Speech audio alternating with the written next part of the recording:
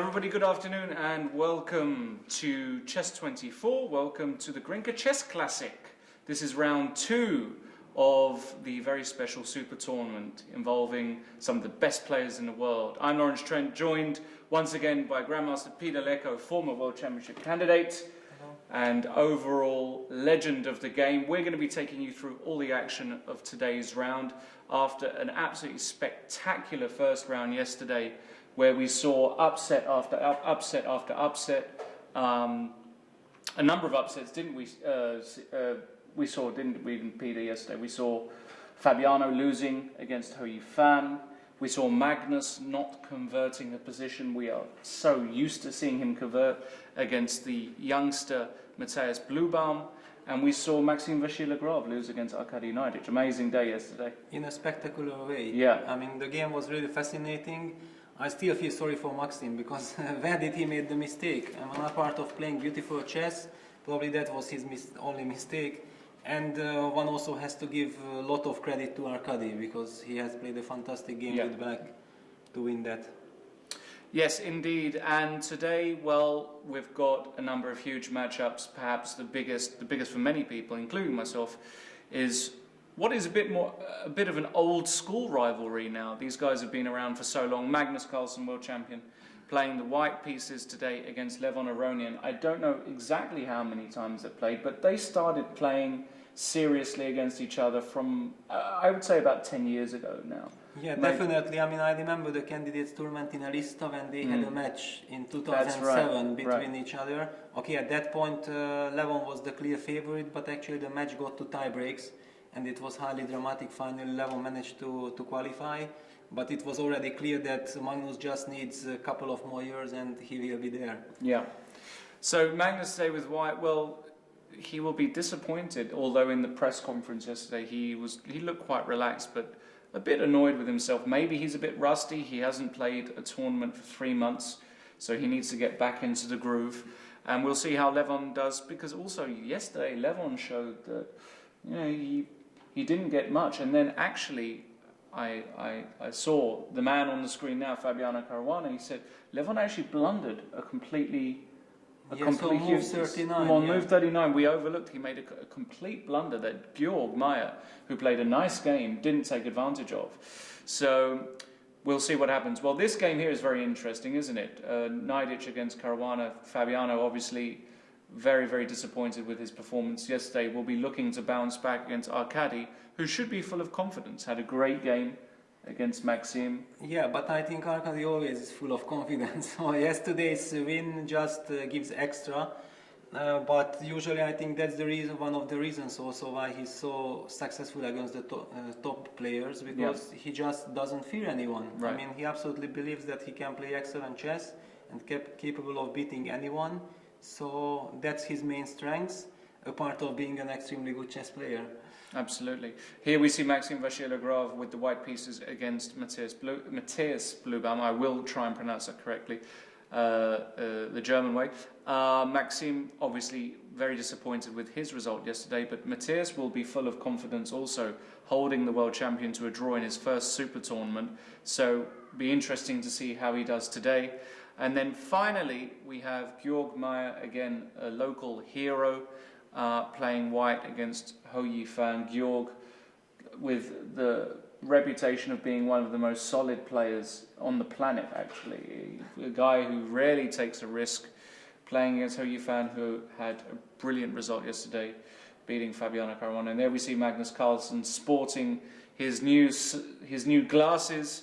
We did get it out of him in the press conference today that it isn't a fashion statement, but a medical requirement. He is short-sighted and needs them. So, you know, he kind of looks good in them somehow. Yeah, maybe not. Maybe he could do a bit better. I'll talk to him about it after. All right, so the games are going to kick off. We just heard Jump by Van Halen. They're playing entrance music now. I've always been a big fan of that, Peter. Yeah, I like the definitely. idea of entrance music. I think also all the chess players, because actually even before going to the game, before leaving the room, I still listen to some music before the game, and depending on what music do you listen to? well, that's what I wanted to say. That depending on the tournament and on my mood, I'm changing. But from Aerosmith to Bon Jovi, I mean all kinds of stuff. Queen. I mean usually you want something that puts you in the right mood for the game. There we go. Bit of Bon Jovi before the game.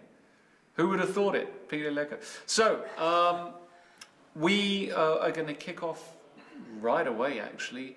The time control it's a long time control. Yesterday we had quite a short round, really. We had a 5-hour.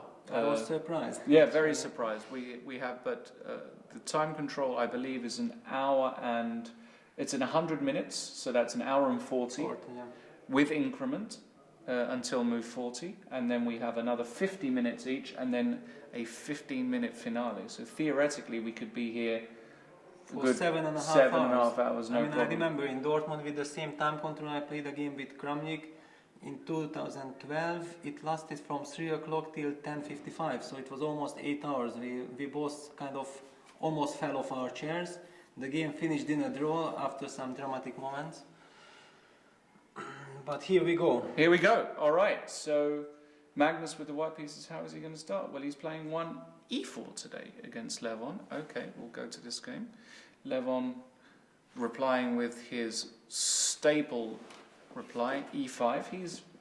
He's varied a bit with the white side, hasn't he, recently? He's been playing e4 himself a bit more in some tournaments. But with black, we rarely see him play anything but e5, especially against Magnus. Yes, no, actually he only plays e5 against anyone, but lately he started experimenting with e4, but against e4, e5 he always used the Italian, which kind of shows also that he has some respect for this opening. But now we see a Raul Lopez. We see a Raul Lopez, knight f3, knight c6 and bishop b5 by Magnus. And here Levon, of course, has played knight f6 many times, but his main opening still is a6 because he's one of the biggest experts on the Marshall, which you are also, Peter. Exactly, but the problem of Marshall is that you are not getting nowadays the Marshall. That's the biggest problem. Bishop a4, knight f6, castles, and now bishop e7, the absolute main line of the Raul Lopez. We could discuss many things here, but, well, rook e1 played, b5, bishop to b3, and now I imagine Levon will castle here, and he does. And of course, if Magnus plays c3, Levon most likely will play d5. So let's see what Magnus has. I'm very curious to see.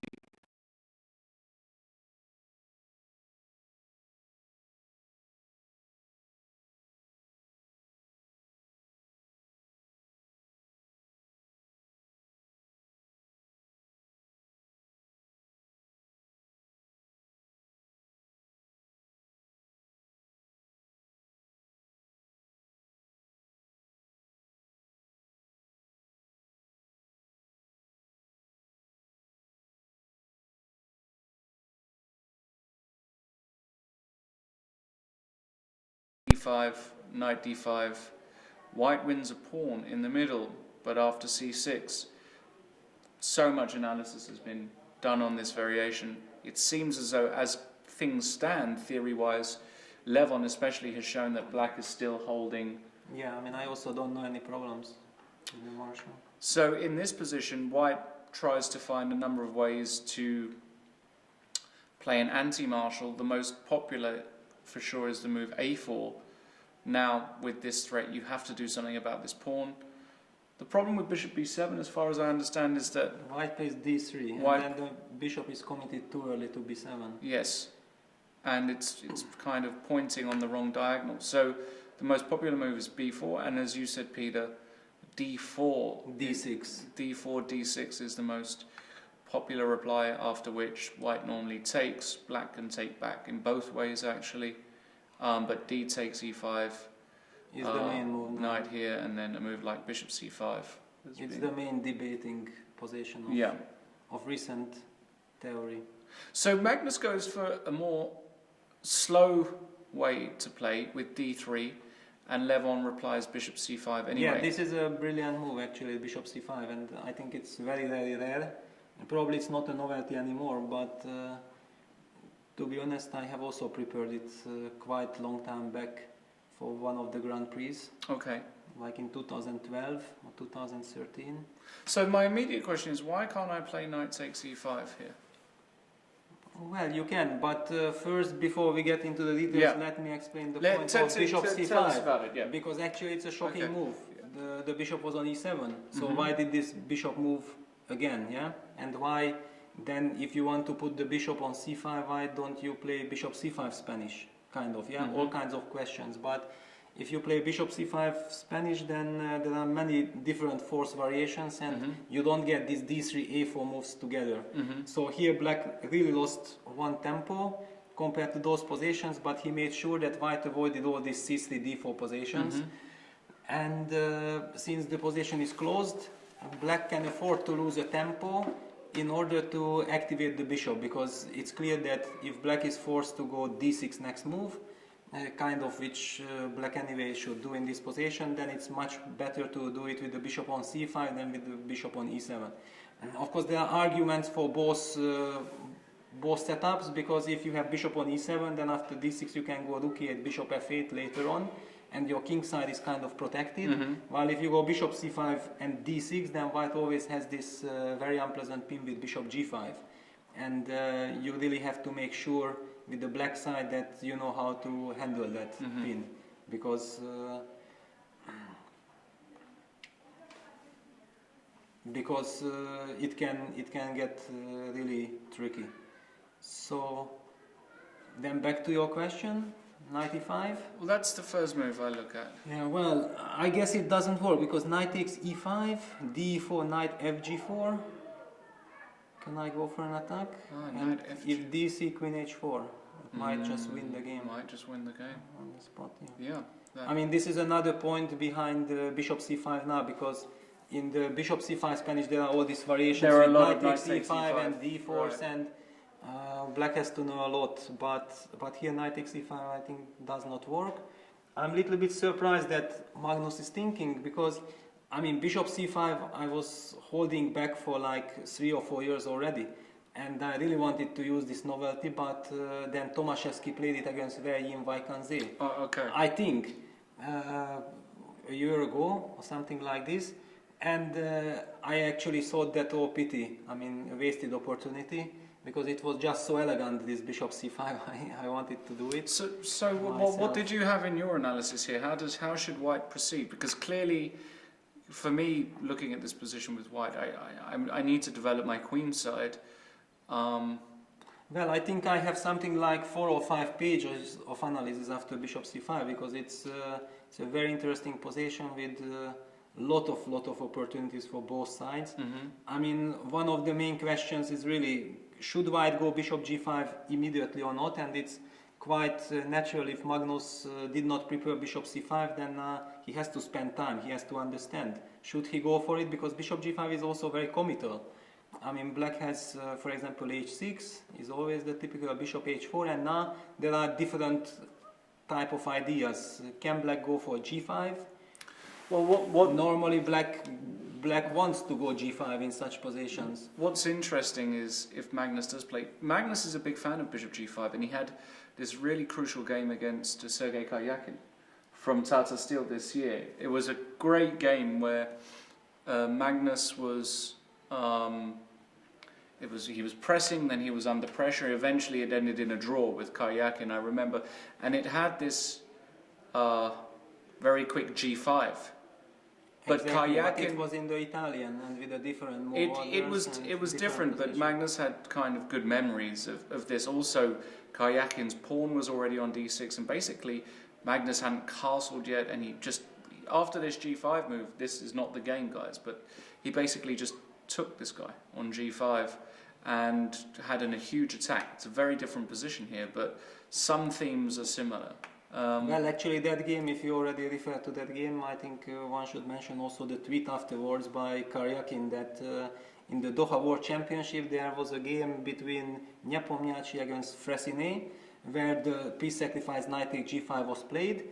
and at that moment it somehow leads to, by objective play, to repetition by some queen g3, queen f3 things.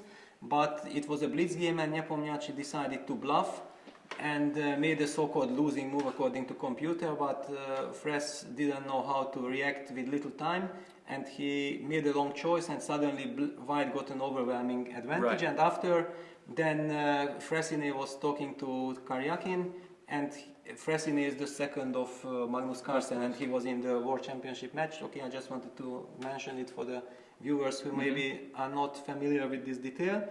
And Fressinet told to Karyakin that, you know, actually this knight takes g5 just never works.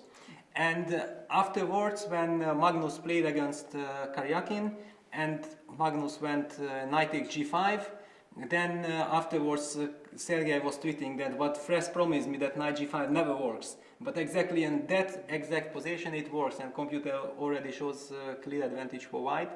So quite an interesting development that all those players are preparing so much, but still this bishop g5, you are never sure how to evaluate.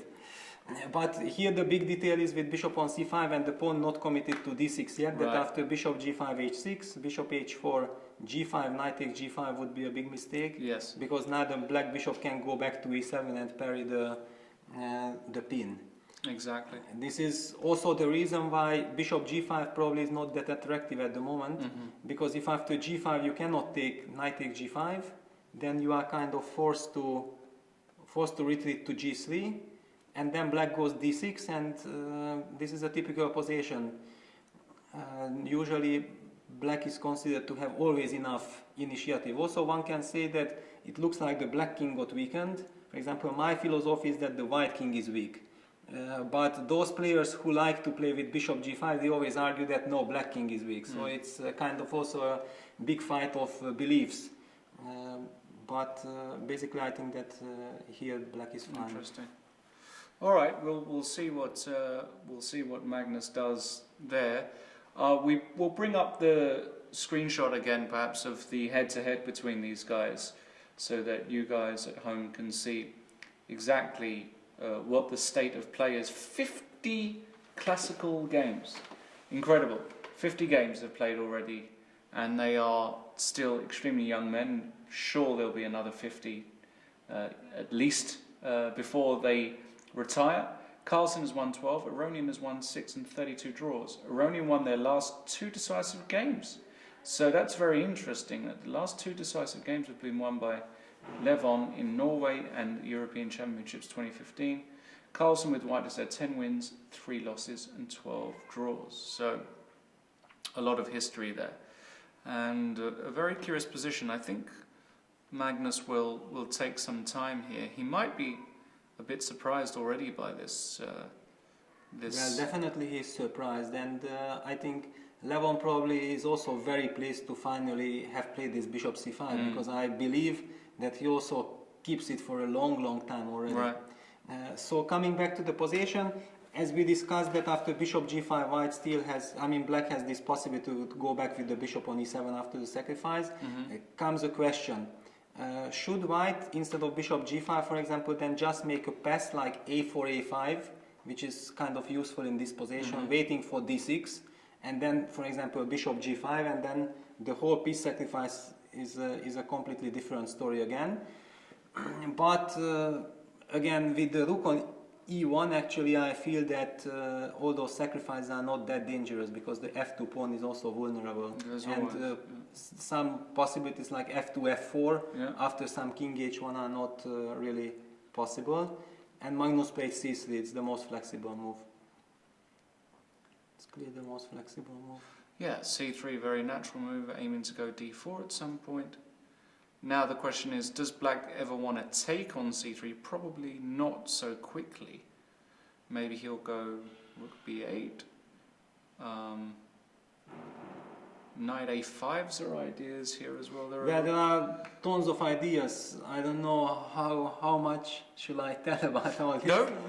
For the moment. You should keep it, Peter. We can talk in general ideas. Yeah. No, it's clear now we will also see the development of the Yeah. game. I guess that Levon will play the principal moves, and then we will anyway see I love it. the main points of That's my fantastic. analysis. But since both players are so good in these positions, they know and feel all the subtleties.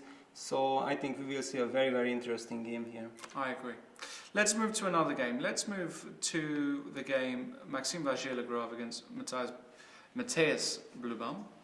We have a reti, in fact, the same reti we had with Levon Aroni and Georg May yesterday. The only difference is that in this position, after I think Levon played c4 here. Yes, Levon played c4, c6, d3. With d3 and played this structure.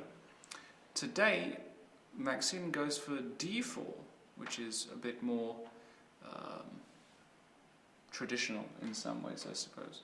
No, I mean it's I think less fashionable. It's because less fashionable. Usually in the reti you are trying to play without d4 these positions, but I actually know very well that this d4 is Maxime's pet line in the reti, because my very good friend Csaba Balog had a game with Maxime, I think 3-4 years back, and he was telling me that this d4 and exactly the same things like happened in this game are extremely tricky.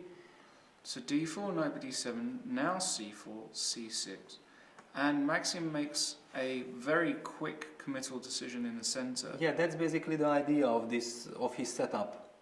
Yeah, because now taking with this pawn doesn't make too much sense with this knight on d7, right? Because it can't come to c6.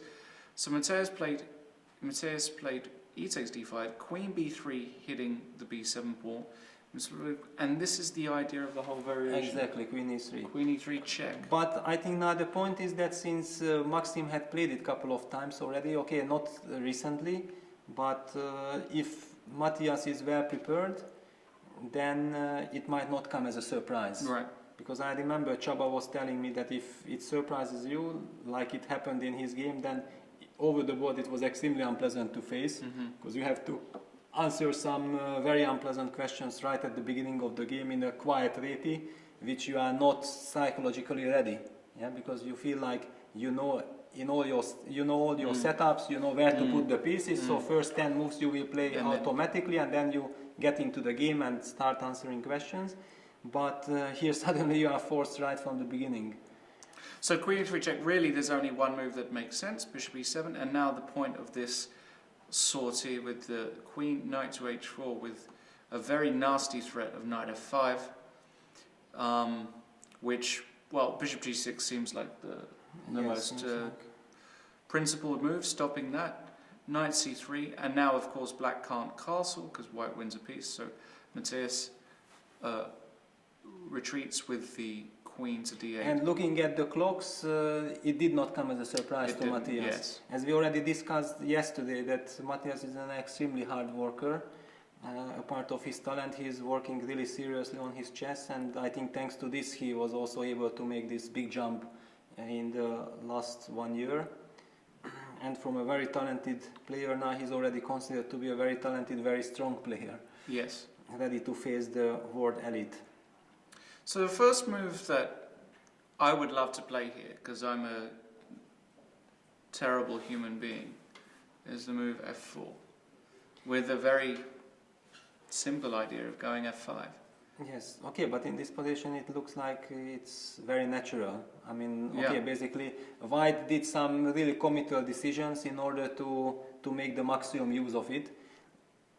I just don't know. I mean, what is happening, because it is clearly prepared also by Matthias.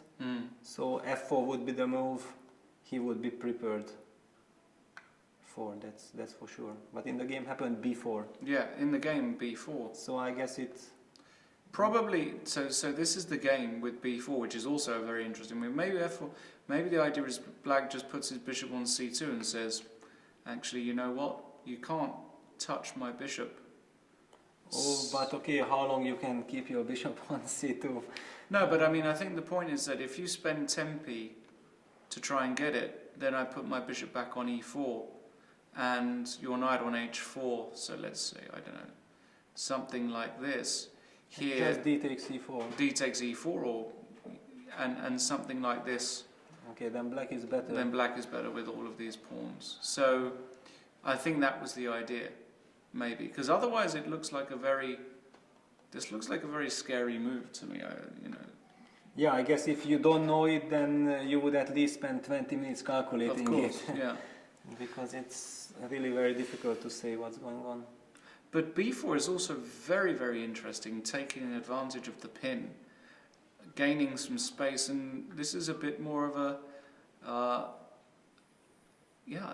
is this some kind of minority attack trying to... Yeah, but exactly this is the question. I mean, basically, White's play so far indicated that he wants some fast action, yeah? I mean, taking CD already and activating the queen, because the queen in long terms does not stand well on e3, yeah? After castles rook e8, the queen will have to move. But the point was, I guess, the point of White's setup is that at the right moment he can always take on g6, take the bishop, put the queen on d3, and if he has softened this queenside structure with b5, then after bc, some e4 might gain strength, because then the c6 pawn will be weak in the future, and those he can make good use of his light square bishop. So a typical line would be something like castles. We'll take that first, we'll play b5, and just to illustrate something, we now can go queen d3, and then e4 is coming, and suddenly this bishop can breathe down this long diagonal. Yeah, this is clearly slightly better for White. Yeah, this is quite pleasant actually. So this is a really interesting. So I guess the question is what happens after a6? Just stopping b5, because if you go a4, I can castle, and then pushing b5 will be much harder because of the pin.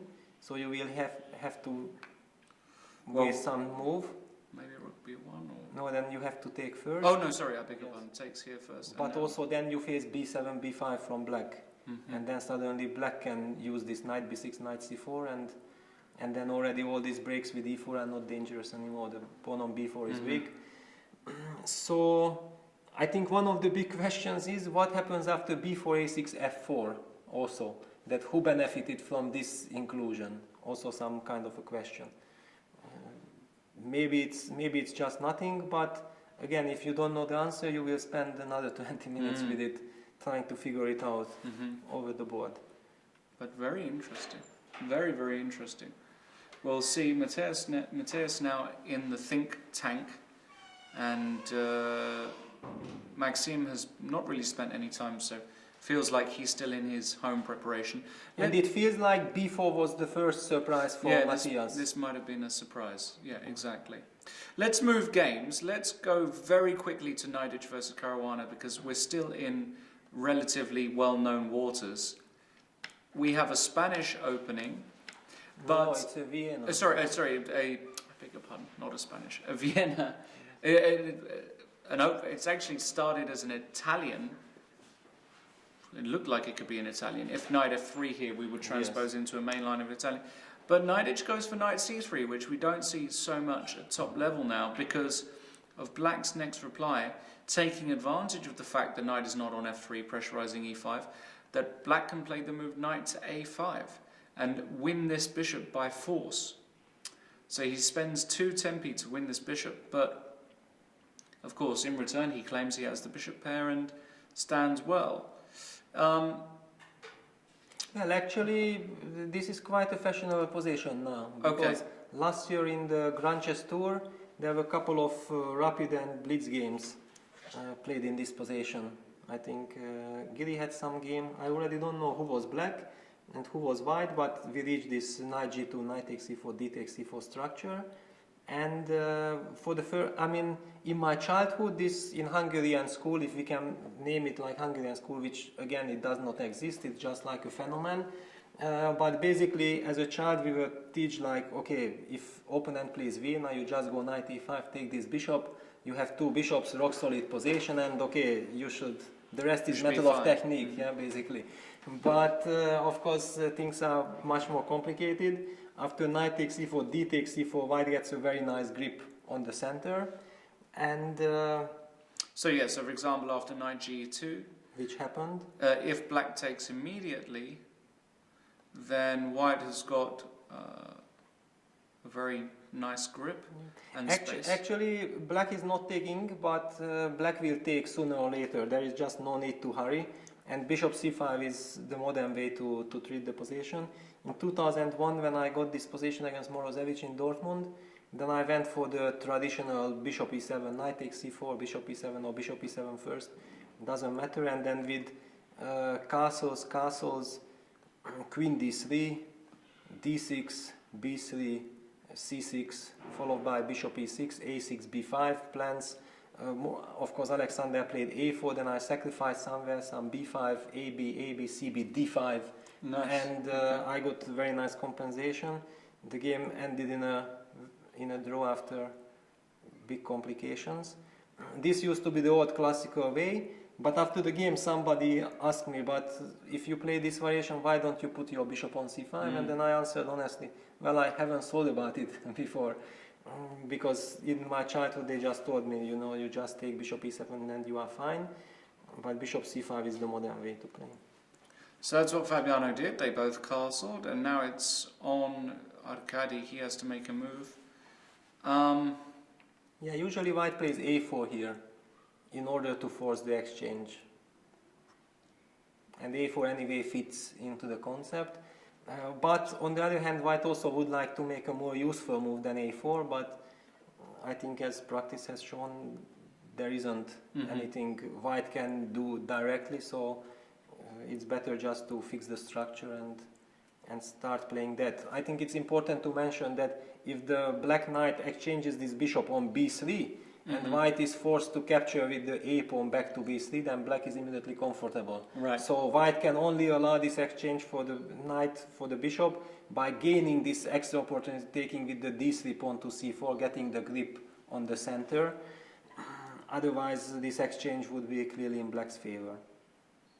Humor me for a moment if I play this move. You can. I can. You can. You're going to play c6. No, I'm going to go h6. You're going to do this. I promise you, against bishop g5 I always go. Okay, so my idea is I want to take... Unless I'm blundering something. No, I don't think you are. Which might be the case. No, no. Yeah. This is my idea. So knight d5. Takes, and then b4, yeah? Yeah. You want, queen d8, b4. Maybe you can put the queen here, which is annoying, but... Yeah, maybe queen d6 is principled. Because otherwise... Yeah, because my idea is that after queen d8, b4... Okay, knight takes c4 is forced. Knight takes c4, and now I have a choice even, but... I have a serious choice. I think after this black should be fine here. Should be fine. But white is also fine. Right? Yeah, but white is also... My main idea, of course, was to take here. Yes, then I'm forced to go back knight a5, and Knight I a5. will play some b6. You'll play some b6 and it still looks absolutely fine, although I do have a bit of... Yeah, but without bishops I don't believe that you will be able to create some really strong... I mean, of course, it's a normal way, you have some initiative, but black is pretty solid. Besides, maybe I really don't need to play... Maybe you can play queen d6 Yeah, here. maybe I can play queen d6. Maybe. But definitely, if somebody in the game would play 7 bishop g5, I would first think for 2 minutes just to understand what my opponent wants. Sure, and then because you can play c6 immediately. I can play c6, I can also already eventually maybe just take on c4 and then do some c6, or also the same h6, basically already not allowing you to do all those forks with b4. So yeah, so it doesn't feel like... Well, we'll see what Arkady does. Okay, let's move to the final game of the round. Georg Meyer playing against Ho Yifan. We have a Catalan. Again, you're a big expert on this, Peter. I remember you've had some. A knight to d2 here. Standard... Well, it's basically a very typical move in this position. The mainstream theory is, of course, bishop d2, but there had been already so much discussion in the theory, and white was really not able to prove any advantage in many of the lines from black, so white players then decided why to play bishop d2 if knight d2 is also possible. I mean, at least as a surprise. But the point is that knight d2 itself, like 20 years ago, was considered that why should you play knight d2 if you can play bishop d2 with advantage, Right. or with a promising position. So that's why knight d2 doesn't have so much theory in it. but one of the typical answers is exactly what happened in the game, that after castles... We should point out that d takes e4 in this position would be a bad idea, because after queen a4 check, knight c6, we can happily take that knight and win a full piece. Yes. And if already you mentioned this, then it's very important to mention the difference between starting third move g3 or third move knight f3. Precisely. So because if you play knight f3, d5, g3, then after bishop b4 check, knight bd2, d takes c4 is possible. Also castles, bishop g2, d takes c4 is possible. So basically, mostly if it's Catalan, it reaches from this position with knight f3 order, right. And then white is automatically kind of forced to play bishop d2 setup if he's ambitious. But third move g3 allows some third move c5, which would then lead to some Benoni, so white has to be ready to play a g3 Benoni if he wants to play third move g3. But this case, against the bishop b4 check variation, he has the option of playing knight d2, and basically with the idea, let's just play chess, because now there are no more forced variations, and it gets to some typical Queen's Indian type of play. b6 is the best move. This b6 castles, bishop b7 is the setup. b3 here. Yeah, b3, there are many moves, queen c2 with the idea of rook d1, c takes d5, knight e5. I mean, there are all kinds of different things. But according to the state of theory, black has everywhere playable position. So b3, Hou Yifan completes her development, knight bd7, bishop e2, and now makes another very logical move, connecting the rooks, queen e7. Okay, very logical. I would not call it extremely logical, because in this line, actually one of black's idea is to go rook e8 and bishop f8 back, just to keep this bishop. But usually those things are happening when white starts some knight e5, some immediate action with knight e5. So maybe this b3 bishop b2 order actually indicates that against rook e8 bishop f8 he would like to have some different setup. Yeah, so this position is full of nuances. I'm a little bit surprised that, for example, Hou Yifan is playing so quickly. Okay. Because it shows that maybe she knows what she's doing, which would be quite amazing, because this is not a mainstream theory. I mean, but if you don't know what you are doing, then probably you would spend a little bit more time here deciding between queen e7, because it's quite an important moment. Because even here, like if I go a3, which is the first move I look at, yes, you go back. I want to play knight e5, but she's just going to go c5, right? Yeah, knight e5, c5, but okay, there are all kinds of questions. For example, if after a3, not knight e5, if already a3 bishop d6, then if I go b4, then you would anyway play c5. For example, now there are some ideas like d takes c5, b takes c5, knight b3, c takes b4, knight a5. Now that the queen moved from d8, yeah, I mean suddenly this a5 square is weakened. I mean, I don't know what is it. It's kind of a pawn sacrifice. Rook a b8, then white might continue knight d4, also with some intermezzo with knight c6 ideas. But again, maybe rook fc8, and nothing is really happening. But still, this f5 square is there after some eventual taking cd. But the problem is also some b takes a3 can happen. So white has to make up his mind that when should he include a takes b4. So hell of a lot to calculate. But that's why I was a little bit surprised by queen e7 being played so quickly, because it's clear that once queen e7 happens, there will be so many tactical possibilities that you have to calculate. Or maybe you just consider that if a3, I'm just gonna take on d2, and because you weaken your structure with a3, this giving up the bishop like in the Bogo Indian is already possible, because okay, you take queen d2 and I go c5, and now very quick rook fd8, rook ac8, and after some exchange of the c and d pawns, knight c5 might hit the b3 pawn. If the pawn would be on a2, this would always be slightly better for white. With a pawn on a2, it's already not clear if white will really be able to consolidate all his positional ideas.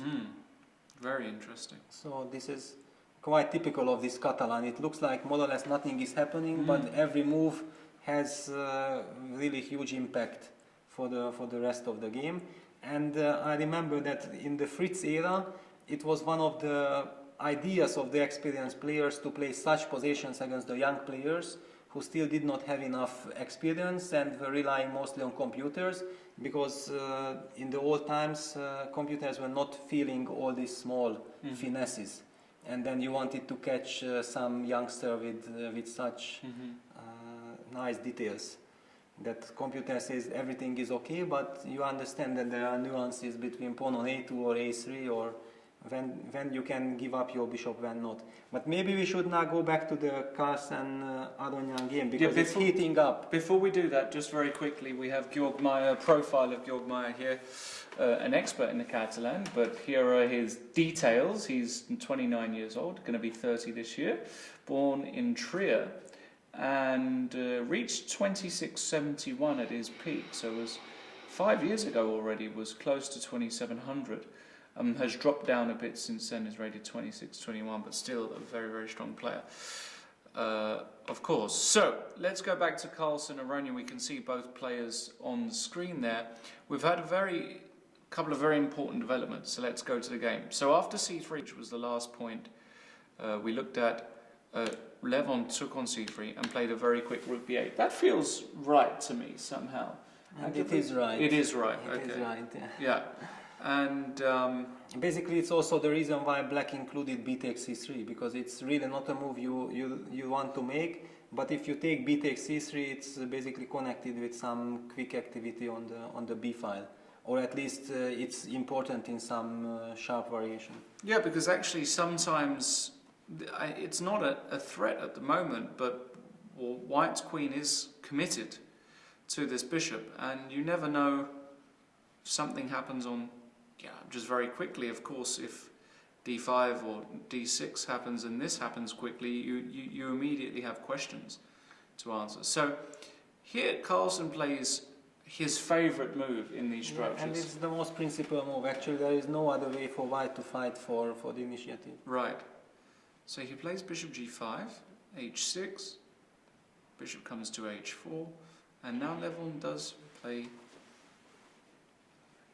g5, and now of course again bishop g3 back. Yeah, you can't do this even now with this bishop still vulnerable. This just cannot work for white. This is just way too slow. So bishop g3 looks like the only move, and now Levon is having a think, and the question he's thinking about, of course, is do I play d6 to protect d5? Do I play rook e8 to protect d5? Or does he have some other crazy idea? Can he play a move like knight h5 here? Knight h5. I mean, this looks again possible only because the bishop on b3 is hanging. Exactly. But I don't know. Knight takes e5. What is happening? knight takes g3. Yeah, knight g3 and knight c6. You even have queen f6. Then d4. d4 and what's going on here? Queens? No, this doesn't seem to work, right? I've got knight e4 here as well.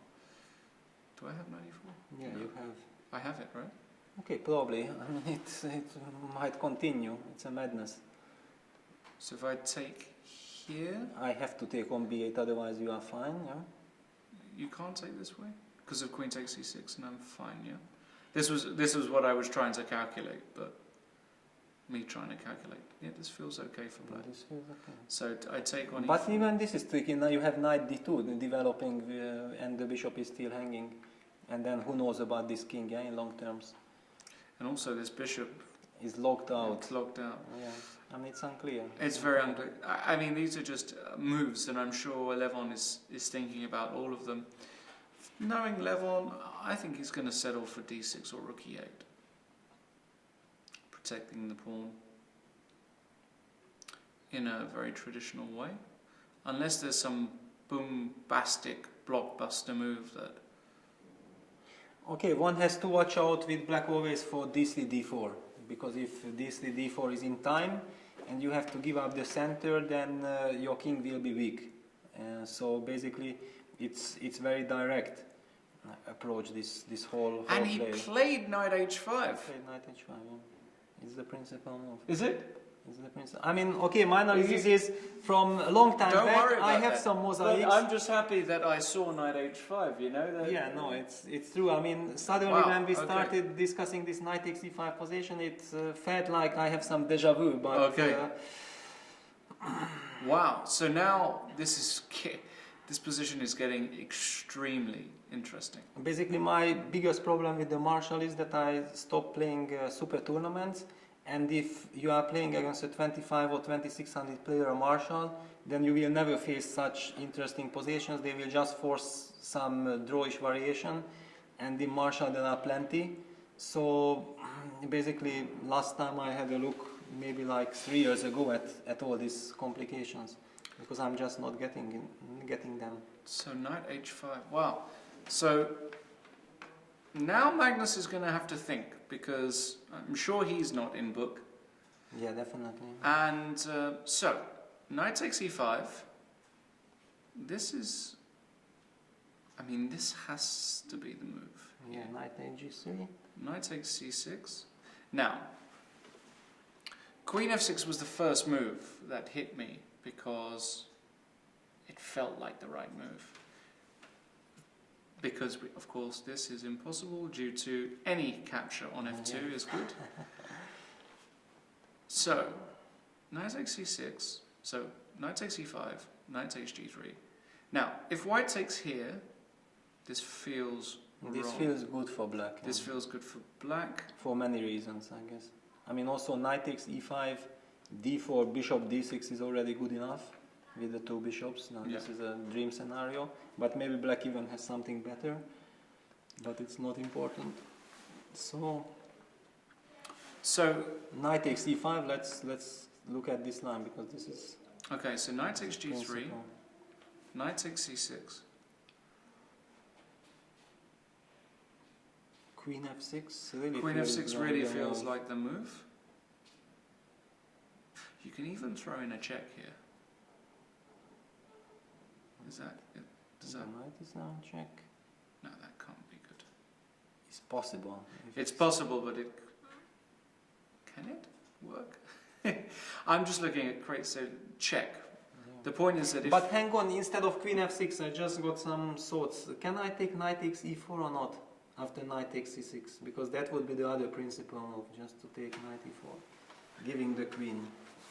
wow, knight takes e4. I mean this. Knight takes d8. Knight takes d8. Knight takes f2. Knight takes f2.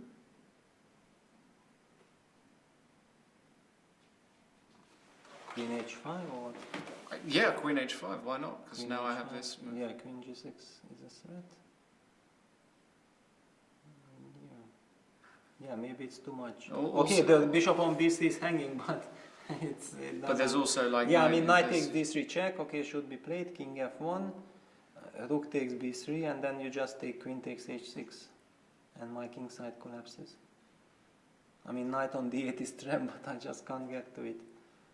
Yeah, this doesn't feel right. This doesn't feel right. Nevertheless, I still had rook b6 at the final position. It's not over yet. Queen g5 check, rook g6. But I did not even manage to calculate how do we stand with the pieces, because I'm taking on e1. So on c5. No, yeah, I mean you have to waste a move. Then I take the rook. I also have some rook f6 check, by the way, if you go to d5, which might win on the spot. Yeah. After queen, yeah, so queen f5. Okay, now knight takes e1. Queen takes c5. Queen takes e5.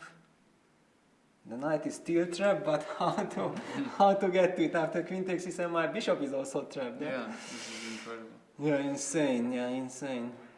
If this happens. Yeah, no, okay, probably this only happens if it's good, but it's probably just too much. It's just too much. So. Yeah. So, okay. So there are other more sort of sane options. White can just develop a piece, right? Yeah, this he can always do, but then already the steam out of d3, d4 is gone. So once I'm able to decide when I will take on g3 the bishop, you can probably go.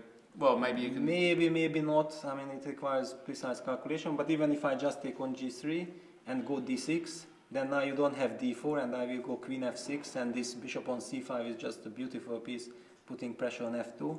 And these are the positions I considered white will be mated soon, yeah? Because it's, I mean, this dark squared bishop is a monster. And having this b file is just so important as a deflection tactic, right? On rook takes b3, Yes. rook coming to b2 sometimes. Wow. So, Magnus Carlsen already being asked a lot of questions after 14 moves only. And we should point out... Well, let's just play this move. No, g4 is just simple. G4 is just simple, winning a piece, I think. Okay, probably, but this position is so complicated that just saying that it's simple, whatever it happens, I just don't dare, because even this might continue. Some knight fd2, knight takes e5, d4, still it's a mess. But, okay, knight d3, rook e3. By the way, also queen takes g4 is hanging in the air. Okay, I can decide when I will take. There is queen takes g4. Okay, so bishop takes e5. There's something about the move. Yeah, it doesn't feel right, but it's still very complicated. So g4, knight d2, knight takes e5, d4. Maybe you can first include bishop takes f2 check. Maybe this is very After strong. knight fd2? Yeah, bishop f2, king f2, knight takes e5, and also queen h4 check and knight d3 check, and this might be just winning. I mean, knight f1 is then forced, but then rook takes b3 wins. Yeah, this is over. Knight f1, rook takes b3. Yeah, and then check. Yeah. Something feels wrong about this. Bishop e5 cannot be the move. Yeah. I mean, knight takes e5 or d4. These two moves are extremely so if d4. Critical. So okay, my feeling is we should take this. Yeah, ed cd. Ed cd. Now, of course, you know, I want to do it. Yeah, but it might not be enough, because rook on a2 protects f2, and white stabilizes with some quick knight c3, knight d5. So what I'm trying to say is, well, rook takes b3, knight takes d4. I take it. Takes. And rook a2. Or knight c3. Oh, knight c3, yeah. But, let's say rook a2 was just to illustrate yes. that I'm extremely solid. Well, let's play this just for argument's sake. I was then trying you take to... and queen f6, yeah, double attack. Or triple, or what is it? I was trying to make this work.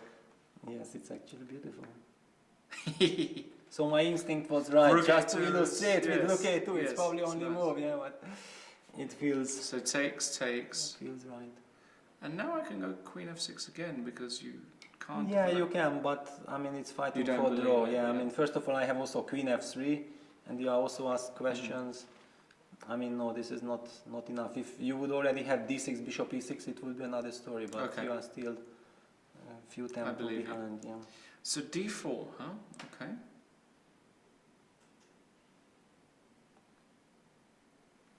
I've got an idea. So what happens if I take and play bishop b4? Oh, but this I don't like. Somehow the bishop leaves the right diagonal. Maybe you just go rook e3. Rook e3. And then in the long terms now, before I was praising the king on g8, but after this ed cd and bishop moving to b4, I feel a bit awkward there with the king. Maybe some e5, bishop c2, queen d3. I mean, problems on this diagonal can appear. In fact, you will start with e5, queen d3, settling queen g6, check first. I mean, no, this black really needs this pawn on e5, or when he takes ed, he has to play very dynamic move per move chess. Yeah, basically, that's the point. You did not mention that you can just take a pawn. Yeah, I mean, after d4, ed, cd, I think you can just take on d4. It seems like. Okay, if knight g3, you take dc maybe, yeah? So that's the I want to take knight d4 this case. Okay. Knight d4, bishop d4. We've also got this intermediate. Yeah, you can, now you can do it probably. Yeah, because here... no, b3 is hanging. So yeah, b3 is hanging, so we have to take. You have to take. Take. If takes. I mean, also feels fine for black. Because, but you have double attack queen d1. Double attack. Double attack. Very dangerous. Yeah. Holy. Now we missed the opportunity to Wow. capture this g3 bishop. Yeah, so that's in why time, instinctively it felt like Yes. but we do have now some other intermediate moves, but no, probably Yeah, they not. don't seem to. They don't seem to. to So work, let's do this. But h takes, bishop d4. Okay, queen d4, rook b3 should be probably good for black. You So- can take bishop f7, but bishop f7, rook f7, queen d4. Looks like black should be fine with activity. Mhm. Nevertheless, okay, once the knight jumps into the center with knight c3, knight d5, then white will have the upper hand. So it's again very direct. That can I go queen f6, e5, queen b6, trying to change the queens because endgame is obviously fine for black. But you can still go back queen d2, then I harass you with queen b2. I mean, all kinds of lines All to kinds of calculate. stuff. Yeah, I mean, this is so rich, this position. and Magnus has to make a choice because, but every choice leads to some incredible madness. So it's not like you calculate a little bit something and you go for it. You really have to focus now, and he has to spend 20, 25 minutes, even 30 if necessary, because maybe his choice will be the crucial choice of the game. Yeah? Because once he decides for something, then he will have to go with the flow, and he will be good enough to calculate the lines, but now he has to decide. This is always the most difficult in chess. Incredible. It's this. To make a decision. It's making a decision that will set the course of the game. It will decide exactly what kind of flavor the game takes. Yeah, and don't forget, these players do not have the engine's evaluation running, so Neither do we. Yeah, neither do we. But I mean, we can for move the example, pieces, for right? example, Magnus has to have in mind that maybe Levon was just spending a little bit of time of trying to rehearse his analysis, because so far everything happened more or less logically since his novelty bishop c5. So he assumes that Levon knows where all these d4, knight takes, e5s are leading. This is another question if Levon really knows, or he can really recall them, or he anyway knows kind of the motifs and he knows that he is a very strong player, so he will be able to figure it out over the board once he knows that the direction is right, because this is actually, I think, in modern chess extremely important, because there are so many computer lines once you are an elite player and you dig into very deep into positions, and you have not just one position, but you are dealing with maybe 5,000 different positions extremely deeply. So it's just impossible to remember them if you haven't repeated just before the game. So what helps, that you know that this line is working. And since you know that you are very strong and you know that it's working, then you believe in your power that you will be able to find all those computer moves if necessary over the board. This is... Well, I mean, it's very interesting. We will come back here. Let's quickly go to Vachier Legrave versus Blue-Blanc. Yeah, some incredible developments happened. Yeah, because we last saw it after b4. Blue-Blanc reacted with b5 immediately, after which, of course, a4 has to be played. And his idea is to go a5. Yeah. Incredible idea. Well, actually, it's a typical idea, but I mean, you need to calculate a lot. Well, exactly. I mean, need for to me, it's calculate. incredible because I see, okay, we win this bishop first, let's get rid of that. And even here, I wanted to go a takes b5. Now, no, but that's...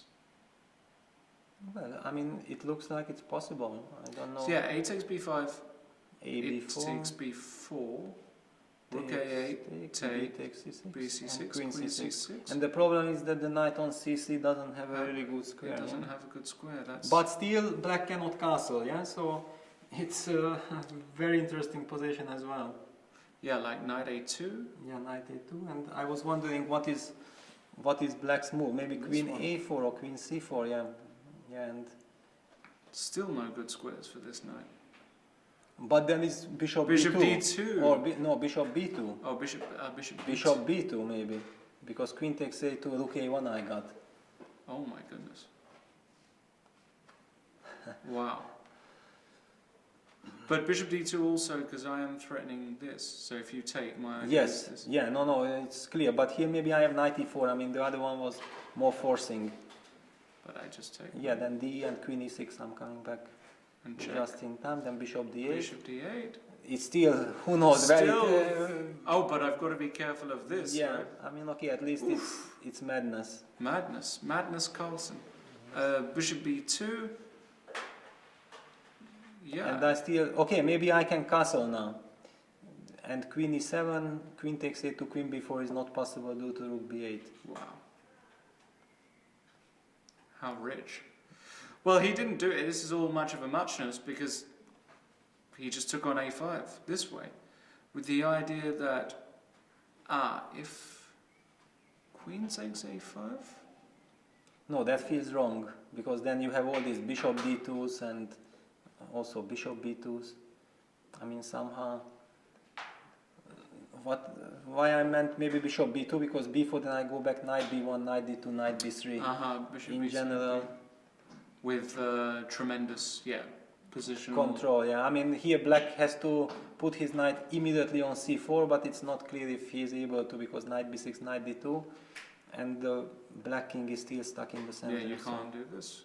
So it looks very dangerous. Okay. Yeah, so after B takes A5, B4 is very natural. I mean, just to keep the queen still on. Knight A2. Now the knight is forced, but actually the knight still after Bishop D2, Knight C1 can go to B3. Right, exactly. So if Matthias were to take, he would play Bishop D2. Also, this is a threat, Yes. a big threat, and this looks very bad for Black. This looks very bad, yeah. So probably he cannot take, probably he should castle. Which is what he did. He castled. Yeah. And anyway, Bishop D2 happens. Bishop D2. And then how to proceed? I mean, definitely he must have calculated something because this B5, A5 was extremely ambitious way of playing, and by the speed of how Maxime was reacting, I mean, playing this B4s and A4s, he assumed, I guess, that it's probably still a preparation of Maxime. Is this? Does he want to go Rook E8 here? Yeah, Rook E8, Queen B3, and then C5, but somehow. We have got a tweet, and I wanted to remind everybody listening, please send us your tweets to hashtag GRENKE and hashtag C24Live. Hagstrau says, is MVL Bluebaum the same as Svidler Pelletier in the Zurich Chess Challenge?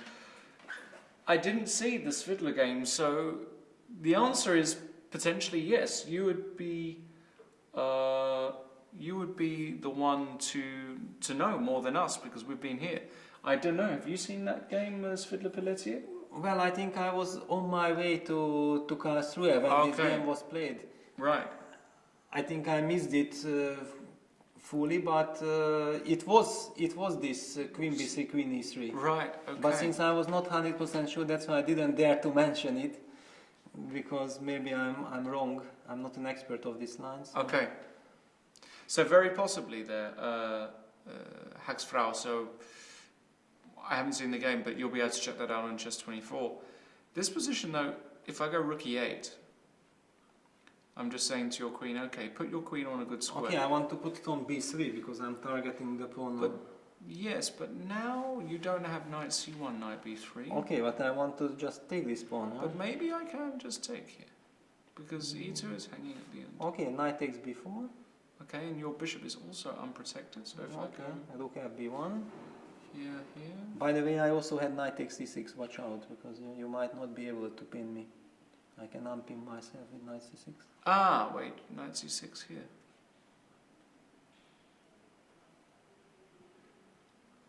Sorry, here you want to go Knight C6? Yeah, can I? And if I go here? And then Knight takes... Ah, sorry, no, of course, yeah, no, sorry, I just completely missed that. Okay, nevertheless, it's still possible, but I would not do it. Yeah, sorry. Yeah.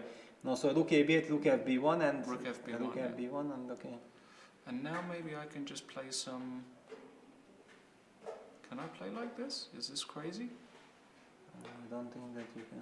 I don't think I can. I mean, first of all, you don't have a threat, so I can even just play E3 if I want, just to demonstrate that you don't want anything. You are kind of I'm still pinned. like if I go here, just like be an animal, rook b6, Yeah, that would be 6. and just say, okay, how are you breaking? Because it's difficult to break the pin, no?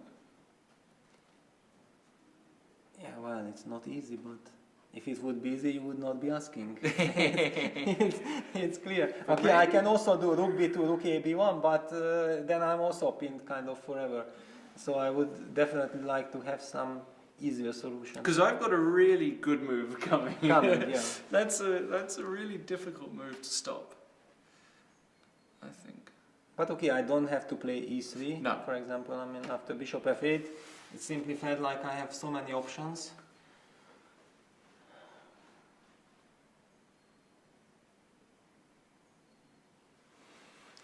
Interesting.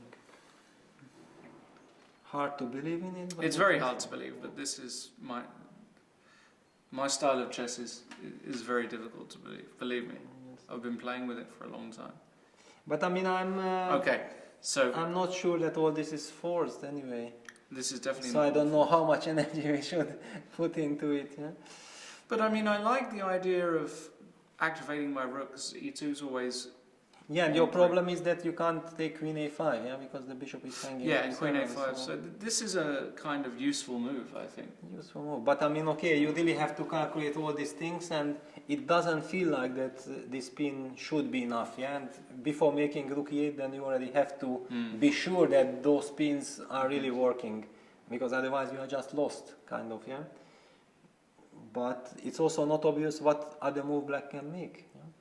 I mean, maybe some c6, c5 is a way to try to liquidate everything. I don't know if what happens after C5 here. Yeah. I mean, okay, d takes c5 is happening. Bishop takes c5. I mean, I solved this problem with my bishop. Queen d3, then I might maybe queen play b3. Yeah, let's play this. This is Yeah, and because then this b4, and again this queen a5, we are leading to same pins. I don't know, but it feels like black has now more activity.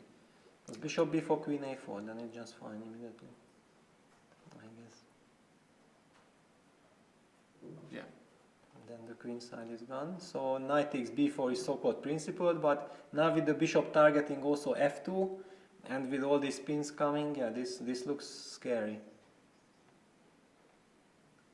Nevertheless, if engine says it's, for example, 0.50 for white, then it might be possible, but okay, you just never know.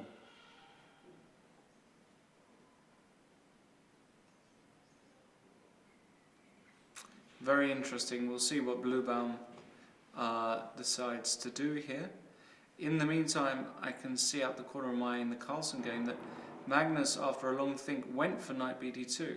Yeah, I So- don't like it. I don't like it, but I think he just realised that the other lines, they're so crazy. If Levon has analysed them deeply, he can lose really quickly. And here he's just basically, well, Yes, but still I think that knight b2 cannot be an easy decision by Magnus, because if you remember his loss, like it was mentioned in this record in Reykjavik at the European Team Championship, then Levon exactly won that game with black thanks to this dark squared bishop from the a7 f2 diagonal, and he even sacrificed the pawn for it. So I think that Levon has very nice memories of that. yeah, I of mean, that, even so- in this position, queen f6 immediately, F6. right, with this threat. f2 is weak. So what do? Play a move like rook a, Okay, or queen e2. queen e2? But none of those moves is something that you really want to make. Yeah, but okay, white quickly needs a knight to e3. Yeah, but I mean, how to get it there? I mean, now black plays d6,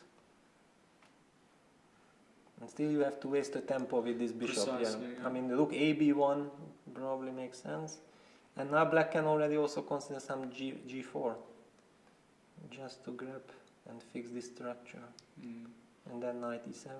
Well, we got to be careful of Bishop f7. Okay, knight still doesn't work because I also hit you back on f4. You hit me back on f2. I'm in this position. But yeah, I mean, one has to watch out for all this I'm not sure that I want to hurry with g4, to be honest, Yeah, because the knight on f3 is really misplaced. Also, maybe you can play bishop g4. I can, but it was not exactly No, what it's I not. wanted no, to do. Also, no, you're right. No, I mean, we could okay, just play white, bishop. white still has a very solid position, yeah, I mean, just it feels like, okay, strategically black got what he wants Right. in this position. Black should have no problems, but it's still a very complex game. We'll quickly look at the other two games before we go for our first break. In the Najditch-Caruana game that's going very slowly, Arkady decided to put the knight on g3. h6, stopping bishop g5, and now h3. Feels very slow to me. d6, and now he went bishop Yeah, b3. exactly. When I saw bishop b3 happening, I was actually thinking that, wow, good that I mentioned this, yeah? That if we exchange the bishops on b3, then this is in black's favor. I mean, definitely this position has a lot of nuances. Feeling-wise, black really has zero problems, but there should be a reason why Arkady played bishop b3. But I don't know. I mean, it looks really strange. It looks really strange to me. Is that such a crazy move? No, it's a move, but then already white can play knight a4 also, taking this bishop. We don't I mean, I don't know, somehow I feel already Maybe ambitious with black, yeah? I Yeah, don't of want to course. give this bishop, I mean... a6? On the other hand, one should also understand that white can always go bishop e3 and white is not risking anything. I mean, before somebody misunderstands my phrase, I'm already want to be ambitious with black. It's not that I'm playing for advantage. I just not want to change this bishop for the knight already. That's all. The position is definitely balanced. Okay. And very quickly, Maya versus Huifan. Georg went for knight e5, rook fd8, and knight d3. Knight d3, yeah. Cute little maneuver here. Well, it's a typical Typical maneuver maneuver. in this structure because the knight on d3 is perfectly placed. Bishop d6. Well, very interesting position because, again, what is the problem? Black would like to play c5, but when c5 is played, then white can now with the knight on d3 take c takes d5. And you cannot take back with the bishop on d5 because of e4, e5 forking. And if you are forced to take back with the So let's e say pawn, white yeah, plays let's rook play for c1. example rook c1, c5, then cd. You are forced to take back with the pawn, and then this knight on d3 is perfectly placed in these structures. Normally, if the knight is on f3, you would consider knight e1, knight d3 as a typical maneuver, and this feels like white should have something. White should have something.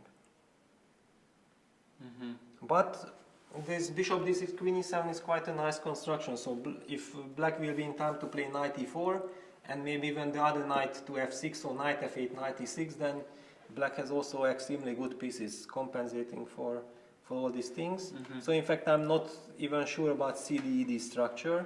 Another structure is also that one has to consider if you play c5, that, for example, dc5, okay, now knight takes c5 is of course the natural move, but just to discuss a little bit, b takes c5 for a second.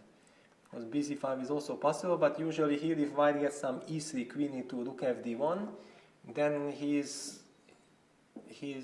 able to maybe exert some pressure in long terms, because white will decide when to release the tension with cd, and for black it will be more difficult to make enough useful moves in the meantime. But d takes c5 can be answered with knight takes c5, so this is not a problem at the moment. So Interesting how the central tension will develop in that game. Okay, so I think now we've come to a good moment to take a very short break.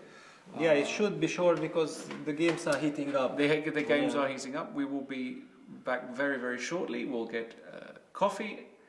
I'm going to get a coffee. I don't know if you are. I'm gonna have a tea. You have a tea, I'll have a coffee. We'll be back though in 5 minutes.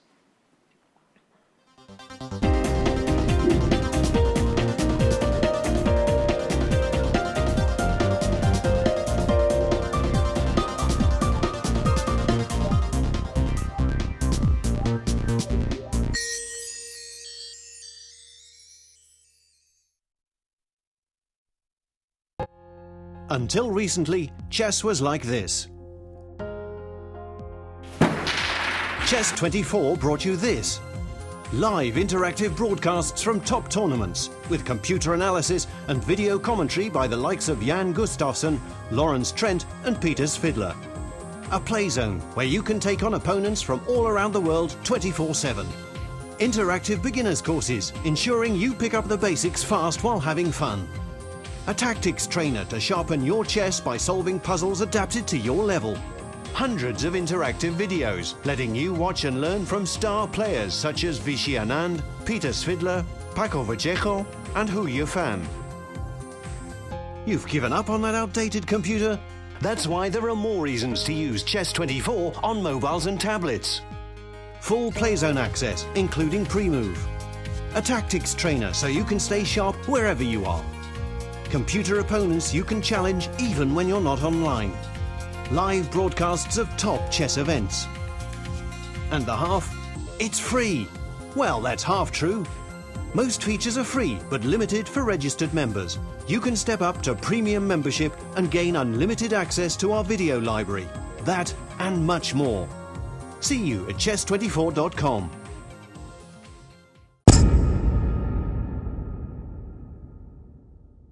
Okay, welcome to Karlsruhe. We have here legendary, I have to say, Artur Yusupov. You're not playing here, so what is your role here in the GRENKE tournaments here today? Why are you here? Yes, I'm coaching. I'm working with Vincent Keimer, and so he's my student here. Although also some other pupils are playing here in this tournament, so it's for me it's very nice opportunity also to watch their games as well.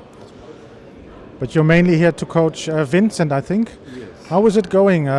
Let's say, not without respect, but it's kind of old school meets new school. He's only 12 years old. How is it in practice? How do you work with him?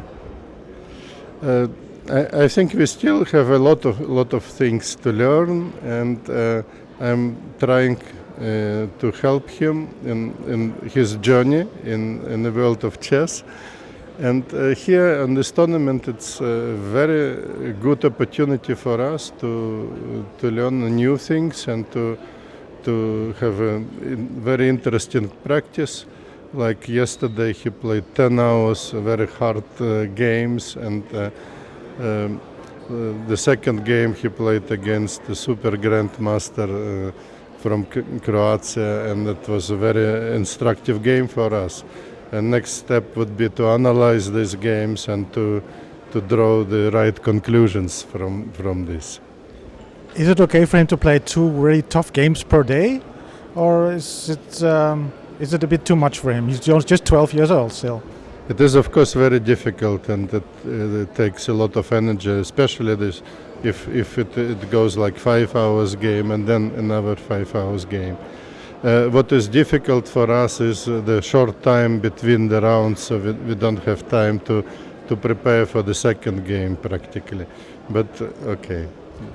So what can you do between the games? Is it important to just relax and get your brain a bit free for the next game, or are you really preparing something?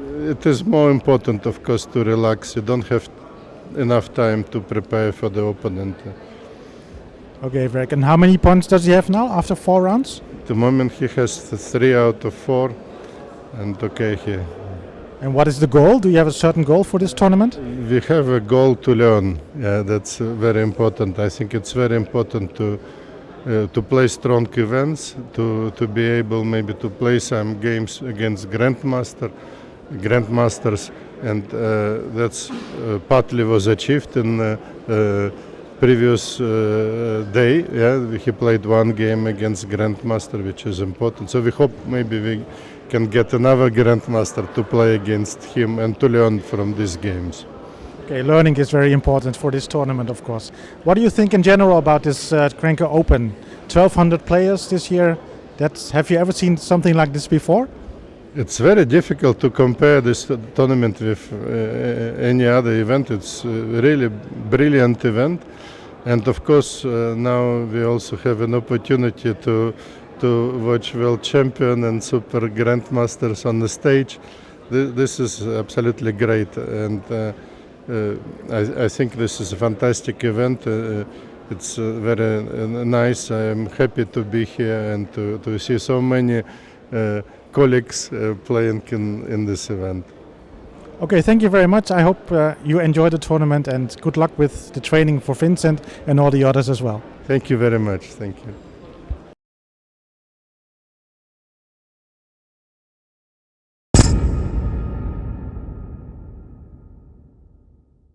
Welcome to Karlsruhe. First of all, I want to know, how do we pronounce your name? My full name is Hou Yifan, but actually in Chinese, Yifan is my name, so just feel free to call me Yifan. Okay, we will do that. Well, when did you arrive to Karlsruhe? Did you have some time to prepare for the first round? Yeah, we arrived on the evening of 12th, and then the next day we're having Drawing of Colors, so which means yesterday we have like a full day of preparation, but actually I didn't really spend all the time on that because I'm also walking around to see the city and trying to relax a bit to adjust the time difference because China and here has like a 6 hours time difference. So the preparation worked out pretty well today against Fabiano. What can you tell us about the game, about the opening and about the game? Well, yeah, I'm very happy to win this game, but actually it's really, not the matters of the good opening preparation, although since then, after the opening, I felt like my opponent was trying to create something to make the position more complicated, while the white has very comfortable position, just trying to make the normal moves. And I think the first critical moment came when he decided to push c5 and to change the structure of the position, which I think in favor of white, because then black's position has some weaknesses. And later on, while the black's king side has exposed and with 4 isolated pawns, I thought white position should be winning. Okay, you won the first game. That's a very good start, of course. What are your expectations for the rest of the tournament? Well, I just hope that I could continue with this good form and to show some interesting games and ideas, and of course trying to play better in the resorts, because I was just playing a match in China with Vasil Ivanchuk, where my playing was quite disappointed because I lost 2 white games, especially the last game I was lost like in a very short game. So I just hope that here I could try to do something much better, because this is a super strong invitational tournament and I'm really happy to be invited and to play with all these top players and strong Germany players. So I really hope to show some good performance here. Okay, we wish you all the best of luck. Thank you very much for this interview. Thanks.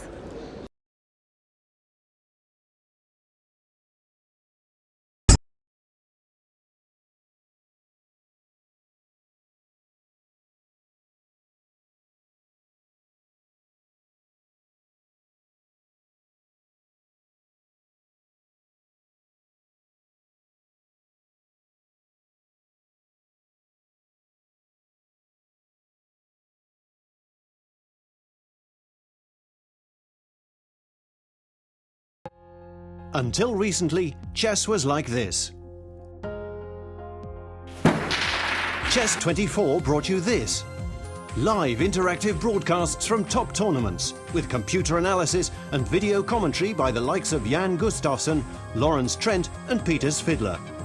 A play zone where you can take on opponents from all around the world 24/7. Interactive beginners courses ensuring you pick up the basics fast while having fun.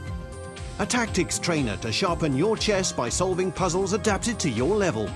Hundreds of interactive videos letting you watch and learn from star players such as Vichy Anand, Peter Svidler, Paco Vallejo and Hou Yifan. You've given up on that outdated computer? That's why there are more reasons to use Chess24 on mobiles and tablets. Full playzone access, including pre-move. A tactics trainer so you can stay sharp wherever you are.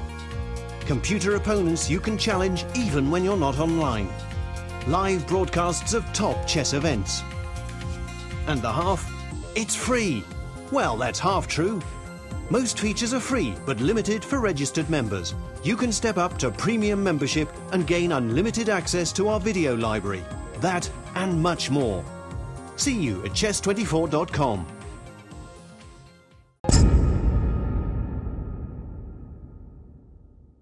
Okay, welcome to Karlsruhe. We have here legendary, I have to say, Artur Yusupov. You're not playing here, so what is your role here in the GRENKE tournaments here today? Why are you here? Yes, I'm coaching. I'm working with Vincent Keimer, and so he's my student.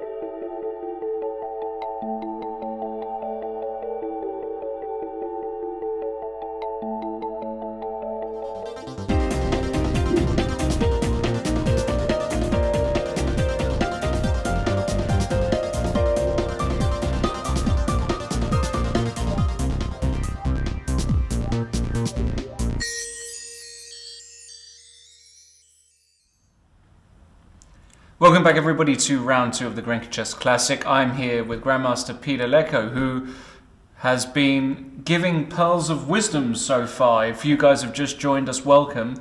You're in for a treat because, as many of you will know, Peter here reached the very top of the game, still a world-class player with world-class knowledge. And we've been going through the games of this round 2, 4 games still in progress, 4 extremely interesting games, very different strategical battles happening, Peter.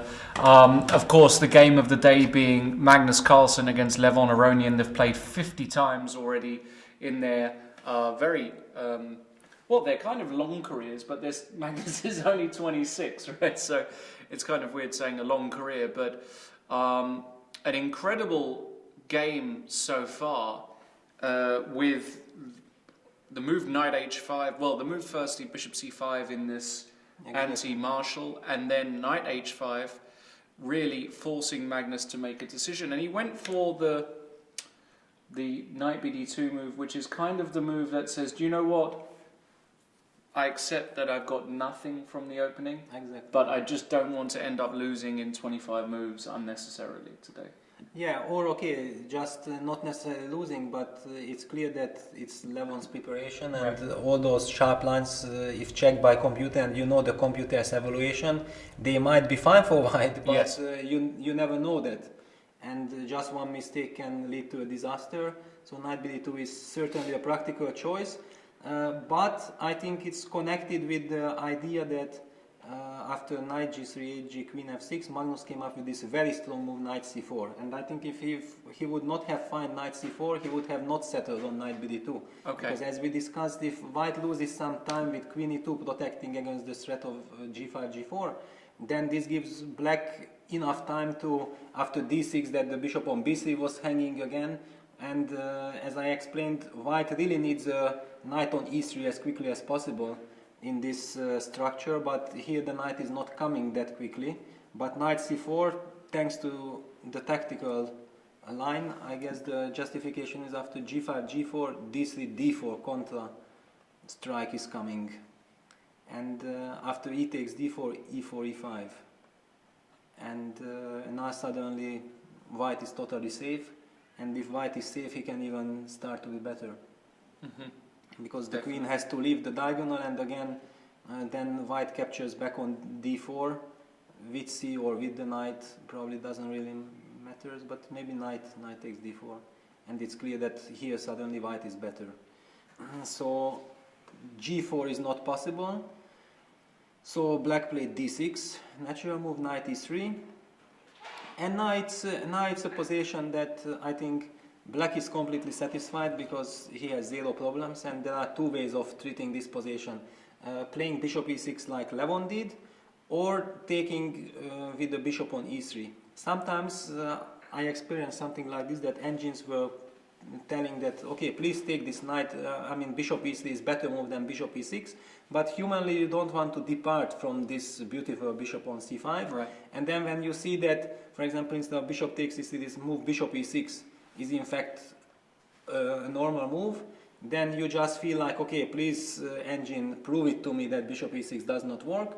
Then you realize that computer cannot prove it, and then you just settle in your repertoire, okay, bishop e6 equal, fine, that's it, let's move on to the next variation. This is kind of a typical routine job elite players are facing nowadays, because it's always a question where to end the analyze. Right. Where you feel satisfied, or where your computer finally says that you are okay. Of course, the best is if it's combined, that you are satisfied and computer approves you that, yeah, what you think is finally working. So bishop e6. Now, for example, if white goes knight d5 here, then black just takes bishop d5, I think. Oh, really? Okay. Yeah, I don't think I want to go back. I just want to take and claim that this case my bishop on c5 will always be good enough to... bishop takes d5 is coming, knight e7, and if bishop c4, then, also these g4s are hanging in the air, so it's not clear when d4. Okay, g4, d4, one has to be alert to all these things and needs calculation, but if just, let's say, black would play a5 here, just a neutral move, and how could white really benefit here? I don't see any. And next knight g6 or g4. I mean, of course, if you have a chance to win the game with g4, then you go g4. If white parries it, then you just go knight g6 or king g7, and you think that, I mean, black is just fine. So knight d5 is not a move to worry about, and that's why, humanly speaking, you will not even consider a move like bishop takes c3, because it's just not necessary. So bishop e6 on the board, and it's Magnus's turn. He has to make a decision. Does he play knight d5? I mean, knight d5 feels like the right move, doesn't it? But or is he going to go bishop c2 simply? But then no, bishop c2 is too passive. Because now you can't ever play d4. You can never play d4, and then okay, black has the b file. We should also not forget that black has. So he won't do white has maybe something like rook b1 is a natural move just to keep the tension and fight for the b file. But I mean, it's just a fine. I mean, it's probably just equal. So black can make basically any move. I mean, king g7. It's difficult to say which one is the most useful.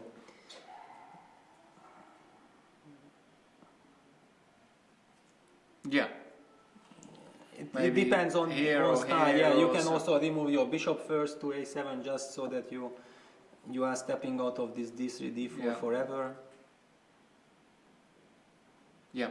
Yeah, but it will be interesting to see how the players will play this position, because there is also a temptation to simplify the position, I think, for both sides, because black is kind of satisfied that he got away with a good opening. White kind of feels like, yeah, I faced the strong novelty, but my position is now safe. Maybe I have nothing, so let's settle for some simplifications.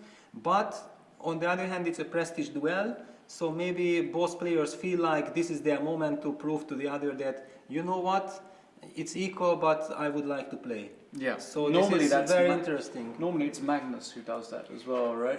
But also Levon has this character, because he just says that, okay, come on, I still consider myself, maybe my rating dropped down a little bit, but I'm not worse than any of you guys who are now ahead in the ratings. So I just want to prove that even if I'm black and I solve my problems, then why should I simplify already? Yeah? So it's an interesting psychological battle also, maybe.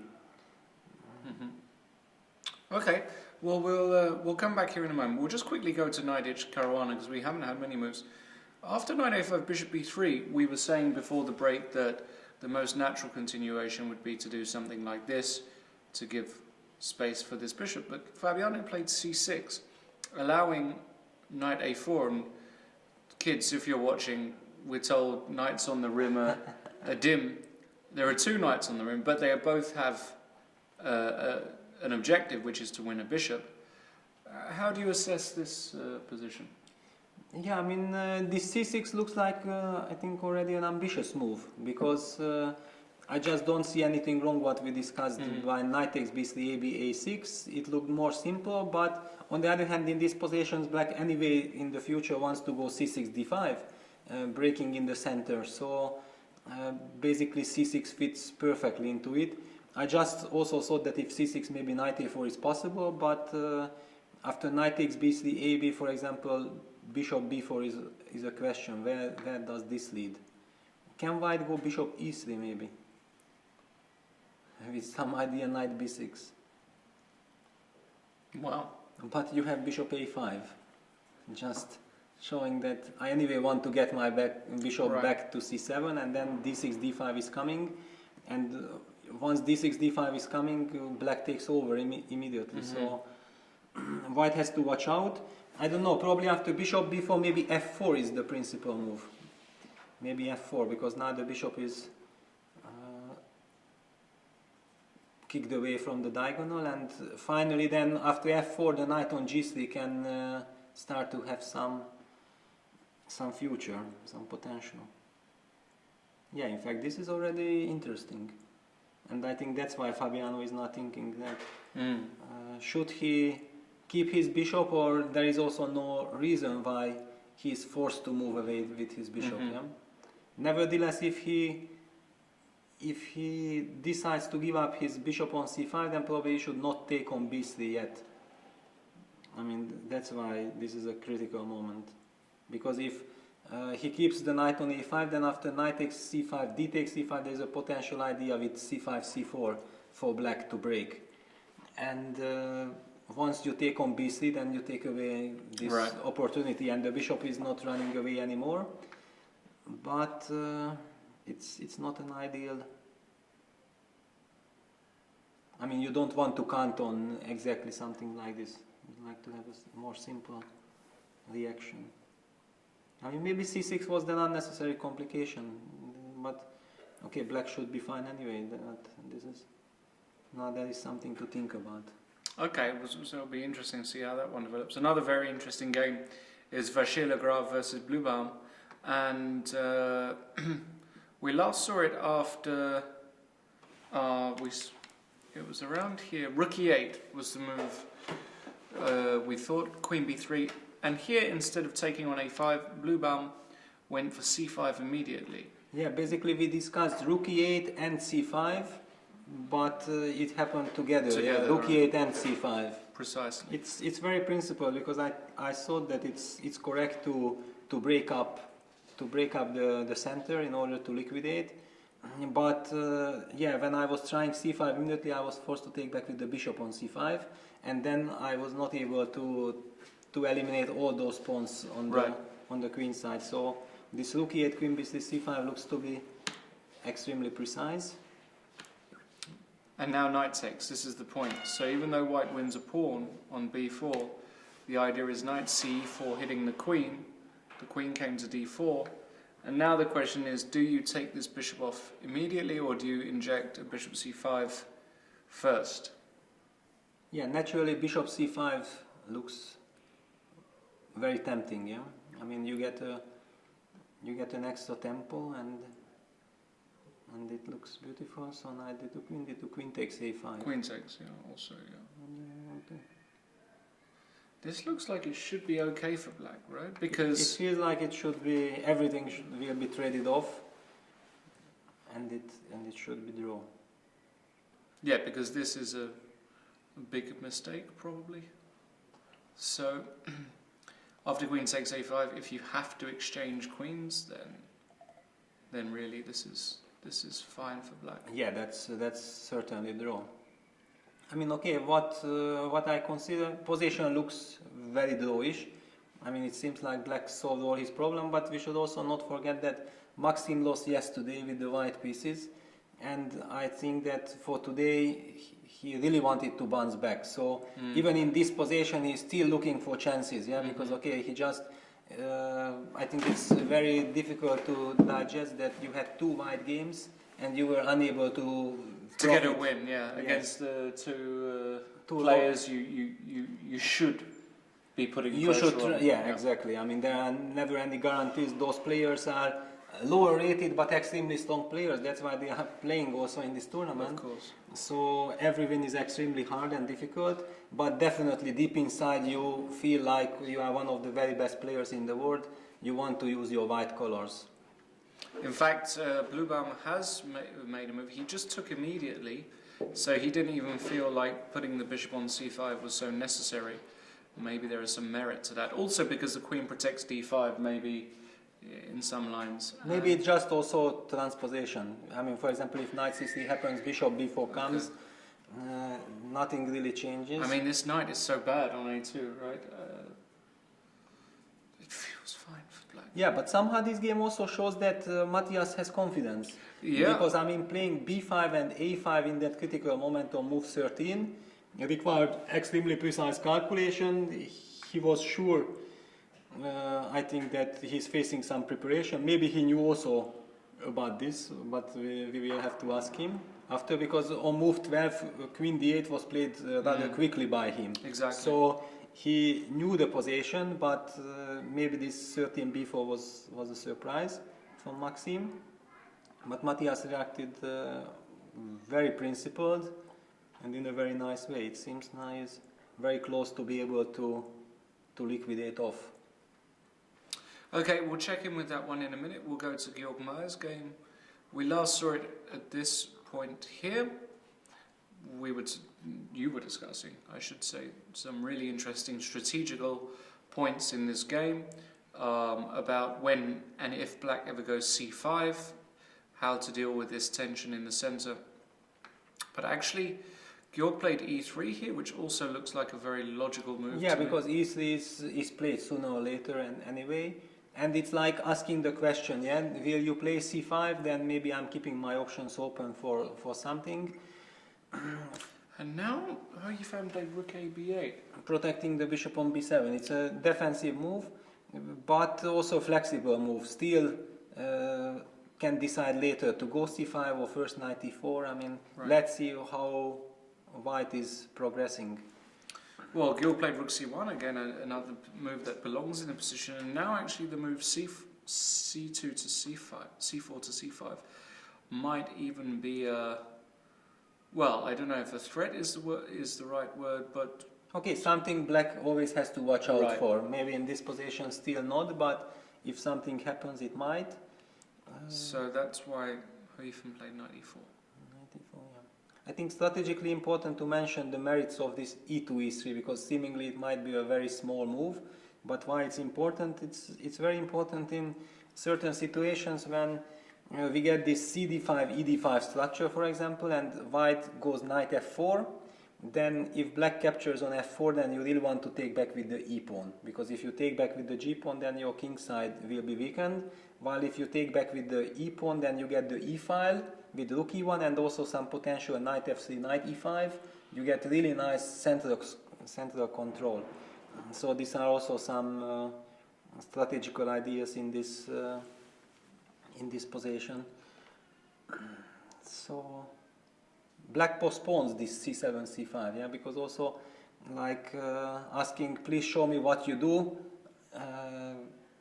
in this position before I commit myself, yeah, with c5, because after c5 then white can take dc and start planning accordingly which structure they will be heading to.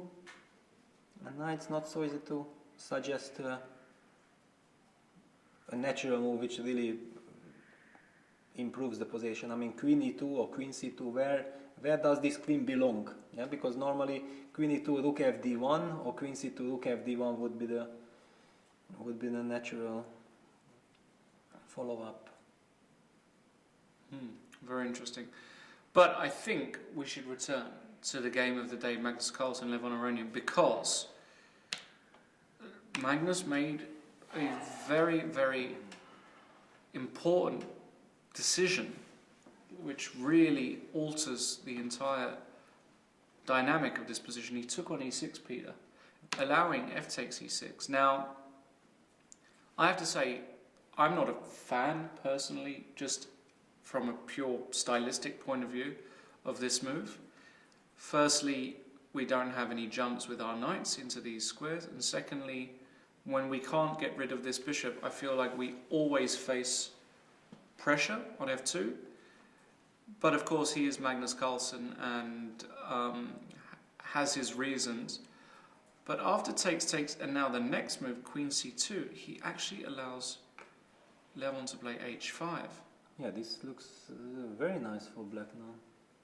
I mean, g4 is coming whenever he wants, and black can just increase pressure on the f file. Actually, it's really surprises me because I don't really see how white can be better in this position, and after bishop takes e6, fe6, you can actually be worse if something goes wrong. This reminds me of the World Championship match, which game was it, where some bishop takes e6 was played. But that's what Magnus won. But there it was very good. He doubled the pawns of There it was good. Karyakin, and Right. Karyakin was doomed to a passive defense and Right. finally managed to But convert it this with time it great feels... technique. But here it doesn't feel right. Yeah, I mean, unless he has some super idea here, Maybe he wants to go... I don't see what he wanna go. I mean, because d3 d4 just doesn't seem to work, and we should also not forget about the time. I mean, Magnus is clearly not feeling very comfortable. I mean, with 40 minutes on the clock versus 1:16, it's. I mean, it's really strange.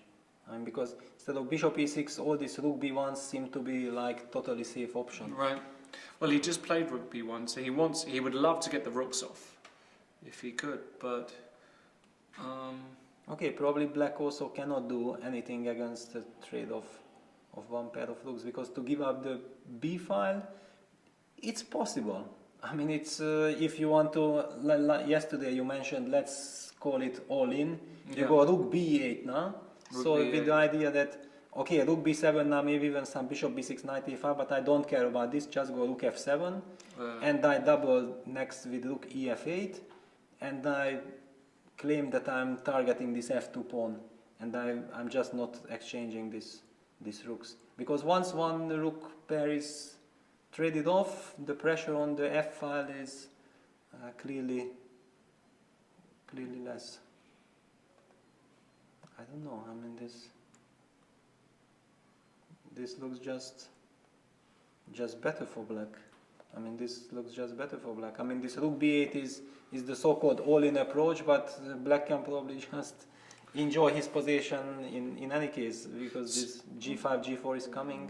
What if we play a very quick g4 and say, okay, you play knight h4, but this knight really, it has no entry. It's stuck forever. It's stuck forever, and then maybe we can even start to play. I mean, for a start, we always have bishop takes e3, which is in some positions interesting. But let's just say I played a move, king g7, and just said, you know, what is your next move? No, with the black pawn on e6, there is just nothing white can do in this position. This is just very unpleasant. I mean, next rook f7, you just double protect the c7 pawn from eventual activity, and then maybe queen g5. I mean, there are all sorts of ideas for black. I don't know. This looks very dubious for Magnus. This looks very, very strange. I mean, then those lines that we were discussing is now bishop e6, also knight d5, were okay. It's not ideal to depart from the knight. I personally prefer this rook ab1. That one looked flexible enough, and it felt like white should just play it safe. I don't know. Well, if Magnus has an accident today, this would be a disaster for him. Pure simply, this would be to draw yesterday and lose today would be. Yes, I mean. I know we're talking about losing. It's a long way to lose this position, but white is really short of ideas here. There's I don't see a plan. Yeah, usually if you are e4, e5 player, you are dreaming of this. Yeah, I mean, what better position you can imagine than this after e4, e5? Mm. So I'm really shocked. I'm also completely sure Magnus would be extremely happy with black here. Yeah, absolutely. So. And again, hard to suggest anything for white. I mean, really black has a choice. I mean, and now Lebon takes his time. I think he smells blood, because he understands very well that only he can be better in this position, and he's basically also totally safe. So this looks very unpleasant for Magnus. This does look unpleasant, and I'm just trying to understand what could have been his idea when he took on e6. Yeah, because it was so committal. I felt like he would like to fix maybe with g3, g4, but there was never time for it, and it was also not possible because the pawn is just too loose there. Usually you can go g4, g3, king g2, but now the f3 knight is so unstable that it just never works. So bishop takes e6. Maybe this was a bat, and now h5, rook ab1. Oof. Well, we've seen Magnus get out of worse, but I don't know. I would be very, very unhappy with white here. Yeah, also that you have to start answering questions. Yeah, if g5, g4 happens, where do you want to put your knight? Because I mean, to putting it on h4 in the analyzing board, it's easy, but during the game you know that this knight will never come back. So every endgame can be potentially lost, even if we trade everything off. And if knight d2 is impossible, knight h2 with the idea knight hf1, just to double protect the knight on e3 and try to exchange as many pieces possible on the queen side. But it's not the reason to take bishop takes e6. Right. Also looks very passive. Right? Yeah, looks very passive. I mean, it's solid. I personally would prefer to go knight h2 because after knight h4 I just have a very unpleasant feeling. Wow, incredible. Yeah, we will see how it develops, but it feels wrong for white. In the Fabiano game, we did go down bishop b4, and Arkash did play bishop d2 immediately. Which Yeah, the solid move. It's solid, and then d5. Solid but not very ambitious. But probably there was no reason to be ambitious. I mean, we discussed this f4 possibility like a principal way, but it's easier to suggest in the analysis than to play it over the board. Still feels like Fabiano should be okay here. Yeah, black should be okay. Yeah. I mean, unless this, now the next few moves are critical, because if black makes a couple of moves and stabilizes, he will be perfectly fine. But can white target the e5 pawn, because you are still not developed on the queen side? I mean, I'm thinking about some rook e1 ideas, just trying to put pressure on the e5 pawn, connected with some quick f2, f4, but it doesn't feel that it should really lead to something special. But definitely in complex endgame. I mean, might be dynamically equal, but it requires very precise play from both sides, and there are ideas.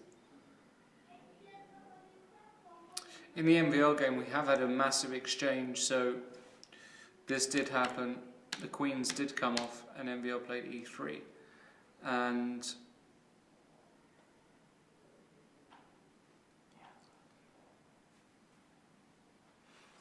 why can't black play this move?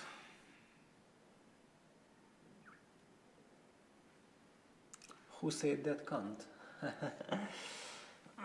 This is the first thing I would think about. Why? What is he? What is the? Yeah, I mean, it looks that What is the move here? What am I missing? it's very drawish, but maybe we should just mention why we prefer this over rook takes a4, yeah? Because after rook a4, maybe white can hope with knight c3 there might be a bit of pressure here.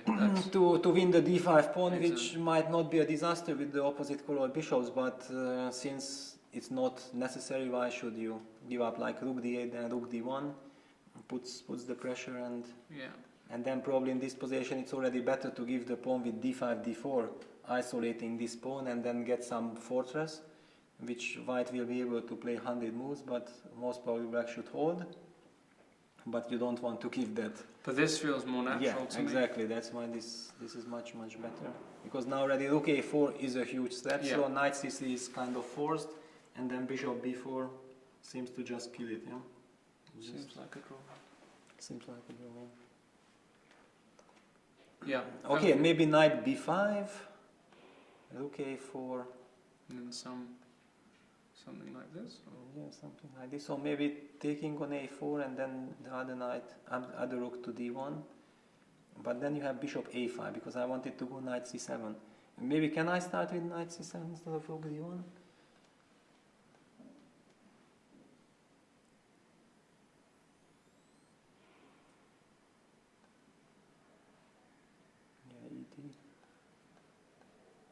Knight b5.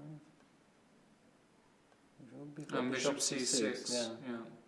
Okay, it's not over yet, but I mean, black is anyway very solid, but probably there is no reason to lose the pawn. Yeah. I mean, if you lose a pawn, then maybe you can also try some bishop c3 with the idea rook a1, just to liquidate everything, and then it would be a complete draw. then This you is a can nice lose move. This is a nice you move. can just lose the pawn. This is a really nice move because now d4 is the threat, and rook a1. And if you go here, then we are happy to offer a draw. to exchange, and nobody in the world is winning this position with white. So yeah, so it feels like with precise play that Matthias is going to be fine. And I mean, yesterday he had already proven himself in slightly unpleasant position, even with little time to play extremely precisely. So I expect him to do well in this position. We've had no moves in the... Oh, we did have a move. No, we did have a move. We had an exchange in the centre by Guillaume. Yes, this seemingly harmless position is extremely rich and very difficult to play over the board. It's very typical. Both players spend a lot of time. It's move 14. An outsider, for example, can ask why they are spending so much time on. But I know from myself, these are the positions when on move 18 I'm having 5 minutes or 10 minutes on the clock for the rest of the game, and afterwards I'm heavily criticized that what on earth did I spend my time on all these subtleties, yeah? I mean, should you do this? Sometimes it's much easier to calculate very difficult force variations, but there you know exactly that you are forced to play this and that. But here it's just a method of taste also, but not only taste, because you are never entirely sure that now should you push then c7, c5, or you didn't push so far, then you should try to keep this structure, because until you don't push c5, white doesn't have a target. But with the bishop on b7, you also don't want to play forever stuck there, yeah? Another plan would be with black in this position to play something like a5 and bishop a6, but you have to really make sure that you get some c6, rook c8, I mean, to protect these pawns, and then a5, bishop a6, trying to target this knight on d3 and this a6, f1 diagonal. This is a typical idea, but sometimes it's good, sometimes it's not. White also has this plan eventually to go knight f3, knight fe5, and it's not so easy for black to react against this, because you don't want to take on e5, but you also don't want to let the knight sit on e5. So all kinds of questions, which forces us back to the question, then maybe black has to play c5, because against this knight f3, knight e5 plan, c5 is the right way. But if you do it too early, then, for example, if here c5 happens... Well, it's white's move, so... Ah, it's white's move, yeah. Okay, so knight f3, then, if it's already mentioned, you go c5. So a little move like rook e1 makes sense in these positions. Just to... Yeah, and then preparing knight f4. Then already this bishop f4, e4, as we discussed, would have an impact on the position. So full of nuances and subtleties, and in fact, Guillaume has played rook e1 immediately. So in general, Georg likes such positions, because you mentioned him as one of the most solid players on planet.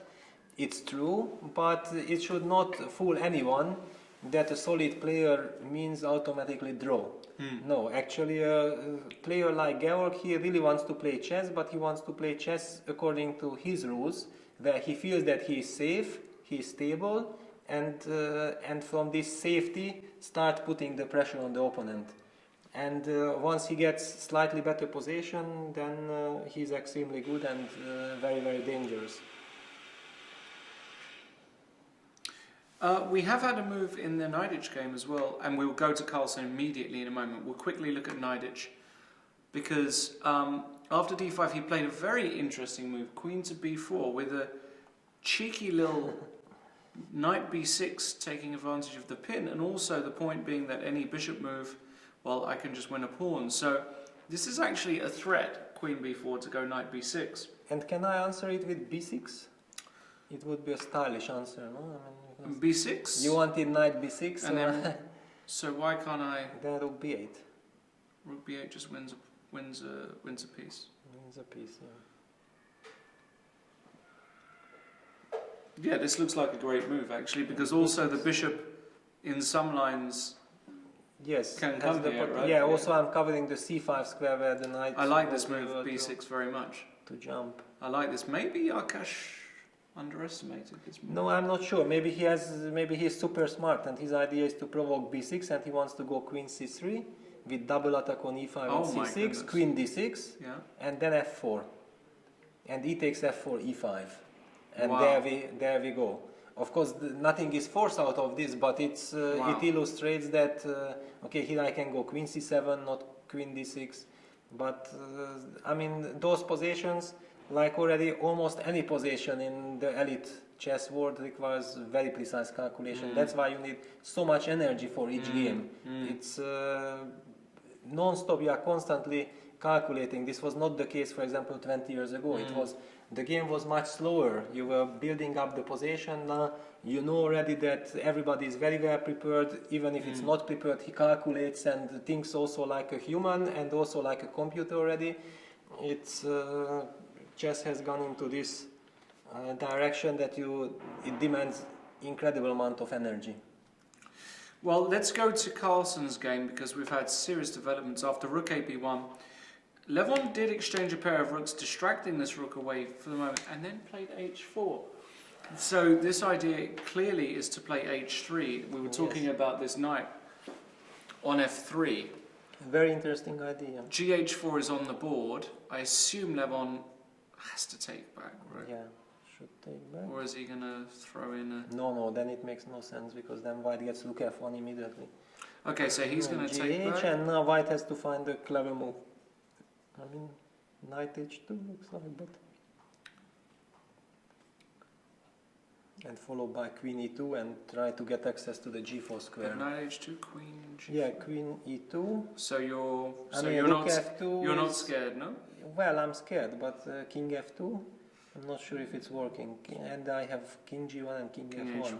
King g1 and where? King g1 and then king h1 or king f1 also. I mean here king h1. Looks I'm totally safe because queen g4 is coming. Yes. Okay, so that doesn't work. So gh4, gh4, so knight h2. Okay.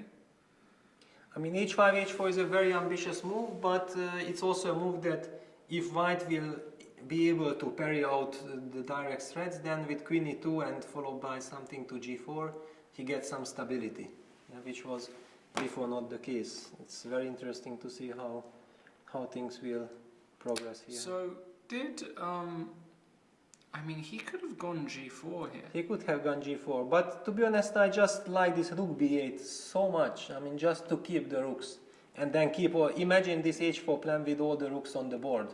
I mean, it would be just extremely strong. So just here, you mean after rook ab1? Yeah, just rook to go b8. Rook b8. Rook b8, keeping the tension, and then I don't know. It looks extremely dangerous for black. I'm actually even having this. Maybe it's already too much to think about this, but against every weaker opponent, Levon would have played rook b8 almost instantly and would get up and start walking. I don't know. Maybe playing against Magnus.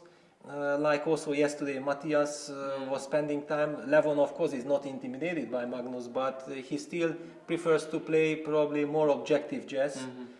But usually, Levon is very good in this psychological game. Yeah, you go rook b8, keep all the tension, you get up, you walk, and that your opponent sit there and think that wow, I mean this guy is so great. He even goes rook b8. He understands everything. Yeah, just to signal this superiority. After this rook b1, h4, it feels to me like he's also showing some kind of a respect for Magnus. Or maybe he just thinks that this is a very good idea. Well, we reached this position, which is the position on the board, and I like your knight h2, I have to say. Okay, knight h2, queen e, followed by queen e2, and you get some kind of stability. Maybe he wants to take this now. Okay, you take fe, I'm not scared of this. Finally, I got rid of this bishop, and your knight on c6 is still far from the crime scene. Yeah.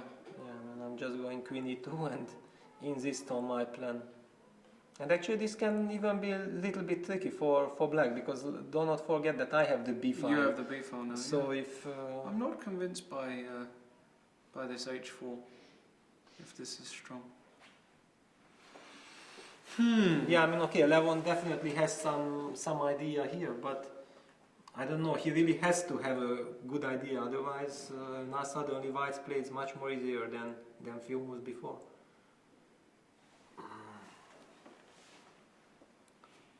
I don't see it. I mean, okay, maybe you just play slowly, bring the knight 97, knight g6, try to get the knight on f4, and then already immediately your position will look fantastic, but it's quite time consuming. I don't think that there will be time. White might be able to organize counterplay with d3, d4, because I mean I will get some knight to g4, maybe e3 knight to g4, and then prepare kicking away the screen, and then organizing some d3, d4, and I mean not immediate, or maybe even immediately it's working. Maybe immediately it works. This is the point. c7 is Maybe the queen goes back to g7. to g7, yeah, it's more professional. Also interesting. Yeah, but okay, White has all kinds of plans like queen d2, knight g6, queen g5. But queen d2, maybe rook f4. Or rook f4, then d4. It's very sharp. I mean, lot to calculate. Really lot to calculate. And another huge question: should you go with the e knight to g4 or with h knight? It's but knight h2 definitely feels like the move to make. Yeah, feels like the right move.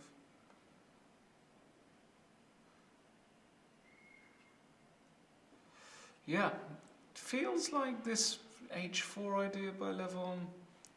Don't know. I don't know. I don't like it. I really like your move. Rook b8. Yeah, rook I b8 really I like this. a lot. Yeah.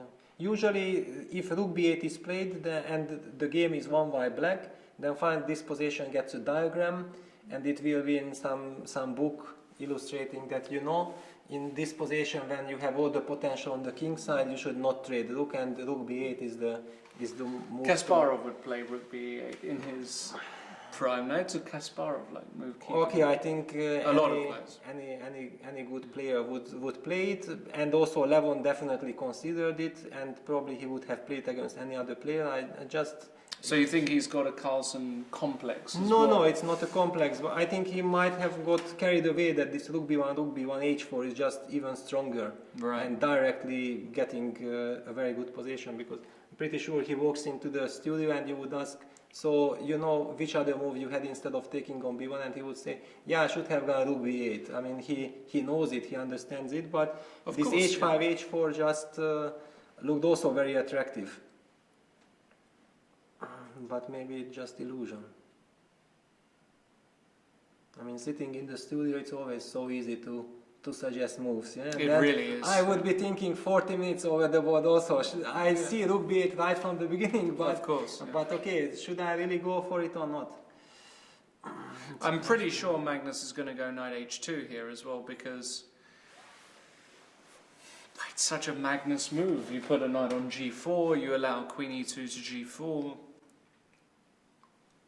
It's a Magnus move, but it's also a question whether he considers that he has alternatives. Maybe he already thinks that if knight h2 then bishop takes e3 is solid, but okay, I'm just speculating. Yeah, I mean, really, please don't take all my words extremely seriously. I'm trying to speculate, to give this feeling how it feels like playing such positions. Yeah, and you always have ideas, but you are also never exactly sure which choice to make. This makes chess also so interesting, fascinating, and then over the board you are facing all these choices, and sometimes even after the game you cannot explain to yourself why I didn't do that. You know, it's yeah, it happens to everyone. It happens every time I play. Why didn't I play that move? Yeah, It's I such an have obvious seen it. move. Yeah, it's just impossible to explain why I didn't play it, but finally you end up playing something else. Knight h after queen b4, Fabi did see b6, so a nice little tactic just to remind people, knight takes b6, rook b8 is the idea, and there's no way to save the knight. But he's gone back with the knight to c3. Yeah, but now this queen on b4 has a very strange look. No? I don't know. I mean, What is this? Like, somehow it doesn't somehow feel I natural. want to go c5 also and just punish this queen. I don't know. Yeah, somehow now this. Maybe Arkady just missed b6 Yeah, because this is because why- he played queen b4 so quickly. I think he missed b6. He will say he didn't miss b6, but No, he might say it. I mean, there is no shame in admitting. I mean, because sometimes that's the point. You are getting so attracted to some idea like, wow, I have queen b4, and you think like, let's try to put the opponent under pressure. He has lost the day before. I will show confidence. I will go quickly Right. queen b4, and you just press the clock, and you already see, wow, but he has b6. Why did I do that? But already you cannot. But I mean, here there are just a bunch of moves: a5, c5. This Yeah, all queen. kinds What of- you're gonna? Where are you gonna put this queen on a3? It looks. No, I mean probably on a4 first, but then after b5 you are forced to go queen a2 already. Right, and yeah. I mean that's. What is this? This No, queen is ridiculous. Yeah. No, so queen a3 has to be played after a5. It's clear. But I mean, okay, now black is just clearly better. I mean, in many ways. Wow. Yeah, this queen b4 knight c3 plan, I'm not a fan of. Yeah, Not a okay. fan of. I think it was just based on some miscalculation. Let's go back to Carlsen, because he's played a Rook b7 move. Yeah? rook b7. Now, Basically, this move really signals that I have no respect for you. yeah, I this mean, move is like, I don't care about your h3 plan. I'm just gonna. Can I go h3? What's going on? Well, it's heating up. Yeah? It's definitely heating up. Or it So was what do you heated do? up already. It was already hot, but if I go h, ah, I don't know, it's very interesting. no, he doesn't want it. So now what? I don't know. So let's say I take, and I take here. It's a shame knight g4 doesn't quite work. Well, why should it? Yeah? Why should it work, right? Yeah. If I take here and this, Yeah, this looks. this looks hopeless. like mate. Yeah, this is. This is mate. So, what's his idea after pawn to h3? I guess something like d3, d4 at some point, because then after ed, e5, queen h7 mate would. Oh, would I be- see. This is his idea. So rook takes c7. But I h don't know when you can really include this. d4, But Maybe now, here. Yeah. Maybe here. I mean, it's a. Incredible Brilliant idea. idea, yeah. Yeah. I don't know. Queen takes f3. dc5. dc5, and okay, you are also threatening on h1 some mate somehow, but not clear how. And the knight on c6 has no good squares, yeah? Incredible.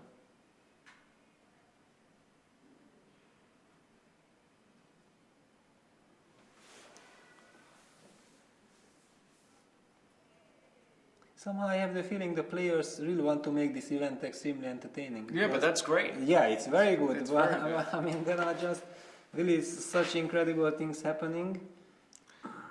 I mean, it wouldn't surprise me if Levon just went rook f7, you know.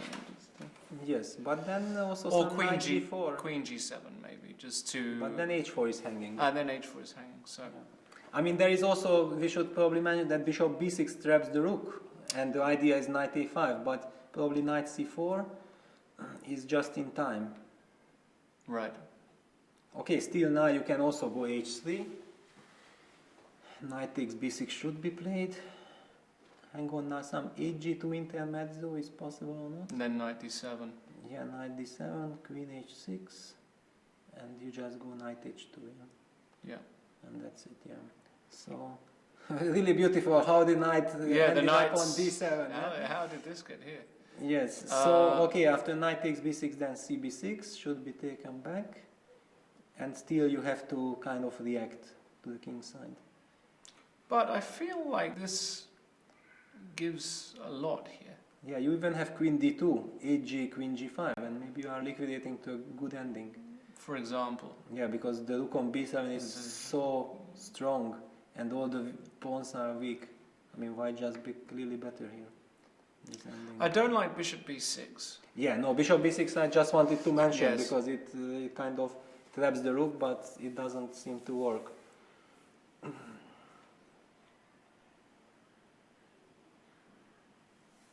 Okay, h3 seems like the Come. very principled move. You know, if Magnus played this against me, I would play h3 without even thinking and make him... No. Yeah, but I think you He would wouldn't never be reach scared. to such a good position against Magnus. That's also true. Yeah. So h3, okay, rook takes c7 Looks seems forced, to be yeah. forced. Okay, now you can... Now no, we you have- cannot take on e3, it makes no sense. So h takes g2 again looks like forced, and not d3, d4. This is probably the main idea. But does this really work? There are all kinds of... I mean, e d4, e5, queen h6 is another possibility here. Parrying mate with a mating one threat. That's nice, no? Parrying Yes. mate with a mating one of Yeah. yourself. And actually, actually Yeah. this looks bad for white. Okay, knight takes g2, it still continues, but it looks good for black now, yeah. Rook f3, Rook c6. yeah, and then all these d3s, I mean D3. everything should be winning here. Yeah. And he's done it. He has done it, yeah. He's no, done it. of course, h3. Wow, this is brilliant. Yeah, so this case then white cannot count on this d4 idea. This means then probably he will have to bring his queen to e2, yeah. I mean h3, the question rook c7, h takes g2, queen e2. Yeah, queen e2. But Magnus really has nerves of steel, yeah. I mean, playing rook b7, he already had kind of safety with knight h2, and taking the time and energy to calculate all this rook b7. Well, And what was going Of on course. after queen g7? We said knight h4, yeah, the knight. but the pawn. that's... Then you take and queen g3. yeah, but now we can do this. Oops. Yeah, no. Then actually, black just wins, yeah. Yeah. So queen g7 probably forces me to go knight h2 anyway. Yeah? Okay, Knight switching h2. back to my queen e2, knight h2 Queen e2. Queen e2, is another but then h3. g3, Oof. and then it's Come to queen puppy. f6 or something. Yeah. Something is... Yeah. No. This I even want to take it back immediately. No. allowing this. So queen g7 was... Queen g7 was also a move, but this h3 maybe is good. We don't. I mean. Yeah, h3 is so Okay, rook c7 played. Yeah, I mean... Okay, I guess g2 will be played, and then probably white needs to play queen e2 Queen e2 just... to stabilize like this. Actually, when first time this rook b7 happened, I had this position in front of my eyes, but I was not sure that really white wants to do because this. we would also want to do this, but you Yeah, but take and go king takes, g2. king g2. This is a very important intermediate move. Yeah, nice intermezzo. Very important intermediate move before taking this knight. So,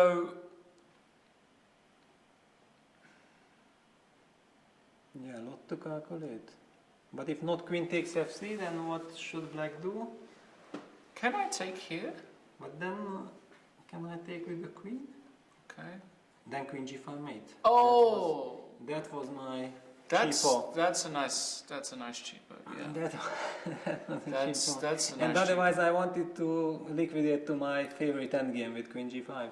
Because that endgame with this e6, e5, Yes, d6 yes. pawn, everything falls. So bishop takes e3 cannot be played. So h3. Sorry, h6 g2, queen e2. Okay, both players are very tense. Yeah, Very tense. calculating. Karlsruhe with 28 minutes. Levon has got a 30-minute advantage on the clock, but here now. Another time doesn't seem to be a huge factor. And also, my king, I'm just one move away from giving mate here with white. You know, so what I'm saying is there's all kind of jumps in the position, knight d4s and... Yeah, but I think here both players feel like that, or both sides feel like that there is legitimate reason why I should be the one mating my opponent, yeah? I mean, so does black feel. I mean, with all this But queen F file and E2. pawn on G2. But Yes, now I don't feel it with black. well, because now also white has threats. Before it was kind of a one-sided affair, yeah, that we were attacking, Yes. and now this white look on C7 is disturbing. And queen from E2 coming. But what does it mean? That black has problems? I prefer white. You prefer white? Okay, then let me find some professional way to To make a draw. to settle down, yeah, because there were already enough excitement. Okay. So there is no shame in drawing Sure, this game. no, absolutely no shame. There had been enough content in this game already. So, but how to do that, yeah?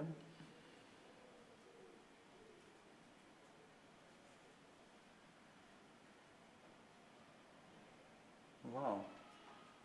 If I just move the knight to e7, then you feel like you are mating me? I don't think you are mating me. I might not mate you, but Why should you mate me? I mean, well, I mean, what did I do to you? You are mating me already, yeah? Kind of. I want to do something really spectacular. You want to see something really spectacular? Wow. 95? Actually, I was expecting this. Okay, d5. Oh, well, now I can play rook 6. Oh, you just want to go knight g6. I just want to go knight g6, just But to queen bother G4. you as well. Queen g4, then f2. Yeah, Pawn but is when you still- go knight f4, I Yes, go I understand. So, knight g6. Knight g6. If I go back, You go back. Oh, you're also showing nerves, yeah? And if I go queen h4, I take on g2 with the knight. yes, I go back to g5. I'm happy. Okay. How long? Next I'm coming knight f4. Just wonder how long are you happy? I'm less happy now. But imagine the pressure on both players. Yeah, I mean, of they have course. to calculate, they are fighting for their lives, both players. I mean, Okay, extremely complicated. You calculated all, yeah? I calculated everything.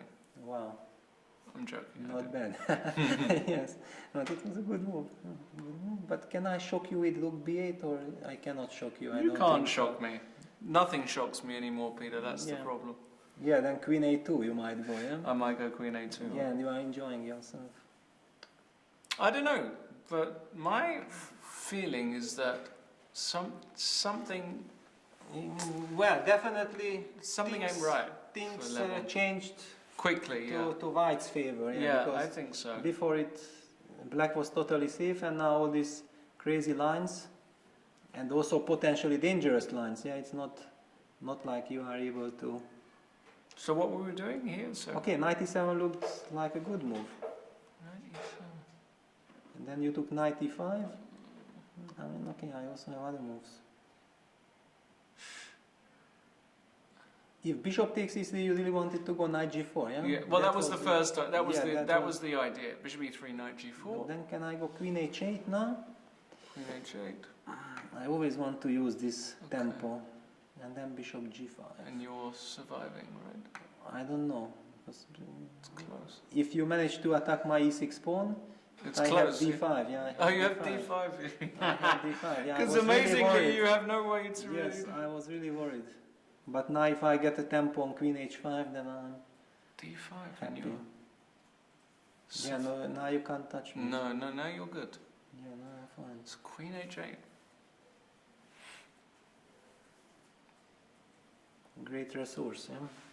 Great. It always gives nice pleasure, I mean nice feeling, yeah, when you are able to execute such a move. Going back,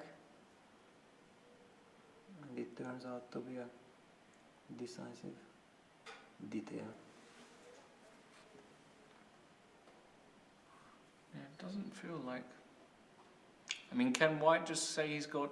No, because I'm coming knight g6 also. I mean, Yeah, no, just actually with tempo, perfectly, perfectly Yeah. coordinated. yeah. Okay, so knight e7. Which means that knight e5, then yeah, maybe I have this bishop takes e3. Yeah? But it just maybe, because you had many other options too, yeah? You had this queen g4 check. But queen. It didn't look so frightening. No. Yeah. Can I do this or? Yeah. Then No, coming back knight f3. F3. Yeah. This would be a draw. Yeah. Yeah. This feels Like perpetual check. Yeah. This feels like. Would this be no queen h4 check you have, and then you take rook e7. Oh. And then winning. Oh my God! Because I cover f2. Yeah. Incredible. And But h wait. takes g2, queen e2 played already. Then. Okay, but this is a bad end game. King g2, queen f3, king h2. It looks. This is a bad endgame. Yeah. Okay. Yeah, takes, king g3, rook d2, d4, important. And I keep my central And you pawns. King keep g4, I go king. just to avoid e5 check. King g4. King g4 and rook e6. Yeah. And it should be winning. Wow. Incredible. H2, queen e2 on the board. So.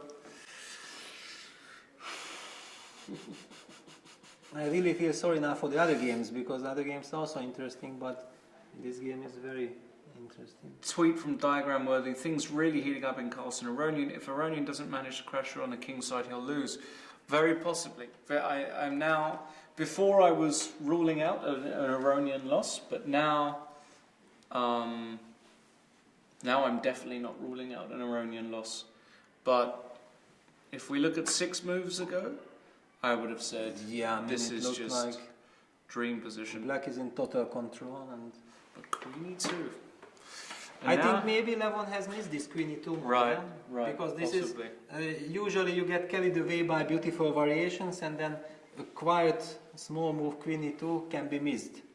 Simply because also you couldn't believe that he really can go rook b7, because it looked like h is a killer threat. Yes. And then white basically plays rook b7 saying, okay, please, show me. Show me. It's- Show me the money. Yeah, show me. And okay, now queen e2. But still, knight e7 we did not refute yet, yeah? Because after this chat or this tweet, I have the feeling that maybe computer evaluation already showing something good for white. We are not using engine, so we don't know. Well, if it was Black's move here, that would be nice. Yes, that's the idea. But okay, knight e7 maybe also have d4 move now, because really white's coordination is not good. Yeah, that also looks good. Yeah, d4 looks good. D4 looks good.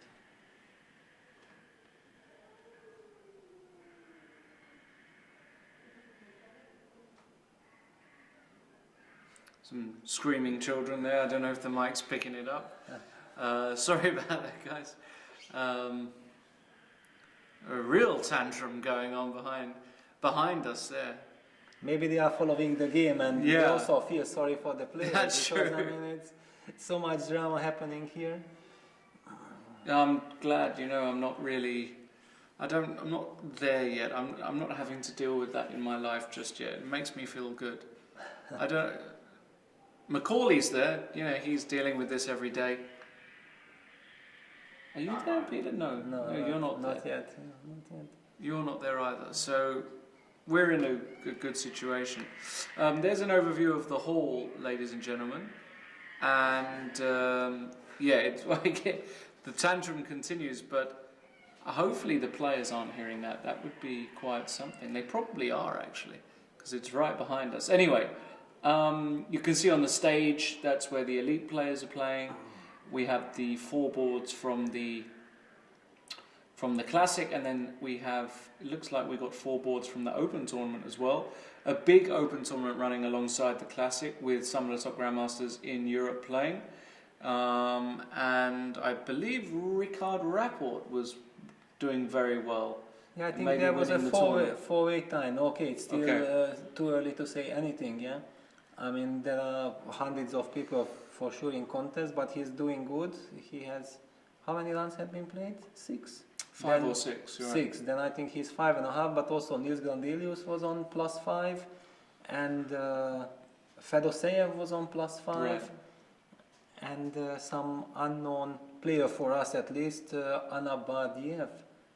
I don't know how to pronounce. I don't know how to pronounce his name. I never heard of him before, but I mean, if he's 5.5 out of 6, then definitely he's doing something brilliant in this tournament.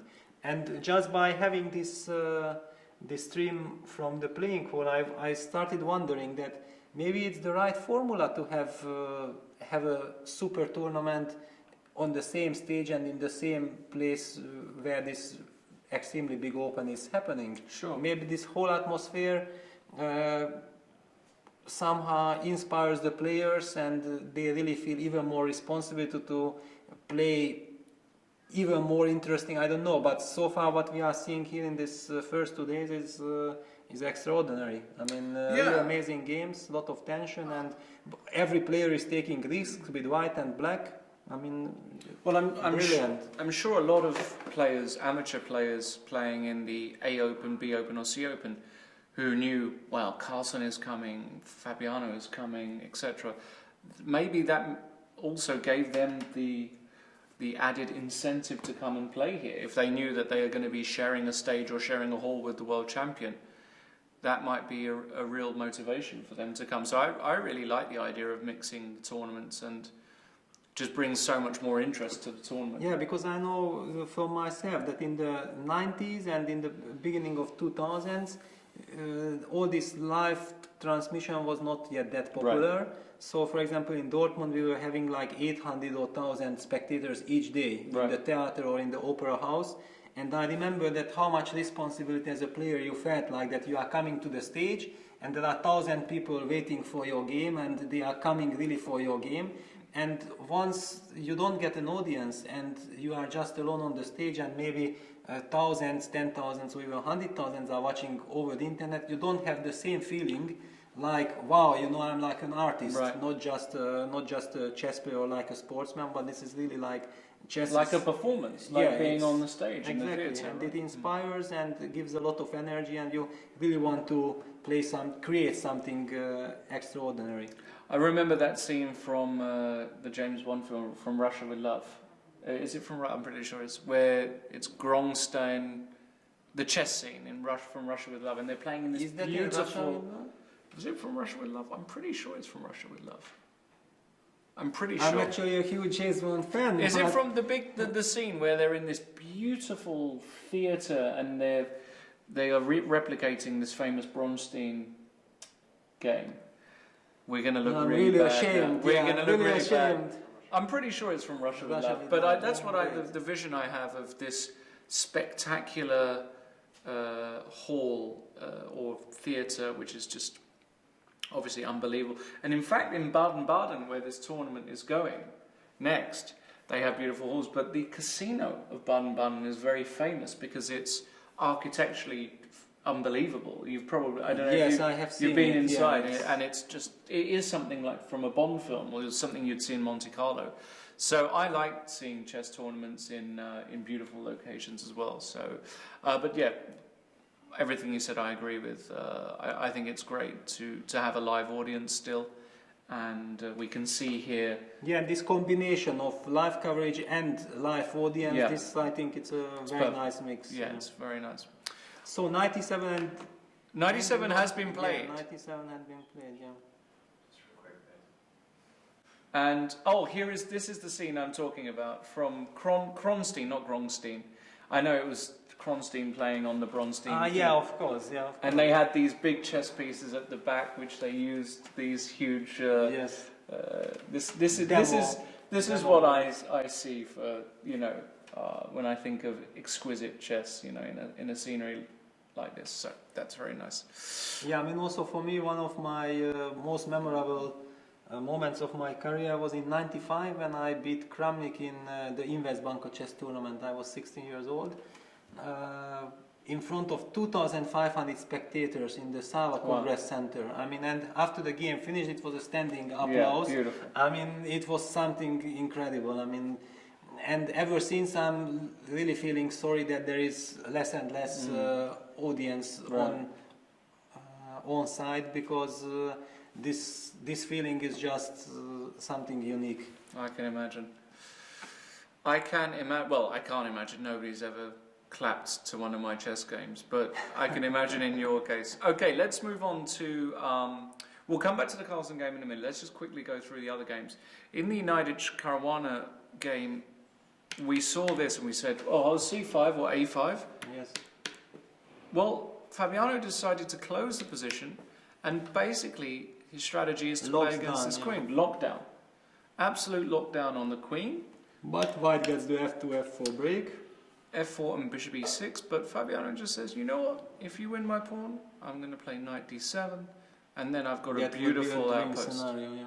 Actually, it's I think interesting to mention that if the white queen would be on d2, probably white would be strategically Winning, yeah. or clearly better. Yeah. I mean, that's what he would be hoping for. But It now takes- with this queen on a3, it will take. I mean, rook a1, which was played, Yes, and then queen a1, queen c1, 2 more moves. And during these 2 moves, black is able to coordinate his pieces, and also later on, black has all these possibilities to break on the queen side with a4 and c4 together, combined with b5 c4 or b5 a4. but is it so easy for black here? Because what is black's next move? Okay, black's problem is that he cannot go knight d7 because of f4, f5. Correct. This is his problem, and he does not really want to release the tension with ef4, because why should he activate the white knight? Right. So that's why it's kind of like status quo now. I can imagine that maybe black would like to make a move like queen c7, because then it's very useful on that diagonal, and also I'm preparing b5 next, because c5 pawn is already protected. Now I go b5, and then all kinds of a4, c4s are hanging in the air. Very interesting position, especially c4. Yeah, especially, but also sometimes a4, b8, c4 is, Right. is also very nasty. Okay, so that's very interesting. Very quickly in the Maya game as well, we had rook e1. Hou Yifan did decide to go c5. Maya took and played very classically against these hanging pawns. Yes. Yeah? With this formation, queen c2, rook b c8, and finally he played knight f4. Knight f4. So basically implementing all the ideas. Now knight takes d5 is a threat. Black has to react. Usually these positions are really unpleasant to play with black. Because if you go here, maybe I can just take, right? Yeah, maybe you can take, but maybe you can also just increase the pressure with some rook to d1, I don't know, rook c or rook e. Maybe rook c actually, because this rook on e1 still can come handy. Once you Even decide this to queen. complicate. I mean, because the rook e1 would allow all kinds of knight takes f2s and things like Right. this. Right. I mean, this rook on e1 is perfect, and now already knight takes e4 is hanging in the air, and the d5 pawn is weak. Now black probably should play bishop e5. It would be useful to exchange these bishops, because the bishop from b2 is extremely good. And then black is kind of solid. If I'm not losing a pawn, but it seems knight d5 does not work. So I'm not losing a pawn. Very interesting. Yeah, so this bishop e5 is black's idea, but first he needs to stabilize the e4 knight. Yeah, and another point is after knight df6, maybe knight f3 is a move to stop bishop e5, and then maybe some knight h4 somewhere can also appear. But you have to be a bit careful here, no? Okay, what to do? I mean, too. I want to do this just because that's who I am. That's The man I am. Okay. I don't know if it's any good, but Okay, it's a possibility. Definitely, it's a possibility. yeah, just to Nothing to be ashamed of. nothing to be ashamed of, Exactly. he says. Yes. You know, It's okay. It's I've made worse sacrifices. Yeah, no, this sacrifice makes sense. Yeah. So I like, yeah, but I understand. Yeah, it's a very complex position, Very but somehow complex. knight df6 feels to be the move. Okay. Very quickly though, I did want to go back to the Carlsen game because Magnus has made a move. The move Knight e1, Knight which we didn't have on our radar. we didn't yeah? even suggest this move. Now,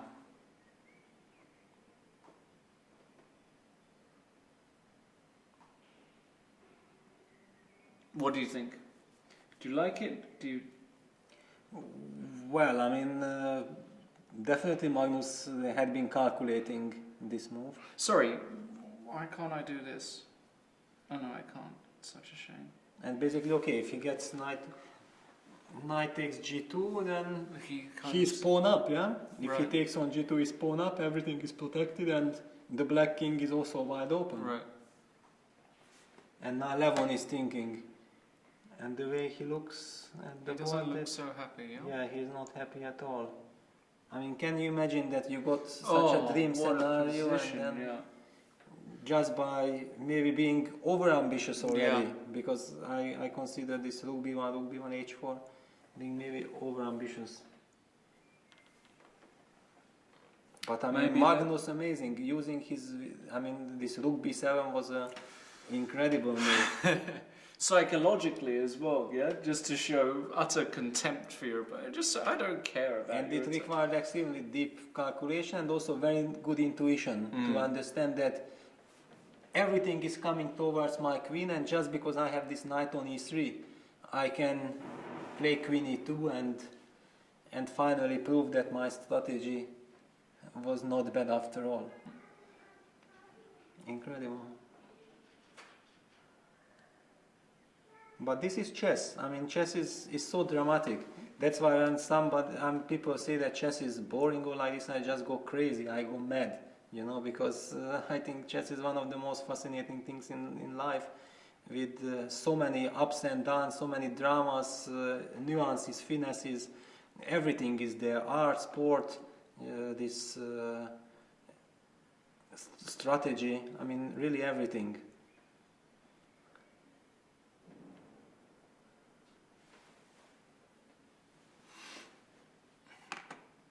So 91, so now it doesn't feel easy. I mean, if you have to go defensive, I mean, you are pawn down. it's just a pawn, right? You are just a pawn down and you have no threats. And basically after rook f7 you are pinned, so you are standing in some exchanges which you don't really want. Maybe I won for it. Yeah, but I mean all Even- this even queen, that, there's queen check, g4 and- check is... I mean, I already suddenly don't believe in this. Somehow, I mean, I it's think flipped. Magnus is going to win. Yeah, I mean, I think Magnus is going to win this position. it looks very bad. Now also the body language, yeah, Magnus Yeah. move forward. Levon is hiding his face, Yeah, his hands.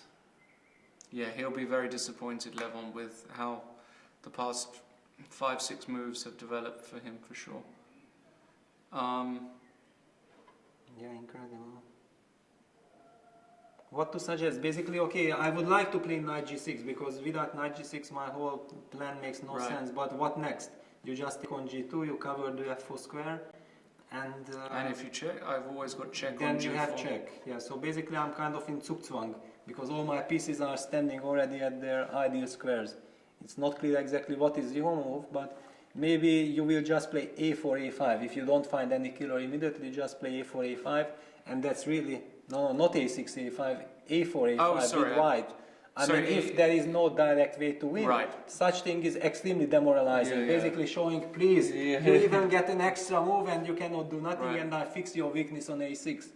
It's those things really have an impact Yeah. during a game psychologically.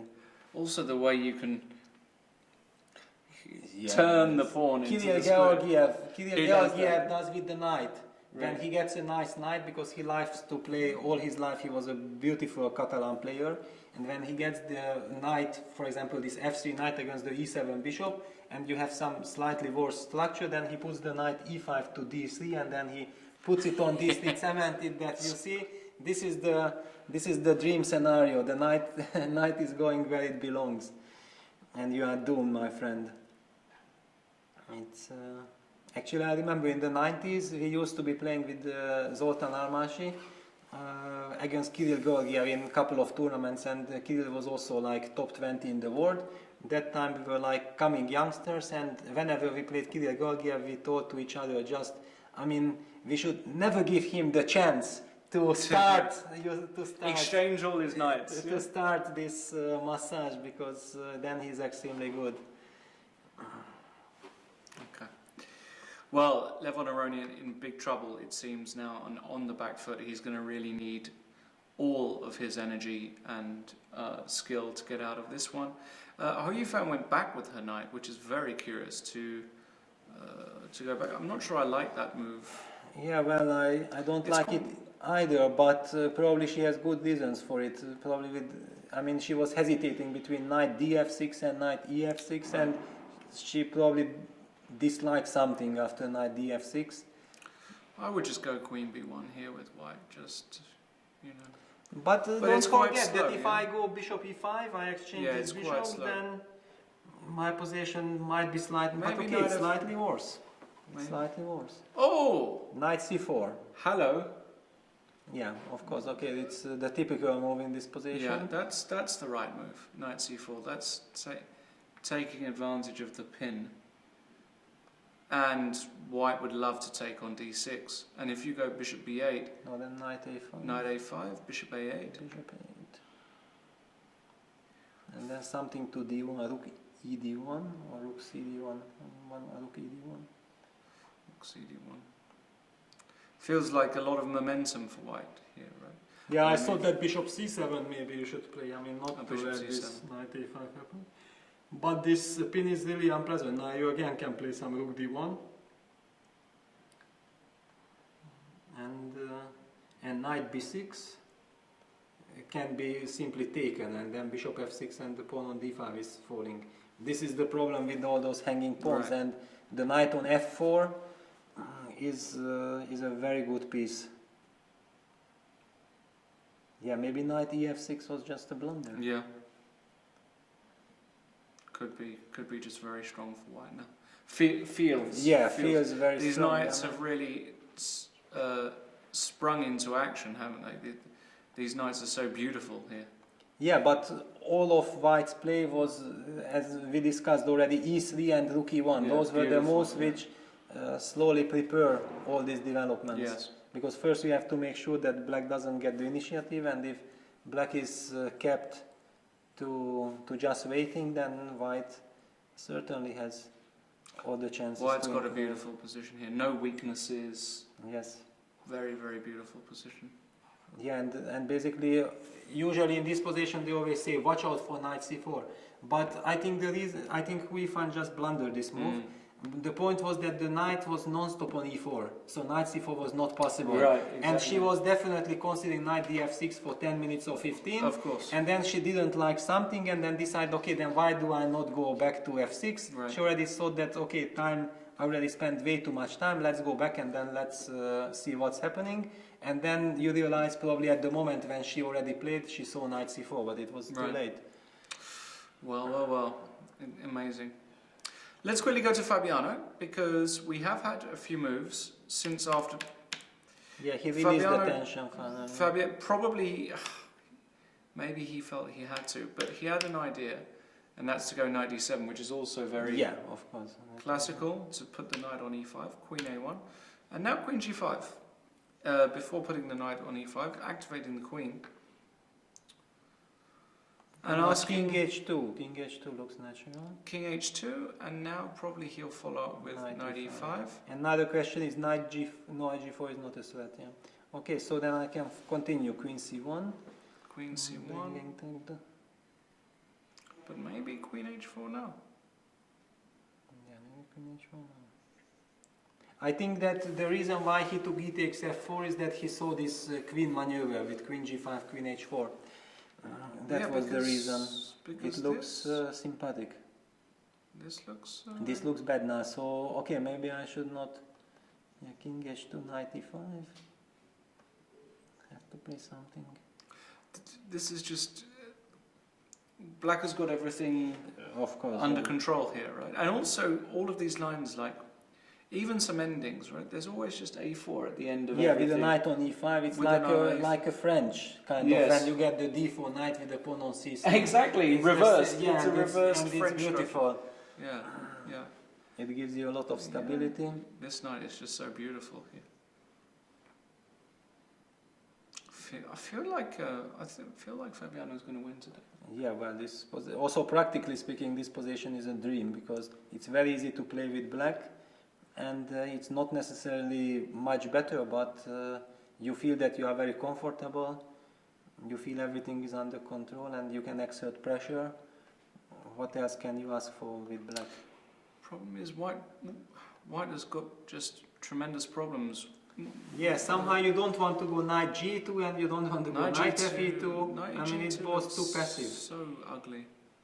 But maybe it's the best move. Yeah, maybe the best move, especially for the reason because king h2 was simply not working. In general, white should try to go king h1, knight g1, knight f3 somehow. Because if white managed to exchange the knights, then even white can start to pretend that my knight is then stronger than the bishop. Right. But this is like 3 so tempo. Knight e5, king h1. And after queen h4, you are threatening knight g4, knight e3, so I might have to. But here I can go knight g1 anyway, yeah? And knight g4, knight f3. Mm-hmm. Maybe I have this opportunity. Knight f2, king g1. Maybe I have, maybe not. Yeah, I was just Extremely thinking sharp. that queen g3. No, but then already I take the knight. Queen f4. You can take that immediately. Oh no, yeah, you can of course. take that immediately. Of course, I can take it immediately. Of course. Yes, I can. okay. Let's just show it. So on the knight, board. knight Yeah, g1, knight g4, knight knight f3, f3, knight f2. Here we can take. Yeah, take, and I take rook Take f2. here. And the question is. Okay, you go queen g3 now. Queen g3. I threaten this. And now the bishop against the knight, but not against the f4 knight. So now Right. the knight on f3 is misplaced. Right. So black should be perfectly fine. Besides, bishop takes h3 is a annoying threat, not easy to protect against. Yeah, actually. Yeah. Because king f1 is only moved, then it runs into f5 and it might quickly collapse. Right. Black is just breaking up. Yeah, and this queen is just too far out of action. Yeah. No, king h2 had been played. So king h2 It's is on the most natural, as was my instinct. But this knight e5 followed by queen h4 is bothering. It's really bothering. Maybe this move. Is that a And queen h4? and queen e1? Wow, but knight g4 and knight e3? Yeah, I know, but what to do? Ooh, And- but okay, and now maybe just a4. Now it's time for opening Time to- up the. It Queen feels side. like a lot, right? Yeah, this is terrible But- now. It feels. Is it? Do I survive? Have I survived such positions? No, now queen e1, knight c2. You are. I'm losing losing the knight pawn, c2. Yeah, no, this feels like a lot, doesn't it? Yeah, yeah. Feels like too much. Yeah, knight e5 will be played. Yeah, must be played.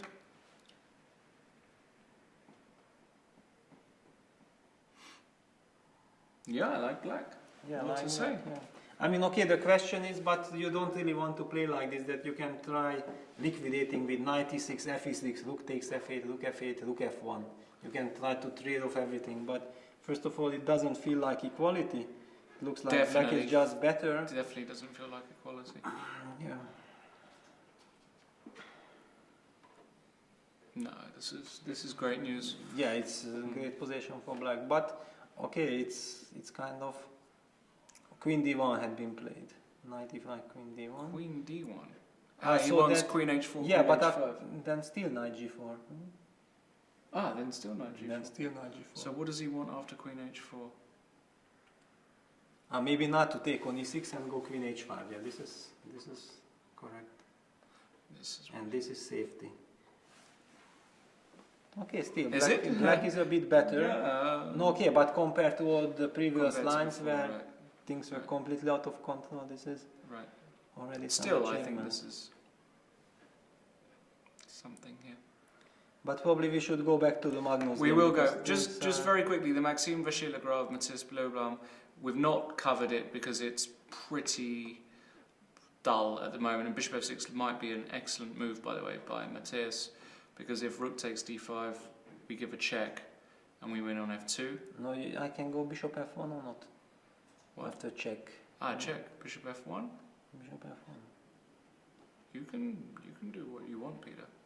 Well, I mean, You are Peter Leko, so well, I mean, if I manage you can do what you want. to So hang what's this? on. Rook takes d5? Maybe he wants knight c3. Yeah, but this is not. No, this is very unpleasant. No, this is bad. Yeah. This is very unpleasant. I mean, So- because you can only go for this position if you Without guaranteed to rooks. exchange rooks, but like But- this, no. And then bishop d5 is coming. Yeah. Maybe even without the check. I mean, the king on g8 is Oh. quite bad. Yeah. Just go rook d7 immediately and Rook d7 bishop immediately. d5 is. No, this is. No, this is. No, So, this so is what does he want definitely here? not. What does he want? Because he's also very low on time again. Only 10 minutes left. So what does he want after rook d5? Really surprising.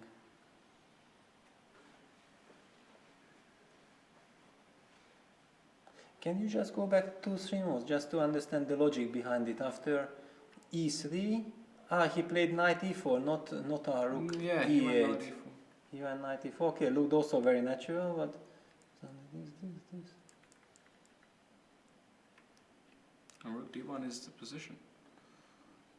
And bishop f6. Now what does he want after rook d5? No, I thought that maybe some rook a2, bishop f1, rook e2, bishop e2, knight c3, but it runs into rook d2, so this idea doesn't work at all. I'm not sure he does want anything. I think he's... But then he has to suffer, and he has to suffer big It time. also means we have to suffer. No, but actually those positions with opposite colored bishop, if they get They bad, don't they last. get very bad. Very quickly, yeah. No, I mean, it's clear that he has some intention, because instead of bishop f6, just to play that position, it's better probably to play knight f6 position. Knight But f6 here? yeah, I mean, if you have to play a pawn down position, then okay, you might play this position. Oh my God, this... But I think that he has some idea, so I cannot believe that he voluntarily goes to a pawn down position. This bishop f1.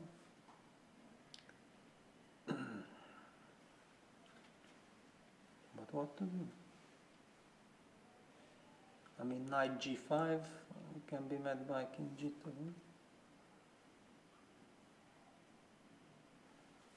Knight g5, king g2. Can I do this? Ah yes, no, sorry, but I can go h4. Yeah, Or you then wanna- knight f3, knight e1 check. I mean, definitely he has some direct things in mind. And knight f3, bishop g2. That's it, you're out. And then you're out. Out and alive. And happy.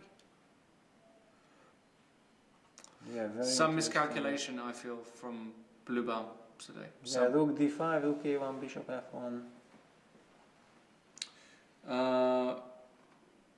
Well, to us it looked like he was just one move away there from with rook e8 to guarantee a draw, but now a long suffering away. Great tweet here by Samuel Maxton, and remember to send us your tweets. Is it possible to screw in pieces other than a pawn or a knight? Sorry, the tweet changed there. So there are two tweets. Besides screwing in pieces, what other ways can players communicate with each other during a game? For me, the stare down is always... I hated it when people stare at me during a game. You know, really stare at me. I didn't like that. Also, the other way people communicate is just body language, right? So, people who are really, get in your face like that. I don't like that. What do you think, Peter? How do players communicate? Well, with each other? basically, I mean, I never really paid too much attention to it because I think Kasparov was very, very good at that. Oh, yes. I mean, he was just the best, and he was a brilliant player with fantastic preparation, and plus all this psychological warfare. I remember, like, in '99 when I played my first Linares tournament, I think before the game against Kasparov I was unable to sleep. I mean, simply by the fact that I knew that I will be facing Gary. I mean, I played with black, so I knew that I will have some opening problems. But actually, I prepared a novelty with Adorian for especially for that game, which did happen during the game. And Gary spent like 50 minutes after this novelty. He did find the best way and he was putting pressure on me, but I managed to hold in a 6 hours game. But I remember this feeling simply that you knew that you will be facing Gary. And then when I started to get stronger and stronger and more experienced, and also my level of preparation improved a lot, and we started to work a lot also psychological with Arshak Petrosyan in all these things, then suddenly a game against Kasparov started to become like an everyday business, Right. a routine. Right. And then already all this feeling disappeared, which I really faced. I mean, I remember this first Linares playing black with Gary. I mean, the night before it was extremely difficult. And okay, Gary would show, but also not only when he was playing against you, he was also intimidating other boards. Right. For example, you would play a Najdorf, and okay, everybody knew that Kasparov is the best expert in the Najdorf, not only opening-wise, but feeling-wise and so on. So you have some extremely complicated position, and then Gary would pass by, and then stand behind one of the players and make some grimaces, and you just don't know what is it. Did you blunder something, or what you are playing is wrong? So Gary did have a lot of impact, also a part of making brilliant moves.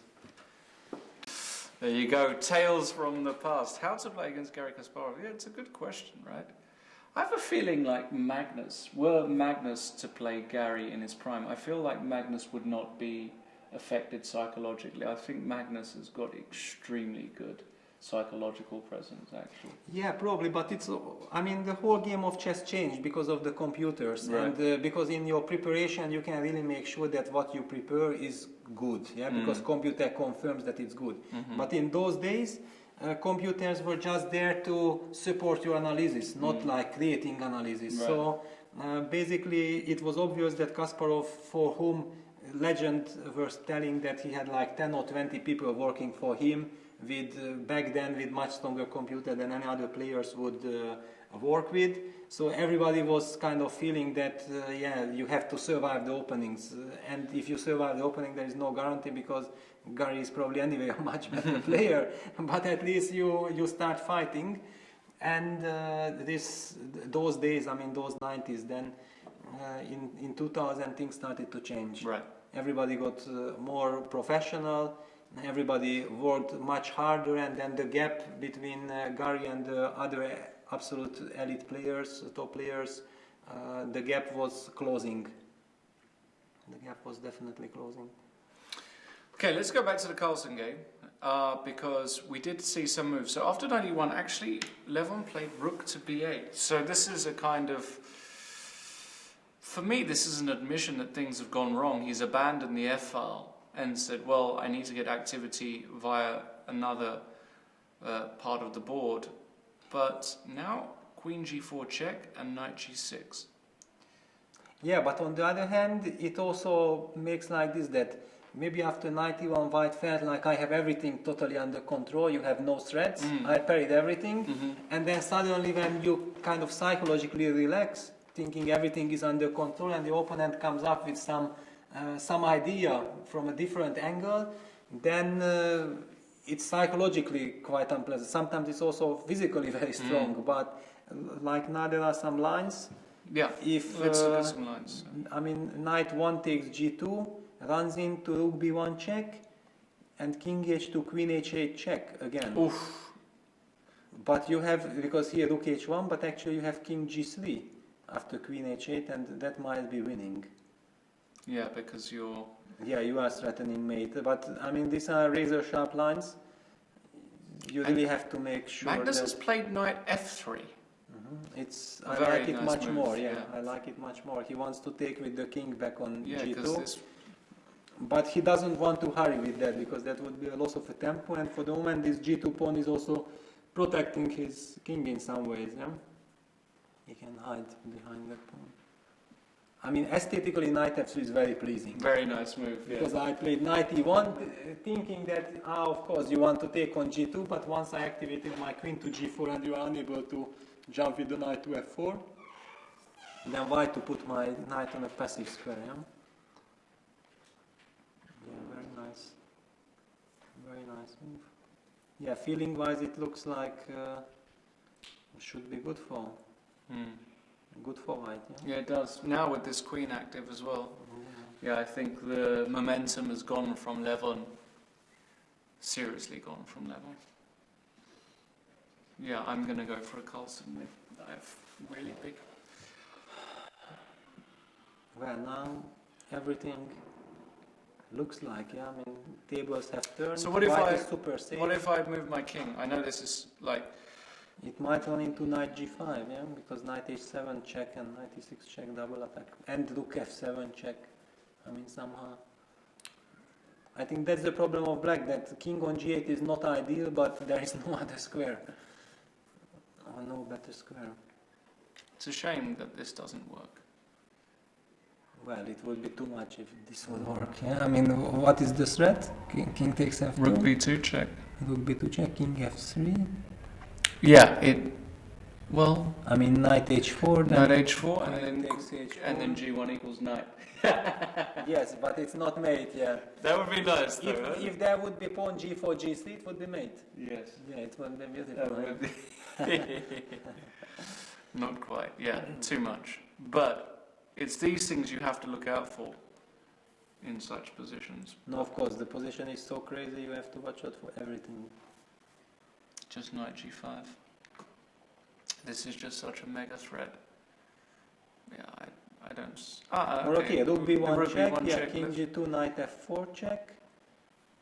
Okay, I also have queen takes f4, by the way, here. Very nice move. Queen f4. Just tranquilo. Tranquilo, tranquilo. It's very pleasing to And make such it move. is- And knight g4 back, just knight g4. Of course, every move is winning. But Yeah. Okay, so yeah, knight f3 is really nice. Really yeah, nice. Yeah, and basically, not even 10 moves have passed since queen c2 h5. Yeah, and what a turn of events. Yeah, incredible. But we see this all the time with Magnus. Somehow, he just does it. Just does it. I think one of the reasons could be, I mean, it's not intimidation. It's also that you feel like that if you play against Magnus, you really want to play something very special, something, I mean, your best chess. And when you somehow very much want to play very good, things can go wrong.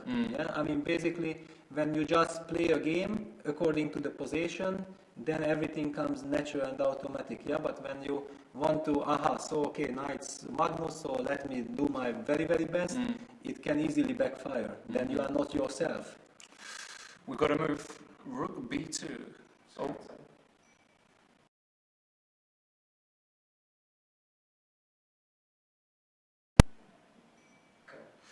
Rook b2 is on the board, and this one.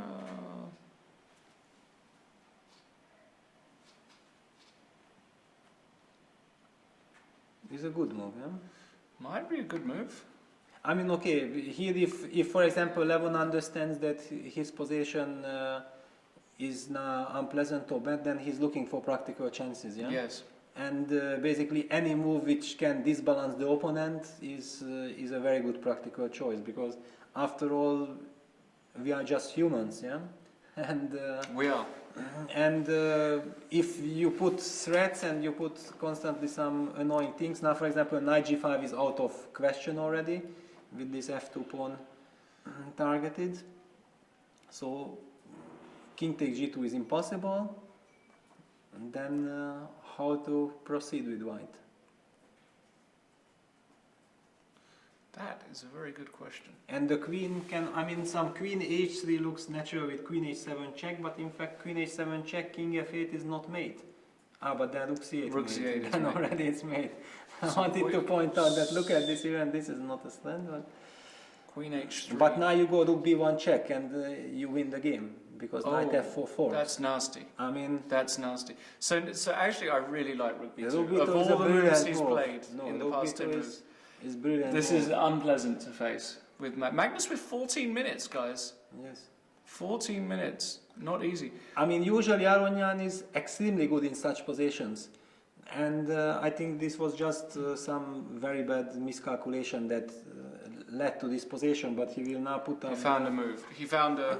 Yeah, He he found a could have move incredible to fight. yeah to fight. This is great. This is great. Yeah, look, Can you go d4 here? Well, it's one of the most natural ways, but where does it lead? I mean, I take ED. But I'm CD, just saying bishop that takes D4. yeah, but I can't. I mean, your knight cannot move anyway. Cannot move. Bishop d4.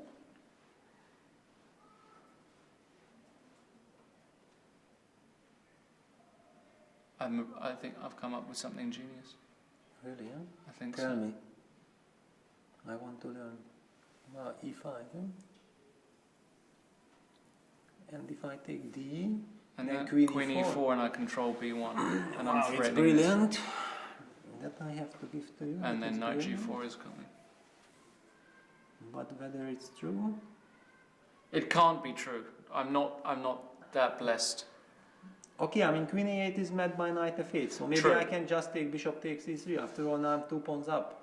So you really have to mate me. Yeah, I don't think I can mate you though. Okay, then thank you. Then thank you. I mean, rook B1 check is still coming. Don't enjoy your Okay. position too much. I mean, if you allow. Hold this. on a second. Bishop D4. I mean, it feels that yes. Right? It feels like E5 is It the feels, move. but Okay, let's see if there's another move here. Oh, what if I go Knight D5? then I take it. Yeah, and I go Queen C8 check. Knight F8. And Queen G4, Queen G6 is really unfortunate. Yeah, and anyway, it would have been just a perpetual check. Yeah. But, yeah, okay, but really? There's nothing here? Oh, something inside my bones says there's something here. It really does. I would love to play. Tweet us, hashtag GRENKE chess, C64, bishop takes d4. Is there something here?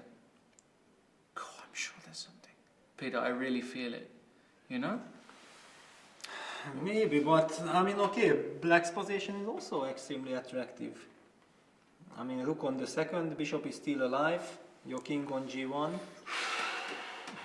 is not Do we much turn better. on the engine or not for this? Can we allow it? For this concrete position? Yeah, for this okay, one. d4 was played. He played it. He played d4. Okay, then let's not turn on the Okay, engine yeah, let's for a not second, do it. because maybe we'll get some moves and then things will settle. Because I want to feel this uncertainty. The power. Yeah, that we also don't know exactly. Maybe it's +2, but we have no clue if it's +2 or it's 0-0 or whatever. Maybe ED Knight d5 immediately. No, somehow this knight d5 I don't believe. No? I mean, this knight on e3 is your power. Why should you give it just like that? I wonder if somewhere rook c8 check inclusion makes a difference, because I can only go to g7, and then if I'm into some knight f5 check, I mean somewhere this is a. This is interesting. But So I don't see check yet how here, to here, bishop and- d4, because knight f5 gives something. I mean f2 is hanging. No. I mean you cannot Right, use it right, immediately. Right. It's just that He played d4 though. it's in there. Okay, it's very natural. We didn't get any tweets. I mean some hints. Yeah, Yeah, we we need need a some hint. Yeah, I mean we don't need solution, but just hint. Maybe some hint. So ed4 is played. Maybe can you play e5 now? Maybe e5 now. ED4, E5 in this position. ed4, e5. This is beautiful. This is beautiful. Because if Then the bishop on c. Finally, we eliminate the c5 bishop. That's the key. So if D, we take. Oh, maybe we give a check first. Well, don't we? then it already looks like we have a nice choice. No, then I would prefer without check, because king on g8 is much worse. Okay. I would just take back on c5. So just take on C5 Yeah, and d here, and fe. and just say, you know what? We cover F4. Yeah, now this e3 pawn is really doing a good job. And how do you unpin yourself? Not easy. Wow. But extremely complicated. I mean, Magnus done to 11 minutes, clearly with the intention to go e5. He has done it. Wow. e5 played. Wow. Wow. Okay, it's the move you really want to I play. wanted- mean, okay, yeah. you are a great player. You just feel this. Feel the need. power. Yeah, exactly. That you have to play moves like this.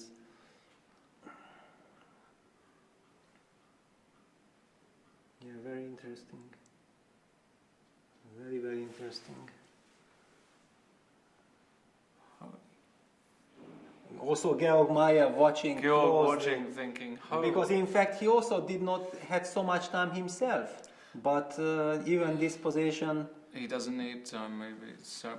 He's got a beautiful position. okay, he got a beautiful position. But if the position would not be that extremely exciting, he would probably not stare at it for so long.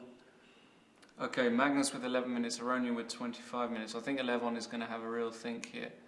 So D. I don't know if he has a choice. Yeah, maybe. Because the queen sacrifice with d takes EC doesn't work. EF and king G2 and nothing. So basically there are no queen moves because otherwise he loses the knight on G6. So D is forced. And then white has a choice, but it seems like rook takes C5 should be played. And I don't want to give a check. And Magnus stands up. And that one is really irritated. We see my country fellow man, Gabor Pap. Gabor Pap in the house. Yes, he's the national captain of our women's team. Okay. He's a very nice guy and a very good chess player actually. So if he's allowed to be on the stage, it means that he's on the top 4 boards. Probably, right. Yes, so Richard Laporte and Pap Gabor already then 2 guys on the top 4 boards. Not bad for Hungary, yeah? In this incredible open. Wow. But imagine also for him what a feeling that he can be following life next Of course. just few steps away this game. It should give him a lot of energy for fighting all those double runs every day. Wow.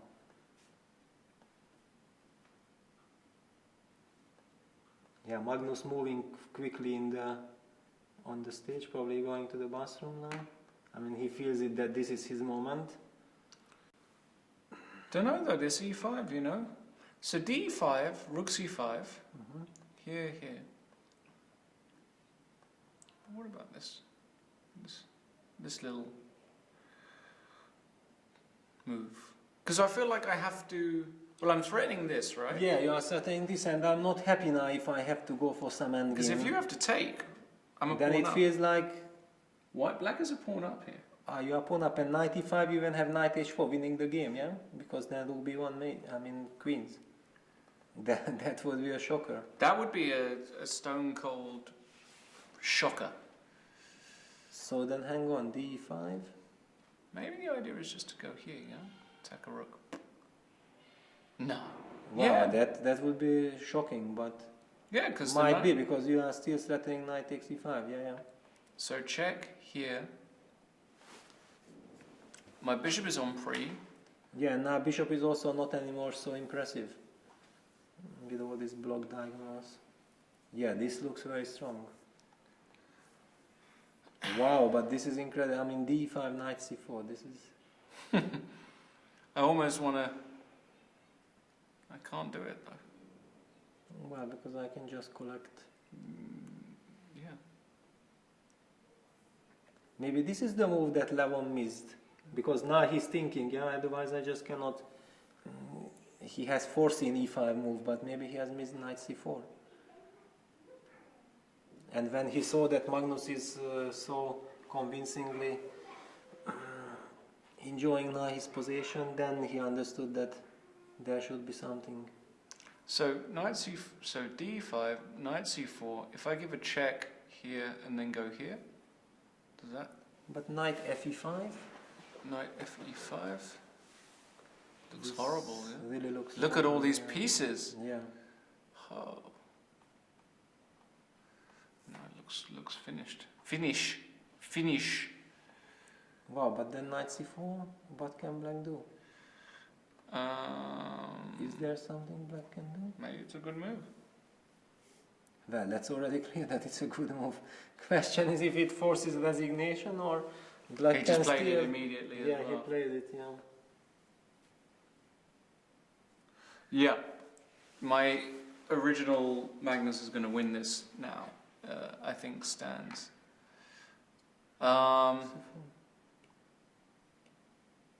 Yeah, what can black do? Rook is attacked. Rook b1 check, but you really don't want to give I this don't want to check. give this check. This You is just such a don't sad wanna check. give- yeah. But I don't see another.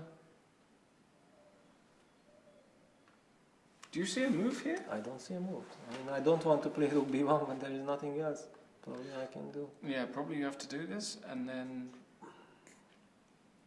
But even I don't here even I don't see a move. I don't see a move, yeah. And basically on Magnus' body language it feels like it's over. Yeah? I mean, he's too relaxed with 10 minutes on the, or 12 minutes on the clock. Super confident. Yeah, feels very strong. Feels very good. Very quickly in the Georg Maier game, beautiful position for Georg. Beautiful bishops. Okay, beautiful at the moment, but if black would be to move and would play d5, d4, then suddenly black would be perfectly fine. Right. So white really probably some rook e1 with the idea of knight f5 is not very, it would win immediately material.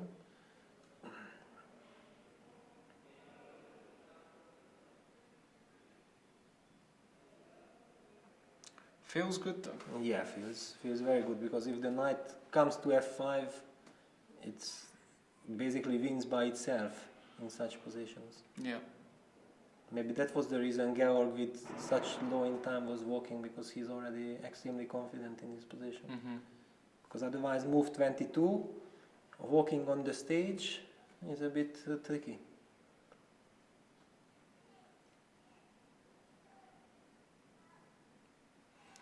And in the Fabiano game, not much has happened. Fabiano has offered to exchange knights, knight g6, queen c1 on the board. But that means that black is not, I mean white is totally safe. I think Or white is not. totally safe. Yeah. I feel like white is now totally safe. Yeah. But if white is safe, actually he can start playing. He can even start playing now. I don't know what queen d1. Why would you move the rook? I'm not sure. I mean he didn't play queen h4. There should be a reason why, because I mean this queen h4 was really posing us problems. Yeah. You know? There's probably a reason that There should be a reason. we can't see. Maybe knight f5. Is that possible? Yeah, knight f5 is possible.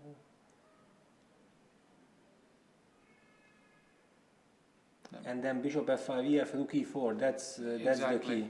Yeah, I actually missed this. Rook e4 is the key. Mm-hmm. Yeah. So Yeah, this case then we can come back to that releasing the tension with e takes f4.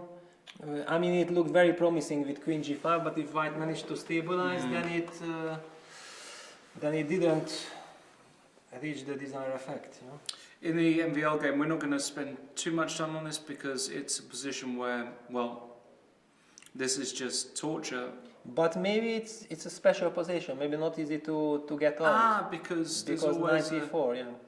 So basically, black maintains pressure on the f2 pawn, and you can't do anything with white because as soon as you move this wherever, Yeah, you have to. knight e4 is coming. Okay, you can try to play then very slow bishop e2, but you can also maybe consider knight c1 in order to come with knight d3. But now you can play rook c2, for example. But it allows knight d3, and then we would change. Okay, this is then a really long game. Really long game. And I can't And also this even really recall such structure. Actually, this structure is good. G5, G7, F7 is probably because- better than H5, G6, because it's very difficult to create any to passer. create any passes. It might be just a kind of a fortress. Yeah? Even you go G6, King G7, will be very difficult to. Usually, white would like to play E4, F4, E5, Right. but it's not so easy to Right. implement. Of course, white will play almost forever, kind of, but that's probably not so easy.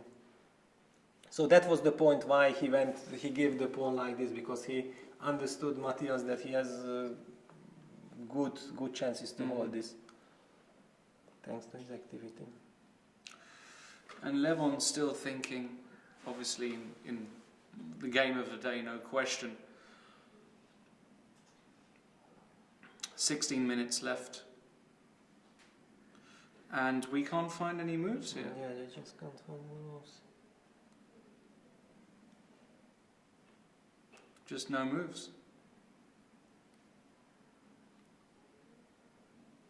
Just no moves. Actually, it's really interesting that lately the games between Levon and Magnus are very resultative. I mean, usually when you think that two best players in the world are meeting, the chances of a draw are very high. But as we witnessed there, Levon won the last two games, but I also remember some Magnus win against Levon in the Norway Stavanger tournament, Right. maybe 2 years ago, in some extremely exciting DC Spanish. So they have really some fascinating fights between each other.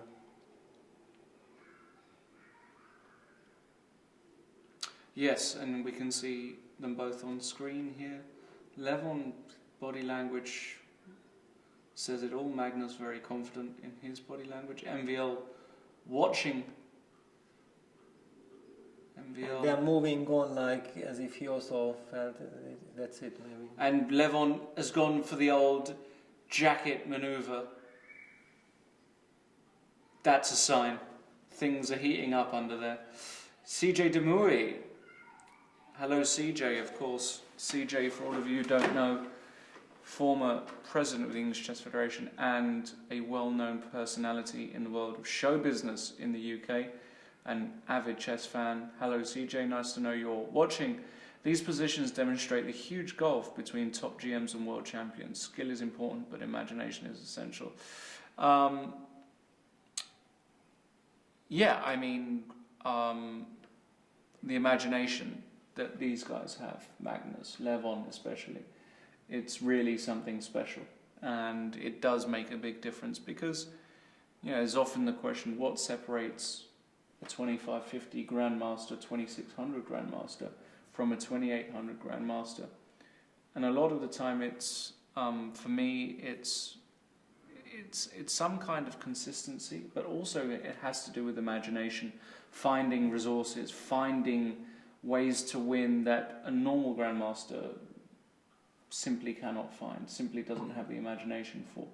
Well, basically I think the Amber tournament was a brilliant example for this because always the very best players were invited to play there and organized by Van Osterom. It was one of the best events ever, and it was a big privilege to be part of it.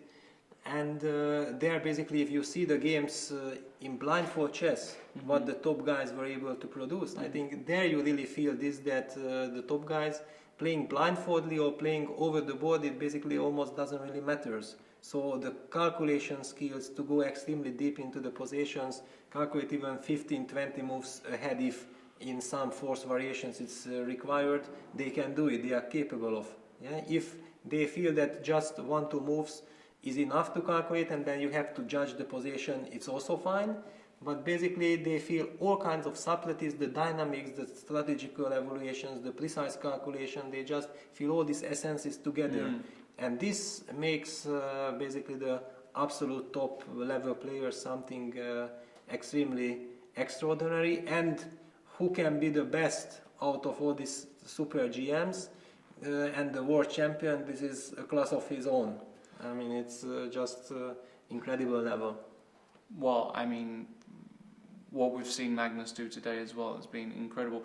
We do have a question for Peter by Batanis G. Why is the semi-Slav not so often seen at the highest level anymore? Well, I think one of the reasons is that we are seeing a lot of e-force.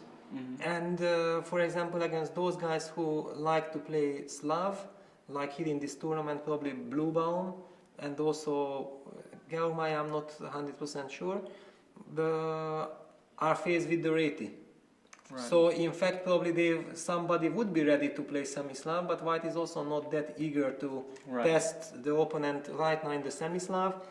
And there is also a lot of theory in the semi-Slav, so basically White players often started to play now d4, d5, c4, c6, knight f6, e3. Right. Not going for all these Botvinnik variations and all this Moscow, anti-Moscow crazinesses, because since the computers got so strong, all those positions are completely out of control. So you have to spend like 1 month in order to make sure that maybe everything is kind of covered, but then you realize next day yet you just don't remember any of your analysis anymore.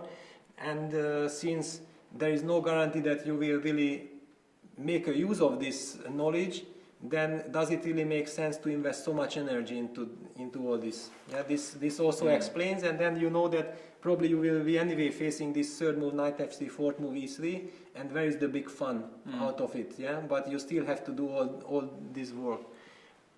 So that's why now chess has moved a little bit to more practical direction. That because simply memorizing all those computer lines is just incredibly difficult. Right. And also you are running the risk of eventually losing a game without making a single move by yourself. Did you ever...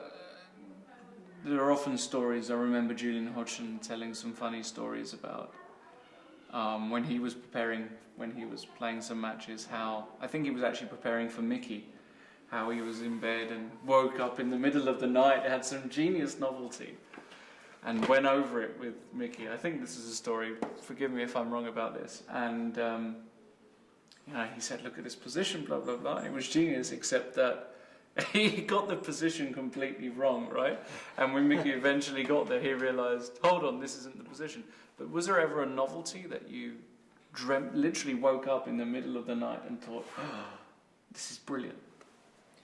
Actually, I can't recall that. Okay. I can't recall. It doesn't have to be the middle of the night. It can be the middle of the day.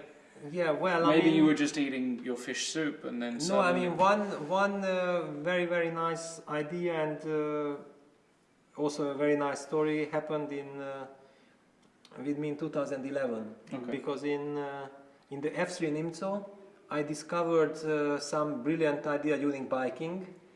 And then at some point in 2013, when I worked with Levon for the candidates tournament, then I showed him this idea. Actually, he won this brilliant game against Wesley So in the Singfield Cup. Oh, yes. 2 years ago. And with this idea, he also annotated it in the New in Chess magazine, so I'm not telling any secrets. And the whole point of this line was that I invented that whole idea during biking. So usually in the summertime I'm working like till 5:30 in the afternoon, then I feel like the sun is slowly going down, but it's already not too hot, so it's a right moment to go biking for 1.5 hours. And then usually during biking I'm thinking about the last position which I had over the board while analyzing, and it was exactly the moment before I discovered this bishop a5 move. Who is interested can check out the game. Actually, yeah, it's worth game. it.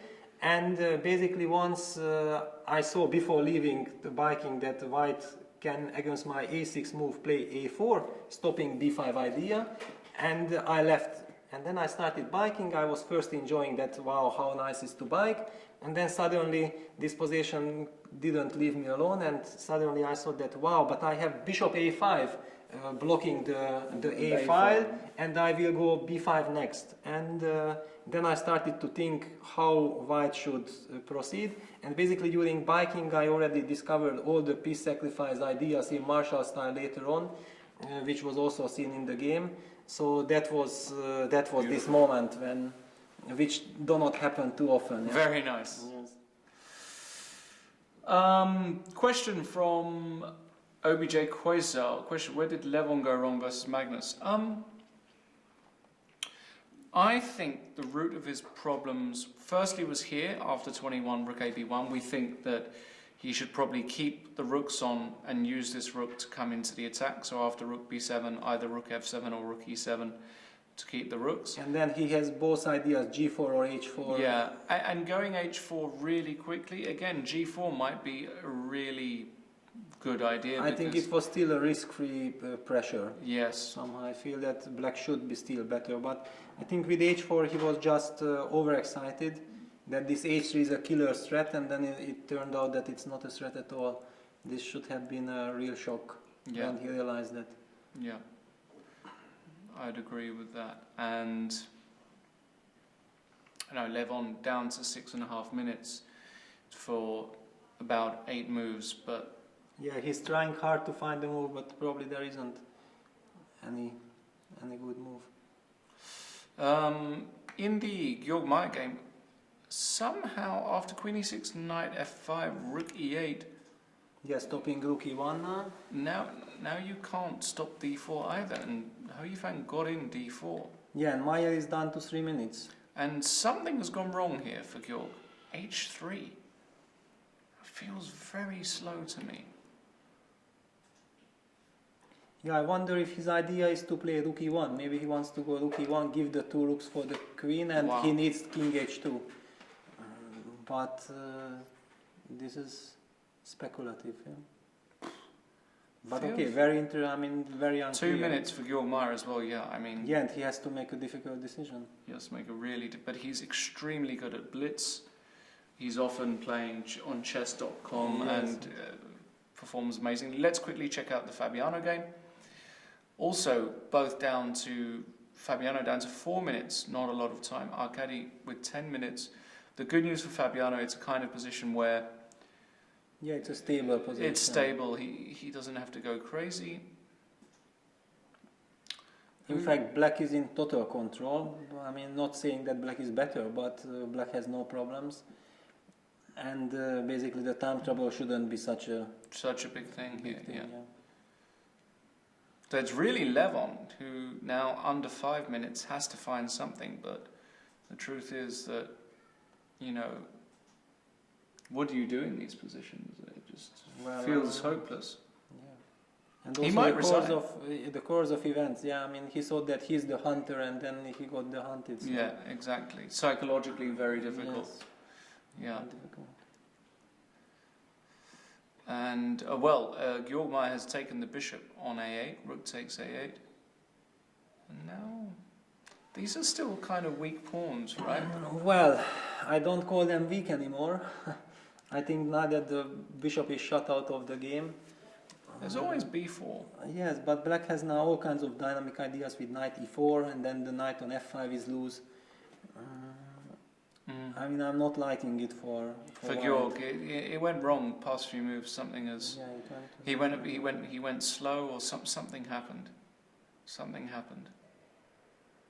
I think he simply felt that he is in total control, and He got and a bit lost, comfortable. Do you yeah. think? Yeah. I think so. Yeah. Also happens a lot. Absolutely.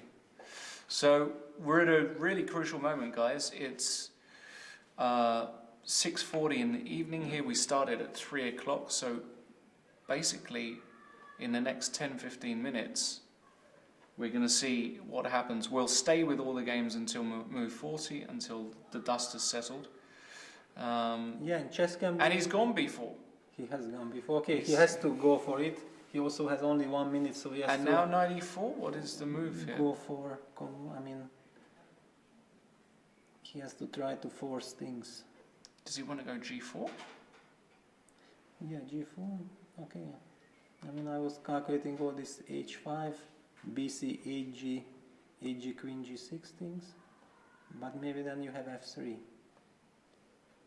And you keep things under control. But okay, imagine with 1 minute on the clock, Yeah, well, I can calculating all imagine. these things. He's got and 1 minute 14, Georg Maier, so things almost, are completely out of control. yeah, he had such a nice position and then really lost control.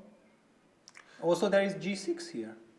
Actually, g6 is a move as well. So you are probably forced knight h6, king g7, knight g4, and maybe it's not even a bad operation because now the bishop opens Yeah. up.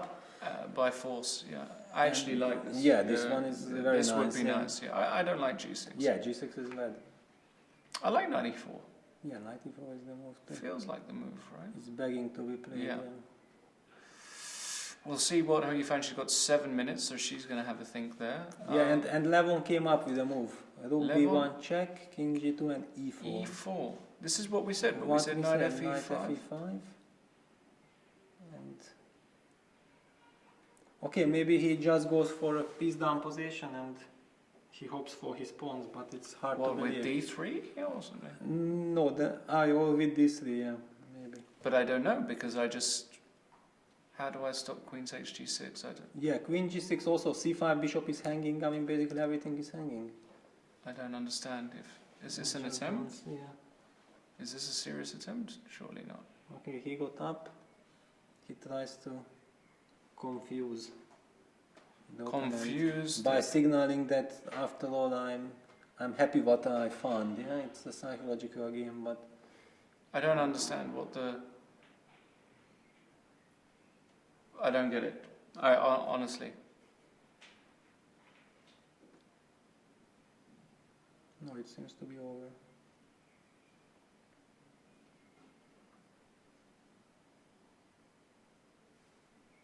I have an idea. I have an idea.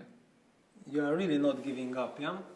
What happens if he wants to do this? Well, this is what I meant by giving the piece. And then this. And then this, yeah.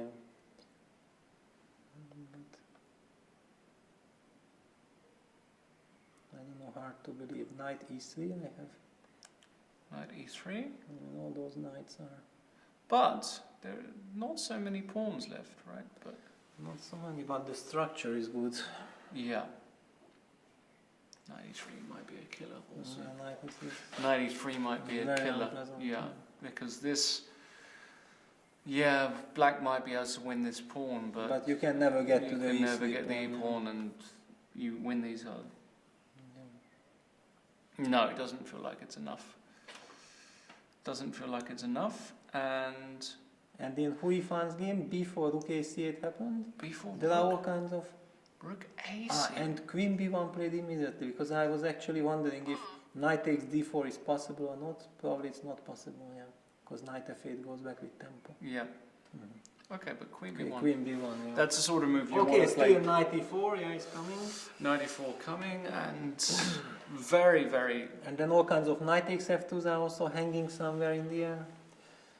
Yeah, it's suddenly from a very pleasant, but how cruel chess can be sometimes. Yeah, I mean, Maya played so beautifully. Yeah, it looked like he has everything totally under control, and just probably one slight inaccuracy and things completely went out of control. Yeah, completely.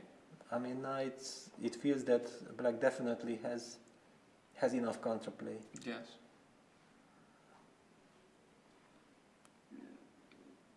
Yes. Very quickly in the knightage game, king g2, queen d6, king h2, knight e5, king g2. They're kind of offering the chance of repeating, you know? Yeah, but Fabiano won't want to repeat here. I know Fabiano. Okay, but you never know. He's down to 4 minutes. He has lost yesterday. I mean, you never know what kind of. No, he won't want to draw. I know. Okay, black is comfortable, of course. Okay, we have a move in Karlsruhe, and he played queen takes e4. Really? Why? Knight f4 check? What is this? And then he just goes king g3, but this looks too much. What is this? Is it a blunder? It looks like a massive blunder. What is this? e4? Knight f4? Did Levon really disbalance him by getting up and walking? No. What's wrong with this move? Sure, has he blundered? Holy crap. Excuse my language, is this a losing blunder? Or is it just a draw? A draw? Our producer's saying draw. Let's see if we can find why. Well, there is some knight h5 check also. Knight h5, king h2. Why is it a draw? Queen h6. Queen h6. But the rook on b1 is hanging, which I just noticed right now. But maybe knight f4 check, then perpetual check. Or not. I mean, G1. completely crazy. Then knight e2, king f1 is not possible because of queen h1. Wow. Wow, but I just don't know if all this is But first. I mean, this what is is happening? I unbelievable, mean, yeah, knight f4 check. So What is king happening? g3. I want to see their faces because this is really dramatic. Incredible. I mean, just one move away from victory. Also, can I play this move? No, suddenly you can do many things. Because look, knight e2, queen takes e2, I give a check. No, I thought that I will go king g4 after knight e2 check. Knight e2 check, you go king g4. I thought that I will go king g4. But you have queen f5 check, so you are, I mean... Yeah, I mean, this is a dream compared to before, right? Yeah, especially because then king f5, dc, rook takes c5, c2 is possible. But white can try to go king g6 for mating, but I don't know what... King g3 is on the board. Levon with 2.5 minutes. Let's see what he does here. No, I want to see Magnus' body language. Magnus is annoyed. I can see it. You can see it in his face. He is annoyed. But what did he blunder? but He he- blundered but that the he- knight can move because it's not pinned anymore. But I don't understand why he wouldn't play this. But this is just. Yeah, this after is- DC knight is This is just Magnus all over. Wow, King G3. Now, But now Levon is probably really angry that why he left himself so little time. I think he already played this rook b1 check e4 without any belief. And Yeah. now he's down to 2 minutes when Well- he really got chances. So it's, who knows how it will end. Still he made a move. He completely played it. He played knight e2. 92 check. Yeah. Wow. So if queen takes e2, simply queen g6 check. You can't go here. Well, maybe you can. But I mean, it's just check. No, I mean the rook h1 check is also there. Queen h5 check, but all kinds of checks. Yeah, I mean, yeah, but like- how can you just allow this? Rook h1, knight That's h2. insane. Yeah, and then Yeah, this is maybe, but even this is the queen h6 check. I mean, where is this king going? It might be made. Don't know. King g4, but you are not threatening any check now, so I can maybe just take rook h2. there's no check. There Oh, are no yeah, checks. this is a disaster. I mean, this is a disaster. Yeah. So if Magnus goes a bit crazy here, he's gonna actually lose. Wow. But he won't. I think he'll take check. No, I think by now we cannot know what will happen in this Oh, game. actually, This is and this. out of control. There are. Because this is protected. Is there some root? Oh no, there isn't. Oh, it's so close. This is so close. This is so close to winning. Incredible. We need a move. If we could just. to check. And basically after knight to check, there are still 5 more moves to time Yeah, control. incredible. And look at this. Ho Yifan has taken on f2 as well. And look at the Fabiano game. It's got completely out of control. Quickly, Ho Yifan, she's taken on f2. Holy. King takes f2, queen e2 check, and rook e3. Rook e3, it looks like it's Looks like over. game over, no? Yeah, I mean rook c2 or queen c2 is rook c2 is only move, yeah. But then check, check and then takes and check, okay, and then check, and then take here, and that's result, yeah. unbelievable turn of events. Imagine that Ho Yifan 2 out of 2 after this position. Unbelievable. We'll stay with the Karlsruhe game. Well, we'll go there in a second. Very quickly, Najditch, Caruana, ef5. What has Fabiano done here?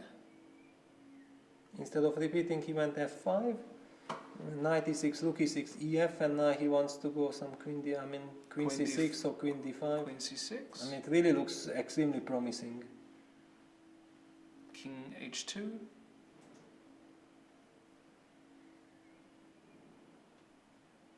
Yeah, now because Rook back also. yeah, or rook ef6. Rook ef6.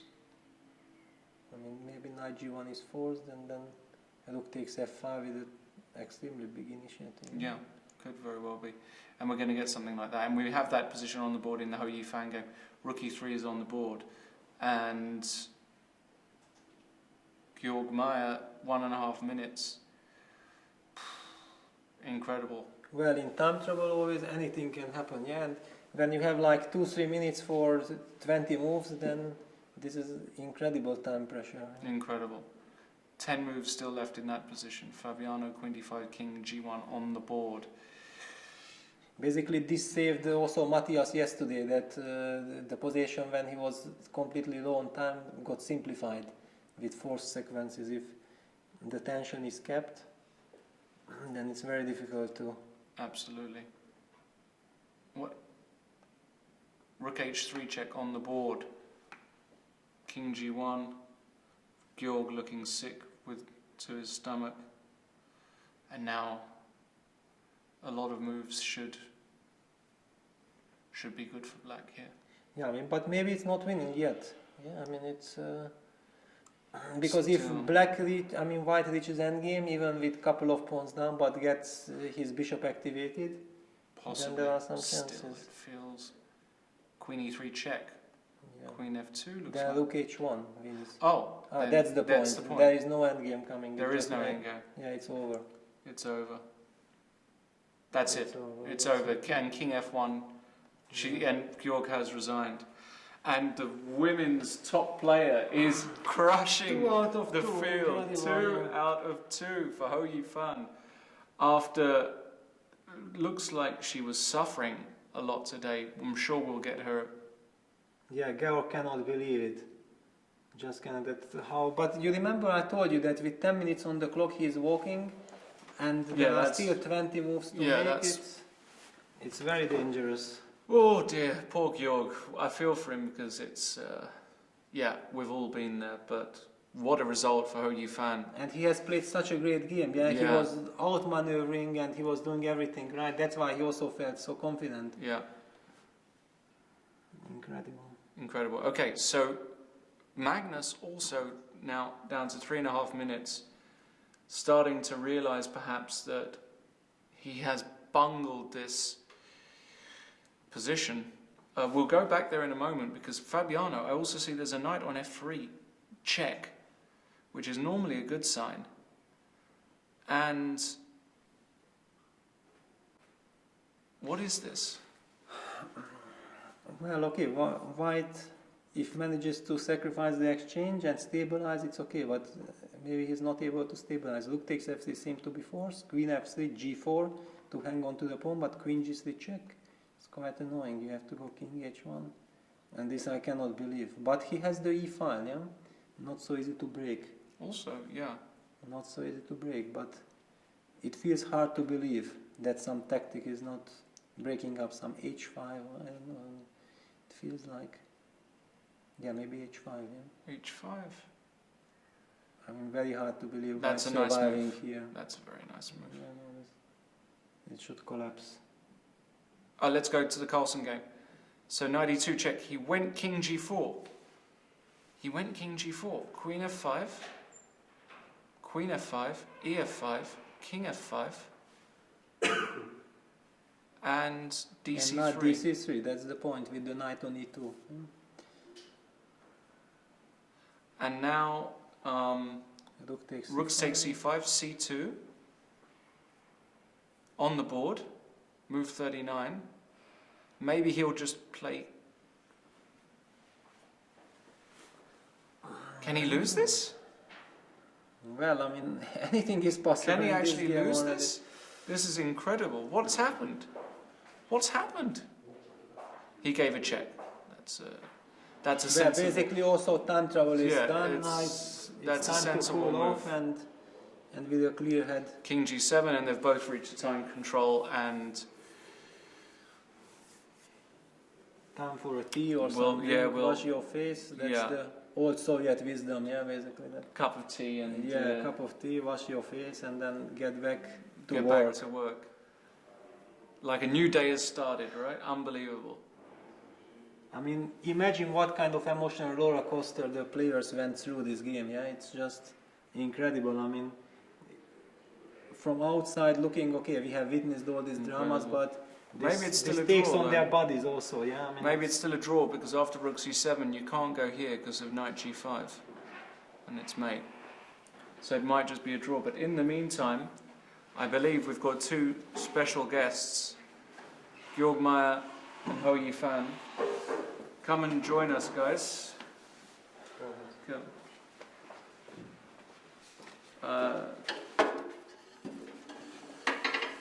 Commiserations, Georg. Congratulations again for your win. A great start for you. This was an extremely interesting game, actually, for us to watch. It felt like Georg, you played a masterpiece for a lot of the game, and then something went wrong, and we kind of missed where. So where was the critical moment in this game? After knight f5 it felt like I must be winning somewhere, that there will be some b4 or something, but every line I tried, I just couldn't make it work, and then I started to basically blunder, because in the game I simply missed it after h3 d4. I cannot play knight takes d4 because of the cd queen c8. Black first takes on g2, and then suddenly it's very Takes on unpleasant for me. g2 in this position. Yes. And then there's this. Wow. That's incredible. So you felt like around here it was. Yeah, I must be much better. And what were your thoughts? Yeah, so during the middle game, Black suffered quite a bit because start from, white's 19 move, knight c4. Black has to find like the only moves to keep the position. At least to keep some play. But definitely this is not something Black wants. Maybe rook bc8 earlier wasn't so good because it allows knight c4, and this move doesn't make sense. So rook bc8 might be a serious mistake. Yeah.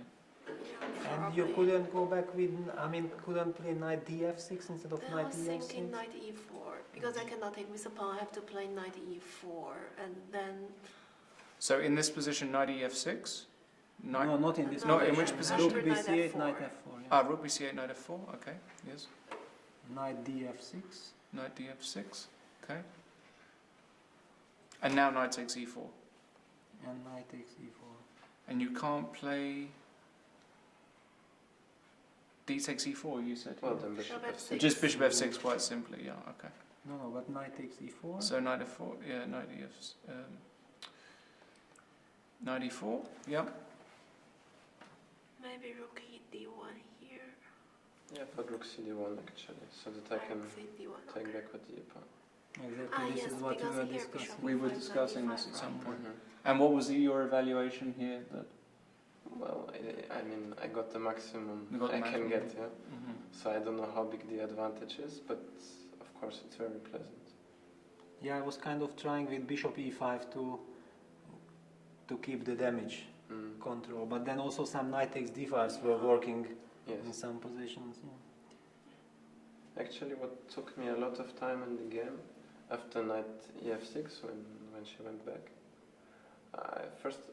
knight c4, bishop c7, I actually wanted to play rook cd1, and at first I didn't realize there's just knight e5, and it seems like I cannot increase the pressure.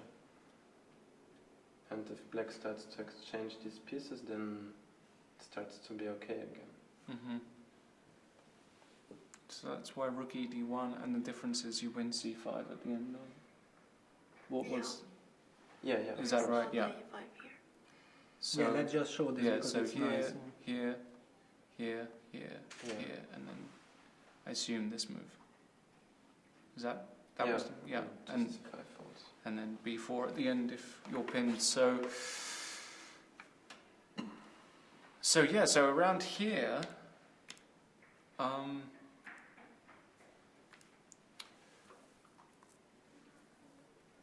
incredible, because you are just one move away, aren't you? Like Yeah. if you get d4 in really for quickly. example, there were so many little tricks of the b4, d4, bishop takes... So instead of knight f5 or here in this position? Right here? Yeah, b4. b4, okay. d4, Yes. bishop d4, maybe black can even take back, but bishop d4, bishop g2, bishop f6, there's bishop e4. Right. This is one of the small tricks. Intermediate move. Yeah. Wow. Yeah. Incredible.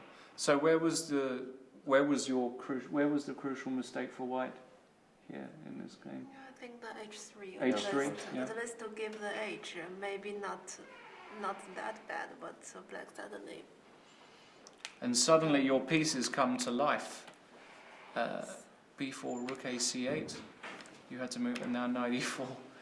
And suddenly... Just in time trouble, I have no chance, even if there is a way to hold. Yeah. Because the game turns completely from one moment to the other. Yeah, and psychologically that's... Yeah, I'm worse strategically, and also black has the initiative, so of course that was a very bad turn of events. And obviously this Yeah, finish so knight was f2, but what to do? what to do, yeah. Maybe knight h6. Yeah. And then rook e. King f8 and... King f8, but then rook e1. Wow. Rook e1. And Or maybe Queen simply d5, queen d5, yeah. yes. feels like black has taken over the Yes. position, right? Well, I mean, this was a very, very interesting game for all of you guys who, you know, I suggest going over this. But let's have a look at the yes. position before h3 because Okay. that one is really crucial. So this is the position here. So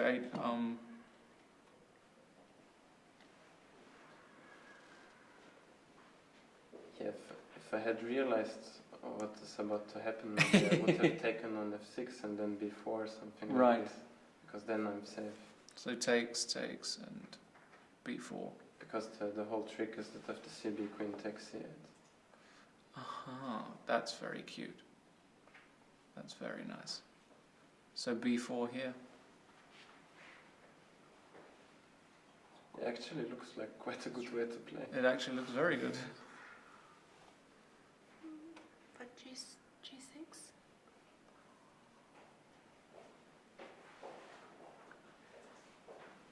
g6. Tricky. g6 is strong. Very strong. Very, very strong.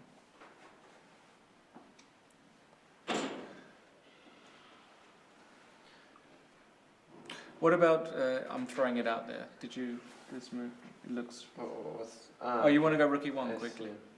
That's, So d4, rook e1. that's interesting. But probably d4 can be played anyway. Probably. Or g6. Yeah, g6, but Prob- g6, knight h6, and G6, then knight rook h6, e1. and we've got rook e1 and then knight g4. But at least black has d4 some moment. So. Yes, and then also it's Yeah, suddenly... And then Same it's still tempo. probably good for you.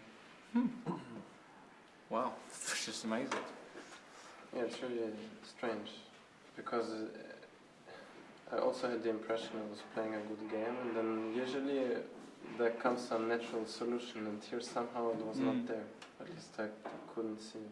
I mean, there was the moment when you had like 10 minutes on the clock, and then we saw you pass by the incredible game Carlsen-Aronyan, and then I was even telling to Lawrence that basically if somebody has 10 minutes for 20 moves and he's so calm, it means that yeah, he has played a perfect game so far, and he knows that now the final part is coming, and it really looked like that there should be something and you should be basically just winning this game, and exactly then things turned.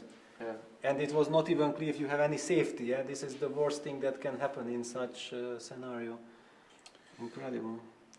Well, look, congratulations on such a great game, and good luck in the future rounds, and congratulations especially to you, Howie, fantastic start. Keep it up, good work. So, thanks for coming and sharing. Thank you. And while we've been looking at that, we have had another result in the time scramble, and a certain Mr. Caruana has won against Arkady Naidic in what looked like a very interesting game. Come and join us, Fabiano. Thanks for coming. Well done. Thanks. What happened? Not entirely sure. We have to say we did focus on your game. Of course, we were looking at the Carlsen game because that was absolutely mad that was hard for so long. But I suppose we should just go to the critical moments in your game. Yeah, I mean, he played this bizarre move Queen b4. Yeah, so this was already I think the position is just equal if he plays knight c3 or something. right. But This, maybe he maybe missed j- b6. I guess he missed b6, but it looks weird anyway. I mean, I don't think, even if I don't play b6, you can't really play for an advantage. Right. But he was trying to create something. I understand that. Because then suddenly, after a few moves, his queen. Well, I don't know was- if I had something better, because I mean, I would love to play a5 and g5. But I cannot, because if I play like I can maybe play a5 here, but then I thought he would take on d5, take twice, and play queen a4. And of course I'm better, but I wanted to get this structure, but maybe I should have just played this. Bishop b7, queen e4, f5. Something like this. But you want more? Or Yeah, I think that white is still very solid here. So yeah, so I wanted to. Somehow I was convinced I had a very large advantage, but after d4 knight e2, it didn't really come to much. Yeah, because if I play g5, then b4 breaks up my queen side. Right. So you're just a move. Yeah, I seem to be a move too late from stopping his counterplay. Right. And a5, f4. I thought bishop e6 was clever because I thought the way out for his queen was a2, b1, and this prepares a4. But okay, after rook e1, yeah, he's actually getting counterplay very quickly. So I thought maybe I should try to consolidate because I didn't like the. If I start playing on the queen side, I wasn't too convinced that I would be okay after he puts his queen on c1 and plays knight f5 or something. And then there's stuff like knight takes h6 and f5 in the air, so I wasn't. I wanted to just cement my knight on e5 and my queen on g5. Which you did. Yeah, and then after rook a8, I was very optimistic because I have a very strong threat of queen h4 here. Yeah, you couldn't do it the move before. No, because the move before after queen d1, he plays queen h4, knight f5. Yes. And this is what we saw, right? and I need knight f3. That's why I have my rook on e8. Oh, I see. I have Okay. this tactic. Oh, I see. We'll put that on the board. So here. Yeah, if he plays a move like queen e2, because if he Yeah. plays queen f2, then he's happy. But queen h4, knight f5, take, and knight f3. Yeah. Or with the queen on d1, it's the same story. I see. Okay. But then he played knight e2, which looks awkward, but it's not easy for me to do much here. I would love to get f5 in, but it's not easy to get it. So where was the next pivotal moment? Because suddenly it. I mean, I played knight g6. It's not very ambitious, but yeah, at some point, I thought it was g3 was a little bit surprising. I thought he would play rook f2, rook f1, at least hold off with. But I understand maybe f5 is worrying here. I kind of understand why he played g3. Although it does weaken the it king. does weaken his king. Yeah, it does weaken the king. Yeah, and here I think he should probably take the opportunity to take on g6. And it's comfortable for a take on f8, rook f8, and rook f1. I think it's comfortable for black, but I mean, I'll play g5. It's not so easy. g5, and maybe he'll play like g4 or something. But should be totally fine for white as well, no? I mean, it's Should be drawn with. because I was shocked that he did not change the knights. Yeah, it feels like at least I don't know, maybe he's still ambitious. But king h2, king g2 is not the way to play for a win in any case. I also thought that instead of king h2, he can, or maybe after knight e5, he can take on e6, fe6, rook f8, rook f8, rook f1. And I mean, black is a bit better, but it's very hard to turn this into anything. I'll probably play g5 and just play this position. But The reverse French, you remember? Yeah, that's right. There's like a French structure, but Yeah. with the knight on with e5. knight e5, Yeah. d5, And then somehow it all ended really quickly. Well, f5 I think was a good move. And then he had serious. Yeah, I mean, maybe he shouldn't take, but after knight f4, I mean, take on e6, he has to, knight f4, instead of e5. Knight f4. And now I play rook e6, I think this is accurate, and knight d5, rook f7. And he can't really clarify his tension. It's very dangerous because I'm threatening to take and put a knight on f3, but possibly, or I didn't see a clear, I didn't see what my winning attack is here, but it looks very dangerous for him. And I mean, e5 is a natural way to try to clarify something. Queen e5 I think is important because if I play queen c6, then king g1, and he has rook e6, knight d4. This was what I first intended when I saw this knight d4. That's a nasty little. I mean, I was at least comforted with the fact that I always have knight f3 with a draw. And, I mean, instead of rook e6. Rook e6. I always have knight f3 and perpetual. At least this is like some sort of safety net. But then I mean, queen d5. Queen d5 was much cleaner. I didn't see a problem with it. Yeah, and king h1 is the only other try, and then I'll play, I think, queen b7. Maybe queen c6 is also good. I was going to go to b7, and rook e4, knight g. I mean, looks losing to me. Rook g4, knight g5. Everything's collapsing. This is collapsing, yeah. After king f2, I don't really. I mean, I can do the same thing. I can play queen. And he can't take on f3, right? Well, he's falling apart here. h5, I suppose. I mean, check and then. Oh, check and then h5. Yeah, I didn't really see anything, but I assumed with the queen on g3 I would have. Yeah, it's have too something. much. Yeah. So king f2 happened, and then. Yeah, now if queen b7, he could try g4, and that might not be so clear. Although I still think I can probably break g6 and Just try and break. I mean, first take on e1 and then play g9. But why should I go for this? Yeah. Once I saw this queen f5, it looked Queen very, f5. very convincing. That's a humdinger. Takes and then Yeah, takes. rook h1 is the only other move as far as I can see. Rook h1. Yeah, now I take everything. Take everything. And queen g2, and he starts to fall apart. I think he'll probably lose all 5 of his pawns. You're just going to collect. You don't Yeah. even want to mate him here. I mean, I'll take a mate. You'll take. I'll take a mate too. But you've got a nice square for your Yeah, my king king is just to very hide on h7 here. And in the game, And in the game, rook e4. yeah, I mean, G5. the problem is now rook f4 is still a threat. King e2, I don't know if there's anything better, but queen g3 looked clean. Very nice. Okay, good. Nice job. So you're on the scoreboard. Yeah. Another 5 games. Well, everything to play for. I mean, look at what's happened in this tournament. It's been a crazy round. The cross is going to be a draw. Let's have a look. Why don't we get your opinion on it? I mean, he has. He played king f6, so he's like. So how to rook b8 or. So let's just illustrate to the crowd watching. Making a queen in this position would not be good. Well, it's not exactly mate, but I mean the ending is probably very bad. Yeah, so it's not mate, but after knight g5 check, you can't go here because of check. So you would have to take. And this, well, it's an extra pawn.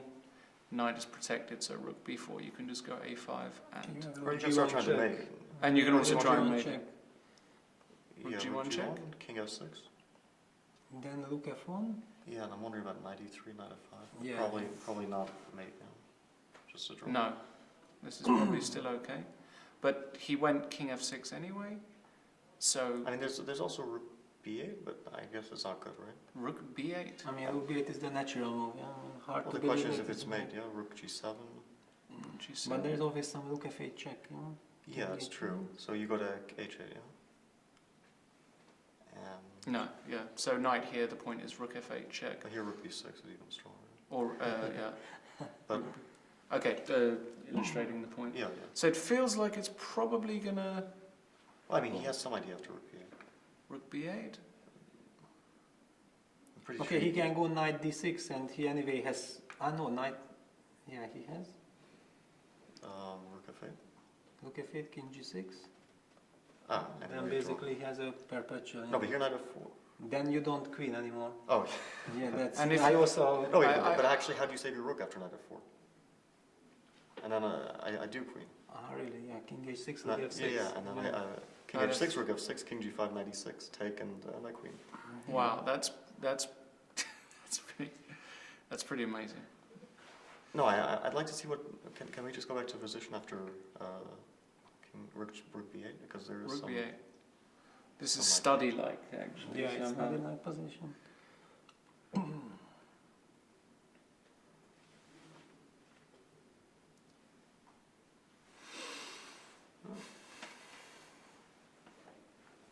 don't see it.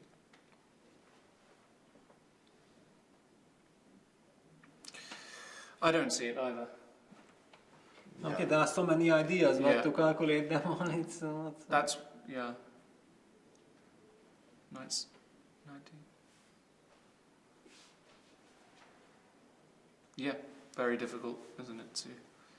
But the endings, what are they like? Just an exchange down, so let me just... Okay, that should be unpleasant, yeah? I mean, let me just... He had a perpetual the movie before, so his Yeah, idea isn't. I understand, Yeah, but right. if there's a... just If there's no in idea, Prince, if there's yeah. no perpetual, is this salvageable, or...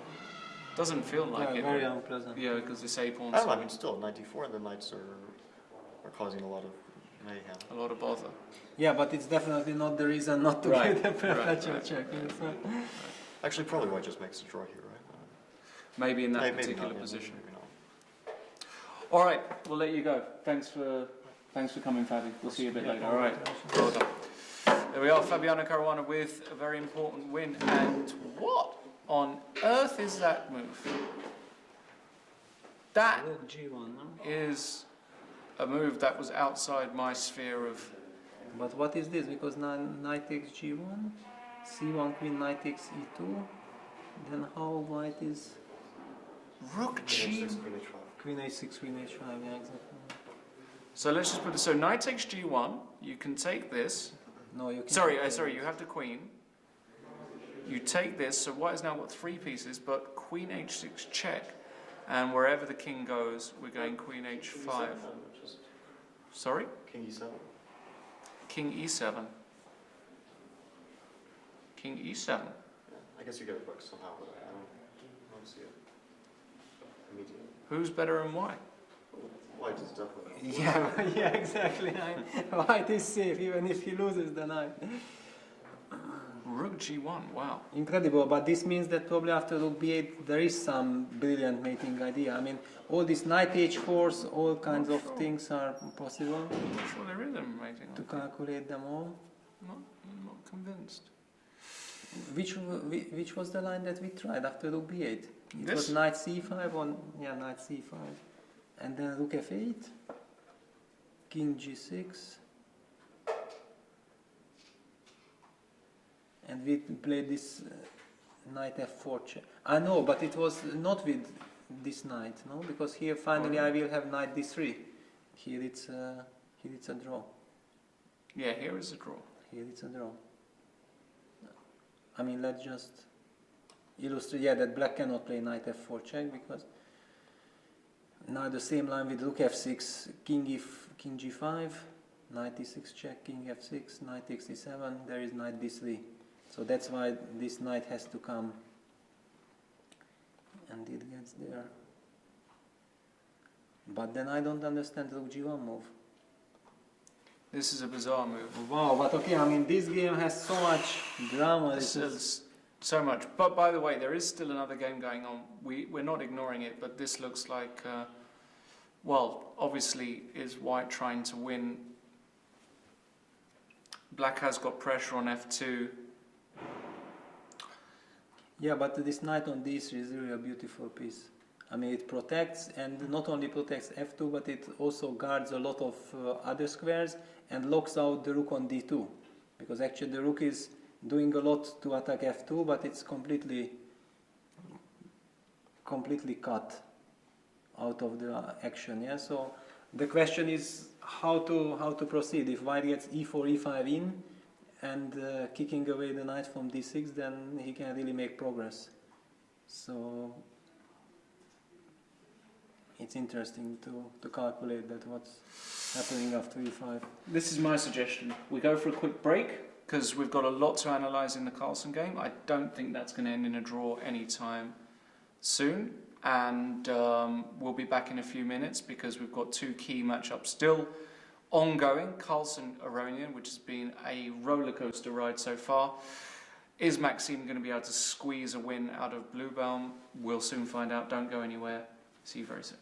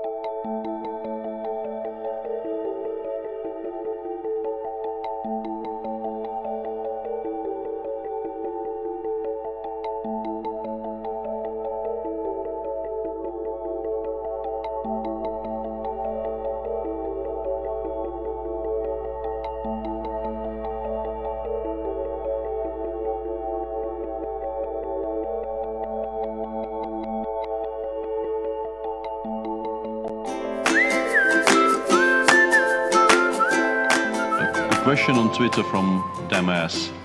I should not have pronounced that. That was a bit of a trap, yeah? For those of you who are new to chess, it might look like ba3 is an illegal move here, because white advances pawn 2 squares, not 1. But it's a little something we call en passant. And you can do that, but you have to do it instantly. You can't wait for a move, like let's say play king e7, king g2, and now try, because I'm gonna do it. I'm sorry. This is too funny for words. This is a software glitch? I'm pretty sure there's not allowed.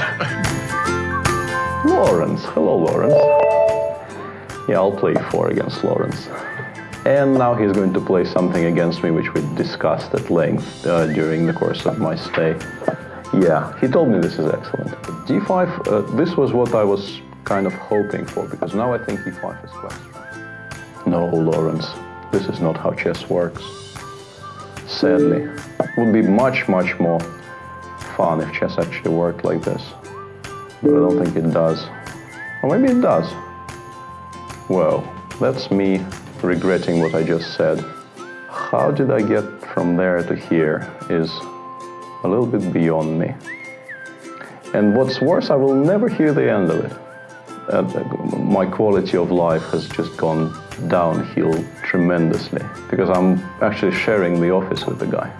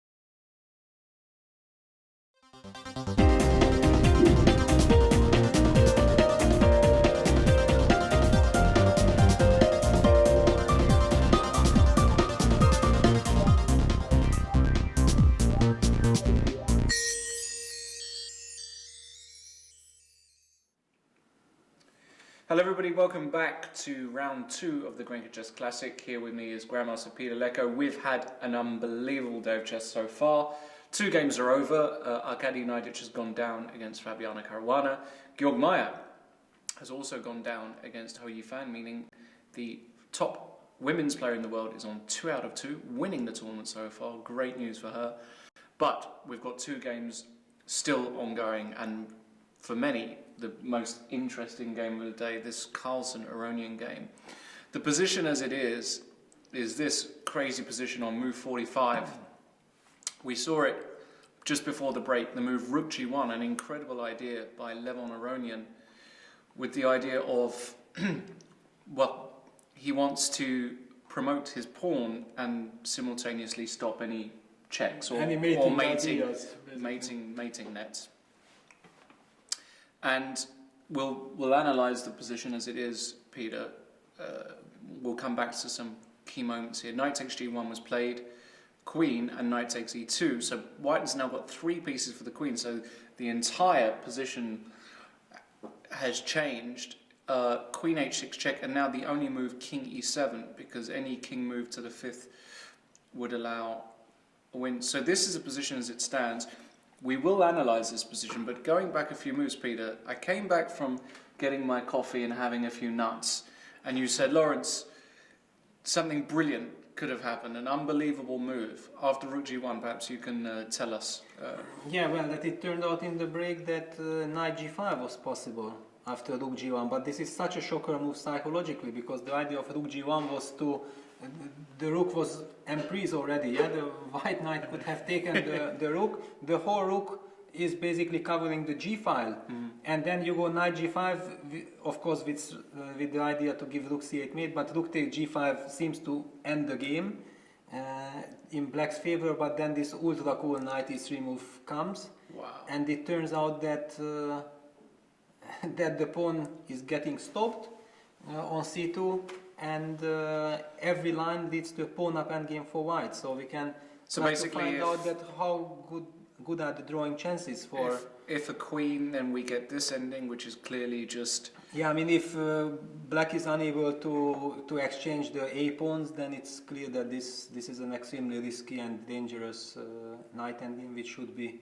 probably lost, objectively speaking, unless there is some study like draw. And otherwise, if you keep the rook with rook a5, then rook takes c2 is a tempo, and you have to move the knight, and then rook c4 is pawn up, and the beautiful coordination, and the black king is in and a great white king, yeah.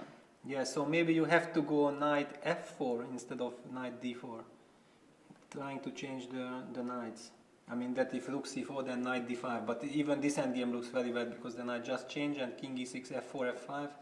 I mean with this active king, this should be winning. Yeah, with the a pawn still on. Yes. Yeah. So actually incredible. It's amazing G5. If knight g5 was really giving serious winning chances for white. Yeah. And we should point out, actually, if we're going back, if you've just joined us, this game has been up and down. It looked like Aronian had a wonderful position. We were really questioning Magnus's move, 19, bishop takes e6.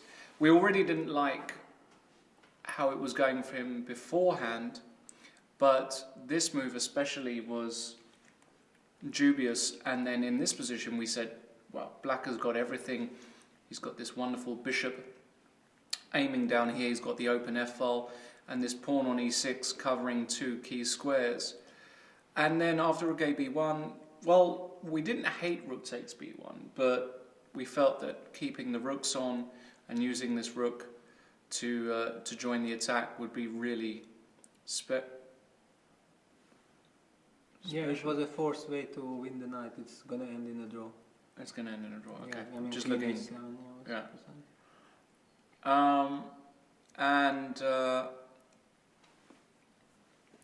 So we thought, well, Levon's got a huge opportunity here, but he took on b1, and then went h4. We felt that also playing g4 and just restricting this knight to the side might have been a better option. h4 happened, and then basically Magnus played this rook b7 move, which is psychologically a shocker, just to let black play h3 and just say, do you know what, I don't care, I'll take on c7, because after h takes g2, queen e2 looks like a very strong move. And okay, one has to say that it required brilliant calculation. Yeah. Because it's one thing to do it and another thing to calculate it and make sure that everything what you have calculated is correct. So it's really incredible. And now basically black is in trouble. Black is in huge trouble. Knight e1 we liked. Rook b8 we felt actually was a good practical try to, but it was around here where knight f3 again was a touch of class. Rook b2 again good, but now a beautiful combination. Pawn to d4, and after pawn takes pawn, pawn to e5. This is just stunning chess, because after d takes e5, knight c4, the bishop is no longer attacking f2. You hit the rook b1 check, king takes g2, and we thought it's all over. We thought Karlsson has turned it around, as Magnus often does. And we thought, well, Levon tries e4, but after knight... after e4 we just thought, well, knight fe5 and Magnus will win. Okay, there was a nice line. We should just show queen f5 here after knight fe5. Yeah, knight f5, queen f5. The point is that after queen takes g6 check, queen takes g6, knight takes g6, pawn takes c3. Black would love to queen this pawn, but after knight e3, stopping that, well, this rook does a great job, and this ending is just finished because you can never win the e3 pawn. So we thought, well, he'll play knight fe5 and just win. But he played the absolutely shocking, must be a blunder. Yeah, I mean, I'm very interested to ask Magnus, what really went through his head here, because Queen e4, allowing Knight f4 check is... Allowing Knight f4 check is just unbelievable. I mean, the Knight was pinned, everything was working out for Magnus, and then he allowed Knight f4 check. He must have blundered something somewhere. I mean, he must have blundered Knight e2 check or something, because now after Knight e2 check, he went King g4, and then suddenly we got this ending where momentarily material is equal, but black is going to queen his pawn, and then actually white gave a bunch of checks, and he could have repeated again. Rook c8 check and probably made a draw just by giving checks, because if the king ever gets frisky, how does this work? Something like knight ce5 is probably very strong. Yeah, and then c1 queen, knight g4 check. Exactly. And knight f6. I mean, rook h7. Yeah, rook h7. And... or knight f6. Or knight f6, rook h7. It's the same idea. But basically, black's king gets in a mating net. So white could have gone for that, but he went for king f6, and then, as we've just seen, rook g1. Still a stunning idea. But instead of rook g1, rook b8 rook was b8 possible. Was also very interesting, which was a draw. So which that's was why still we a were draw. shocked by rook g1. Yeah. Because suddenly rook g1 gave white again chances. I mean, but the whole game was, I mean, it's a spectacle. It's just amazing. Tell me, this is the position we have. Now, I would lose this with black to Magnus. Well, I mean, is it only black can lose, yeah? Only black can lose because even though on material black is up, black's king is far away, and white's pawn can do some damage, and I mean it must be a draw. Yeah, but actually this king is not that far. I mean, after quickly with hitting the rook on c7, and if the rook gets disbalanced a bit, then probably white will not be able to really put pressure. But okay, it's practically still a tricky position. Yeah? If white managed to get, for example, a5 pawn, rook to c6, king on b7, and knight b6, then he just starts pushing the a pawn, and nothing you can do. So black has to be careful. Yeah, black, and your engines will probably say 0.000. Yeah, probably, but it's not the way how you feel over the board in this position, because you still feel that you can lose it if you are not careful enough.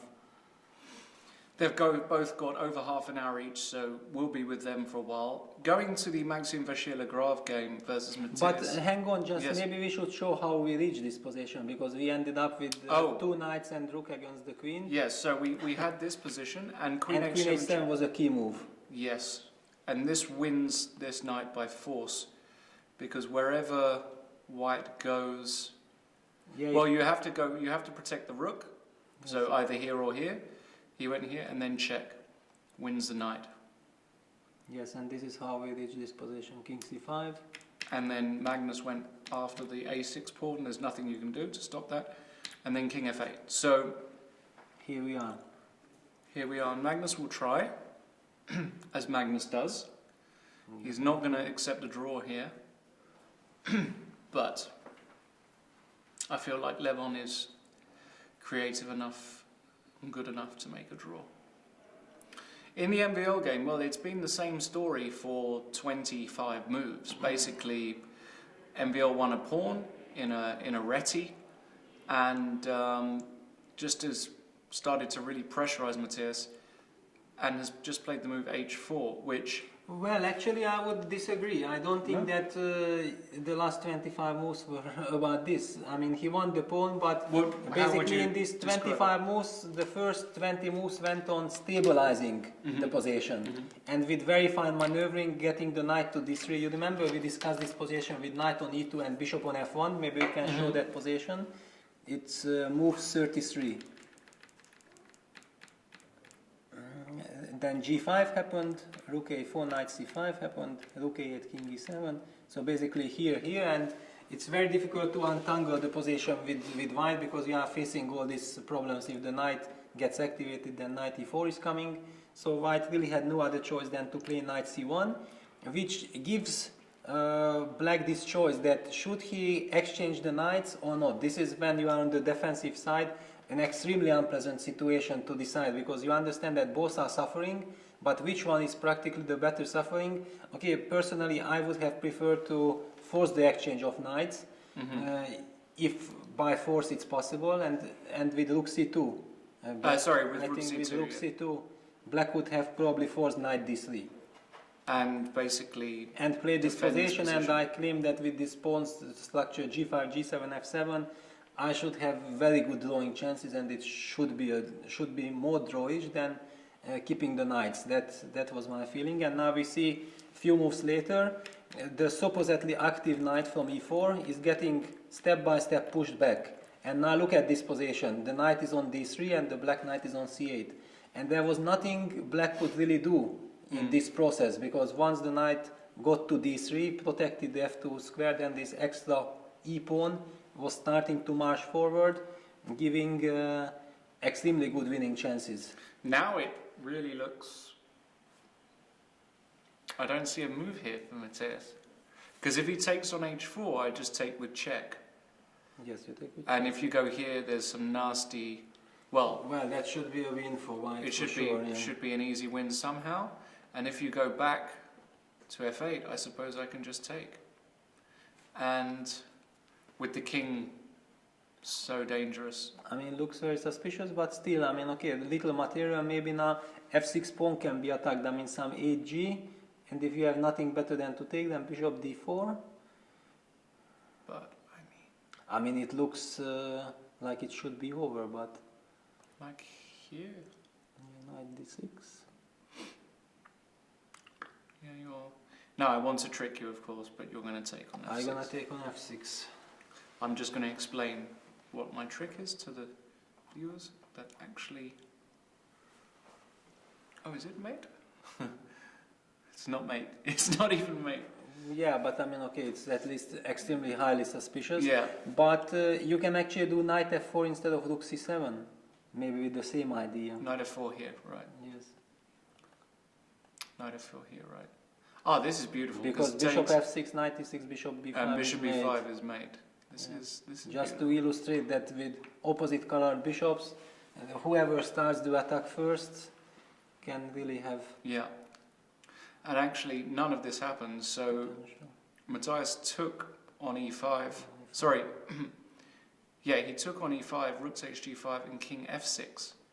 Yeah, but now he has broken pawn structure. Now it's very concrete, because whether white wins immediately or black gets some knight d6, e4 or something, then he has chances to hold on. And king g4 by MVL. So yes, now e4 can be met by knight f4, yeah? And then going for e4, attack. knight Knight f4. f4. And if I take on f2, Yeah, then knight d5 check, and also then some bishop c4 pins are coming. I mean, it looks. even knight h5. Yeah, knight h5 also. I mean, this e4 shouldn't be played, of course, because you cannot give the f4 square. So knight d6 looks natural, no? Knight To d6. activate the knight. Of course, rook takes Because e5. you still cannot take. Yeah, because of this trick, which would be a draw.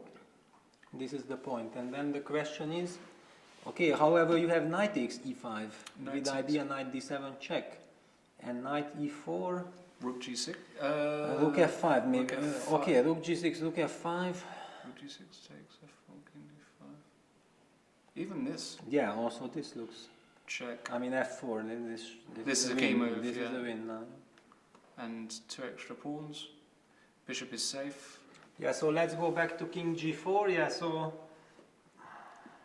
maybe then black has to play bishop d4. Yeah. Yeah. Maybe bishop d4.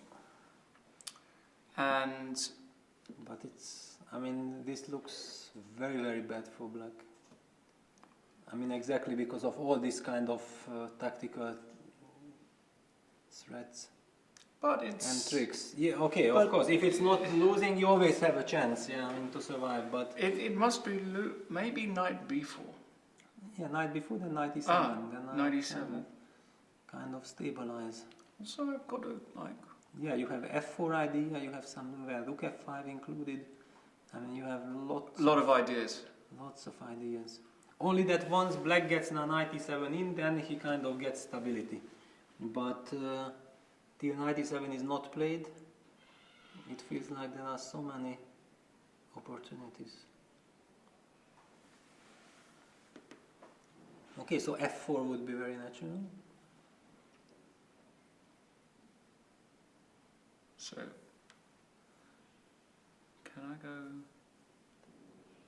Surely I can't do that. He played 97 immediately. Play 97 immediately. What's well, that? if it's possible, then it's the move you want to make, because this gives you stability. Yeah? I mean, rook e5, rook d3 is still working. Rook e5, rook d3, and the point is if rook e7... Then always, okay, I have rook d4 check, basically, winning the game, but rook g3 would draw the game. Yeah, or I was going to, well, taking on yeah, f2. also taking on f2, yeah. So, but basically it doesn't work. Yeah, rook e5 so you can't play rook e5? So you have to play... You have to decide, yeah, how to play these 2 against 1 positions. And if knight e5? Yeah, that's the main move, I guess. Then bishop has to take bishop on f2 to cover d7. But with king on f6, of course, this looks still very risky despite this little material. The king on f6. Even some ideas like king f3 back and then bishop c4, knight g4 mate and things like this. There are such ideas. Wow. But okay, it's easy to say, but he played 95. Yeah, he took 95. Maybe he's just seen that king f3 is winning. Okay, I'm not sure if it's winning, but there are these threats. No, because if we win g7 as well, then then it's over. Yeah, I mean, it feels that this should be. Should be, no? Should be a win. I mean, with such activity, I mean, look at this knight on e5 and these light squares. And maybe let's just go back to the Magnus game. Yeah, so... There had been some progress. Yep, so basically, we saw this, he brought the king, he brought it closer. And knight b6. So the knight is cemented. The knight is cemented on. And actually what is very important that all this king d8 runs into rook c8 check. So basically all this king march was not leading anywhere. So I would lose this position, no problem. And I'm not sure if you are the only one. I mean, no, I'm even not sure if the position is practically speaking a draw. This would be amazing if he won. Definitely computer will hold this, but over the board, I mean, with... Because, as you said, like, if I get this construction in, and I put my rook on c6, and then a6... This just... Incredible. Actually, let's just ask. I'm curious if whether engine really says it's 0-0 I don't know. You want to ask? Yeah, let's ask it now because I'm just curious that how comparable is this. Yeah, but you've got to find this ridiculous. But so yeah, basically you have to attack the a5 pawn. Yes, this was clear, but still, I mean, this queen f5 is a move that. Queen f5 is such a difficult move. Yeah, That's such a difficult move. You have to keep an eye on. You basically any move that allows king b7 is losing. So let's just put this in. Yeah, I mean. No, okay, this is still a draw. Yeah, it's probably a draw, but it's already in the wrong direction. And if here, just check, not, and if here, just king d8. And if yeah, this, but okay, this is just don't do this. Yeah. This is still a draw. It's still a draw, and then the queen g3 and then queen g2 back. And then he just. Yeah. Lovely. Yeah, okay, now we can turn on the engine. Yeah, the engine is gone. Yeah, basically when you can turn on the engine, chess becomes sometimes so simple, but over the board it's after 6 hours of emotional roller coasters and all these brilliances and mistakes, it's very difficult to keep calm, yeah? And also you get exhausted, you get tired, and you still most probably will find and make a draw, but it just to illustrate how difficult it is. Yeah, it's not a natural thing that you always find the way to save the game after 6 hours. And if you can really keep the pressure on, then the opponent can crack finally.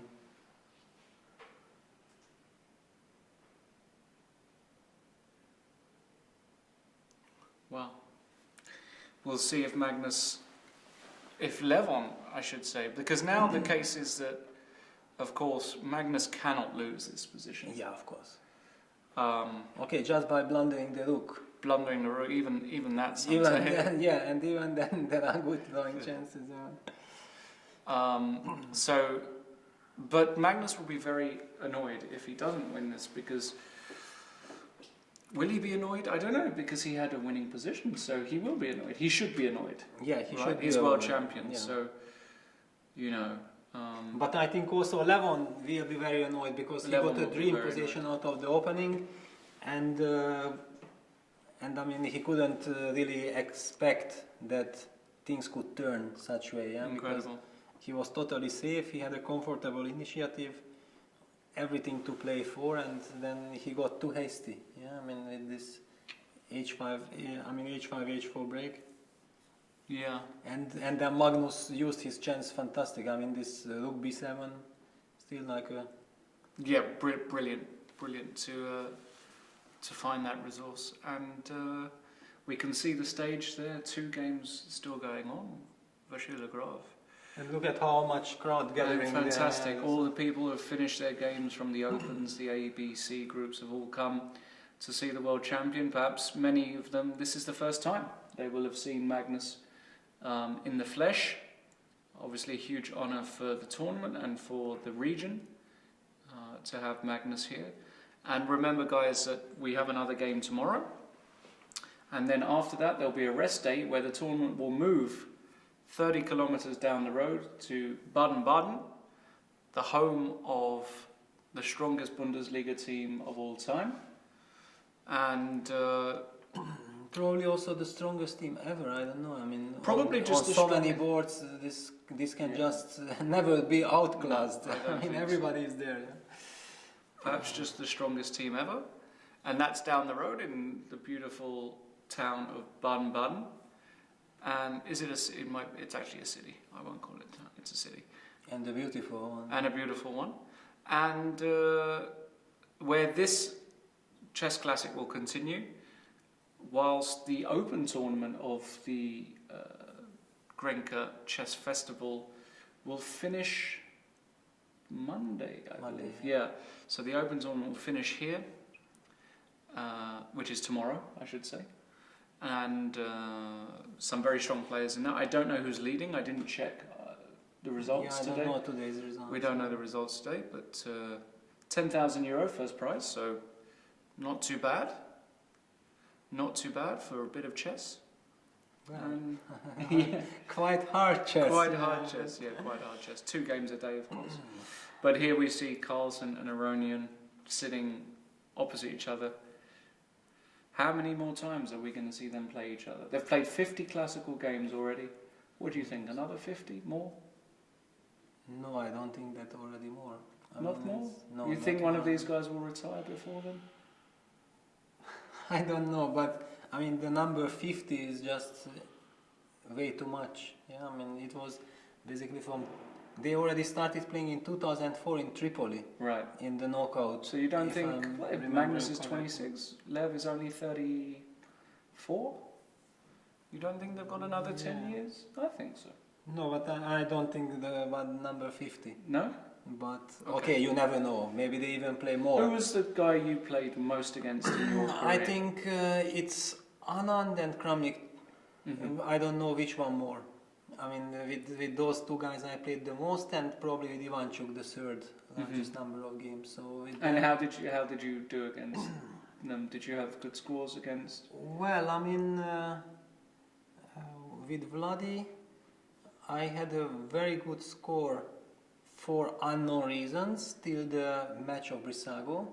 I mean, I think I was +1. Why I'm saying for unknown reasons? Because okay, I started playing with Kramnik 95 when he was already like the best player with Kasparov and Anand on the planet, and I was just 16 years old, or in fact 15 when I played the first game in 95 Dortmund, and I got a +2 score from many games. But basically, I was respecting Kramnik immensely, and I always felt like against him I have to play my very best. And we already discussed this, that this is when you really want, then sometimes it doesn't happen. But against Kramnik I really did my very best. I was also lucky in some games and things like this.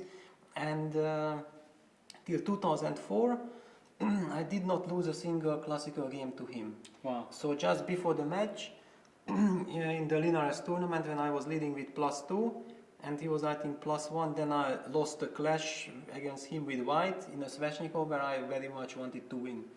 And finally things got out of control and he won.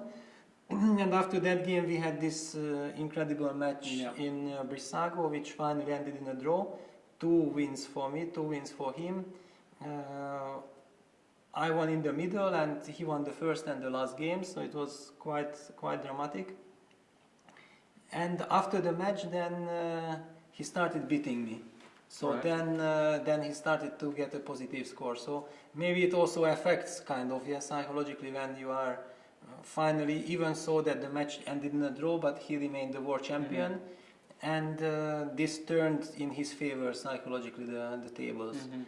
And with Anand, with Vichy also, we started playing back in the middle of 90s. I think 96 I played my first game with him. I lost a couple of games in a very interesting style. I mean, I got good positions, but just one small mistake and I ended up losing the games.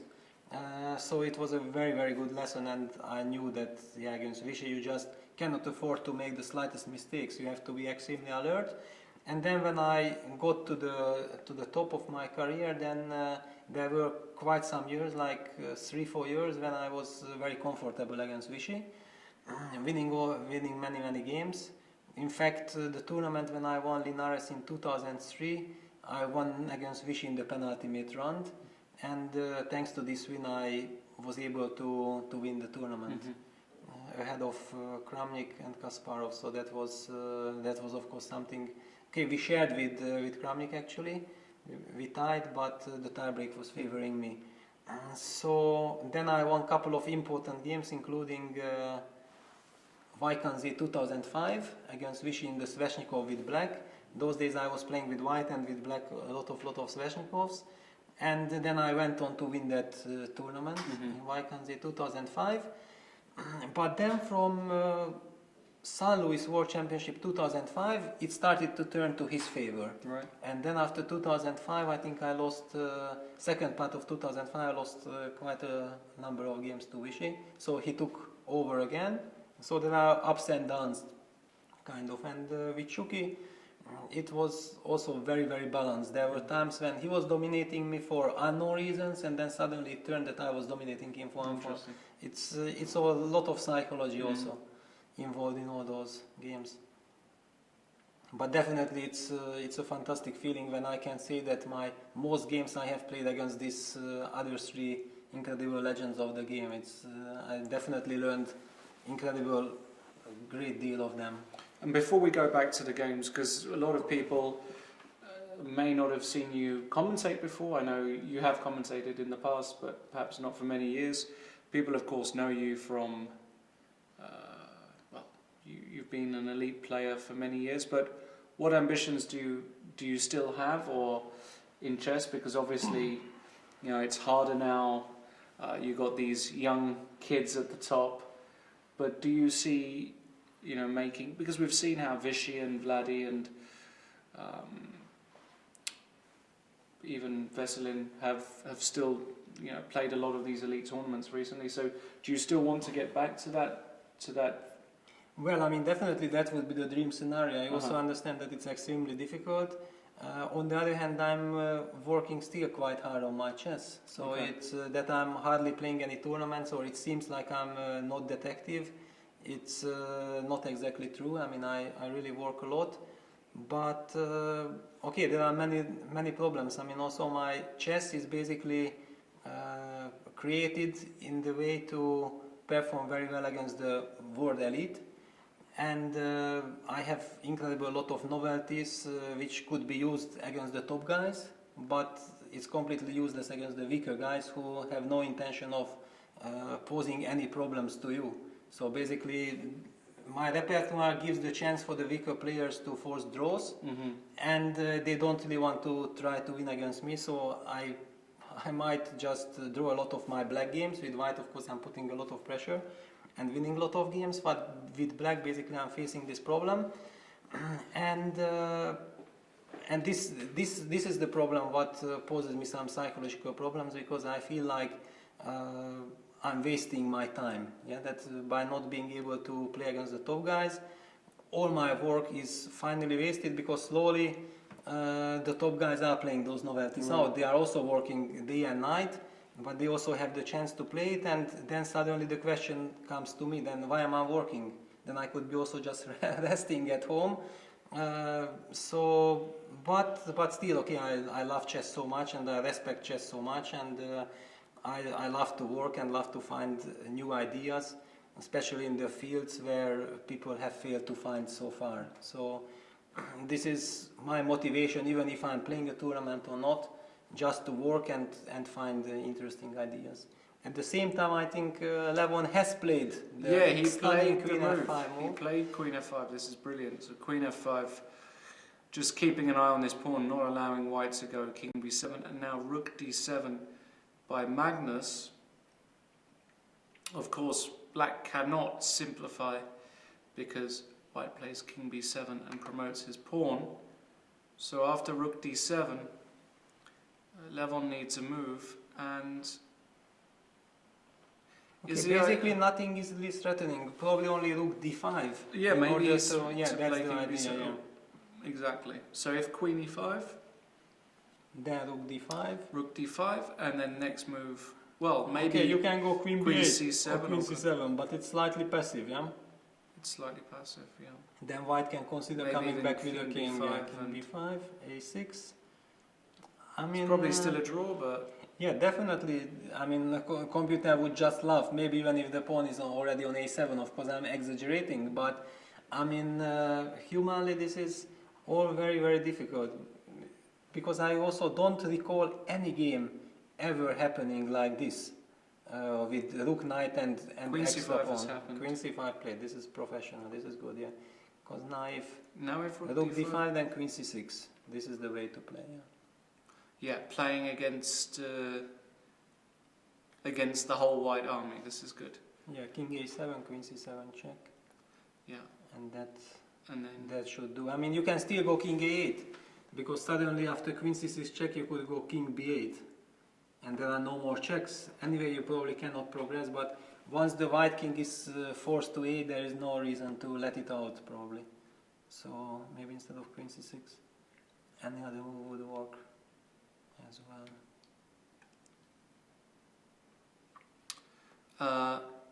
MVL in the meantime is, well, Bluebaum, in fairness, he's achieved something in as much as he has reduced the material, but his king is still so poorly placed.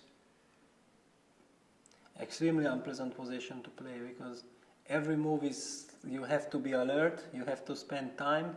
White's moves are coming so natural, so basically you always face that only your clock is ticking, and doesn't matter how many good moves you make, it does not solve your problems. It's just the start of another problem. So it's extremely difficult to defend such position. What Bluebaum would love to do is somehow sacrifice the knight for the two pawns. Even that position, I don't know. Probably it's a draw, but yeah, probably it's a draw. But these pawns are connected, so white will never let those pawns exchange for a piece. So very unpleasant defense, and Matthias down to. He's played a move. He's played knight G6. Yeah. Okay. This was to be expected.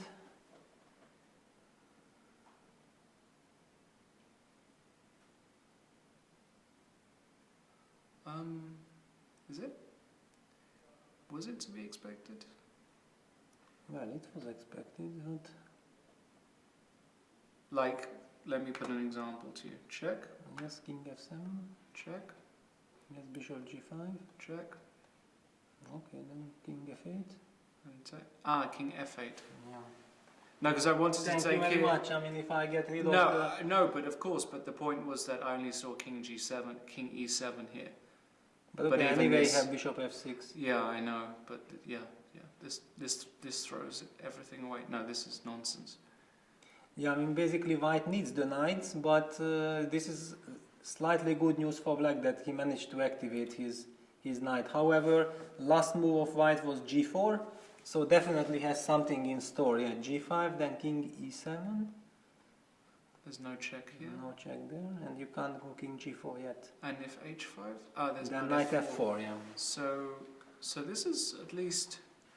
Yeah, but At I least- mean, it's clear that if he has done g4, then against knight g6 he had a plan. There are a lot of moves. For example, rook f5 check, Rook f5 check, king e7, Yeah, bishop f1.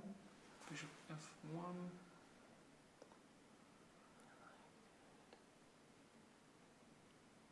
Okay, but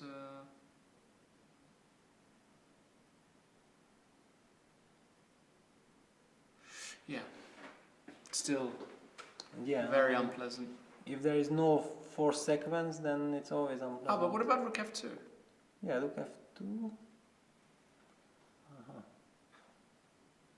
Bishop c4, knight f4, king g3. Then rook g2 mate. Rook g2 is mate. He's exactly. mate. Oh, wow. This is winning for black.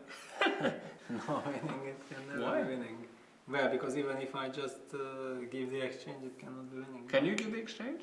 Well, I can always take on f4, but okay, that's not ideal. what I want to Even discuss. That, yeah. Even that, because rook h2 is mate. Why is that? Yeah, no, okay, I can put bishop on g2. I mean, it's not. Bishop g2 here, okay. Yeah, but hang on. Yeah, that's why I started Yeah, so thinking that I was not 100% sure suddenly after knight g6 what is his idea. I mean, clearly he has so many options, and so many promising ones, but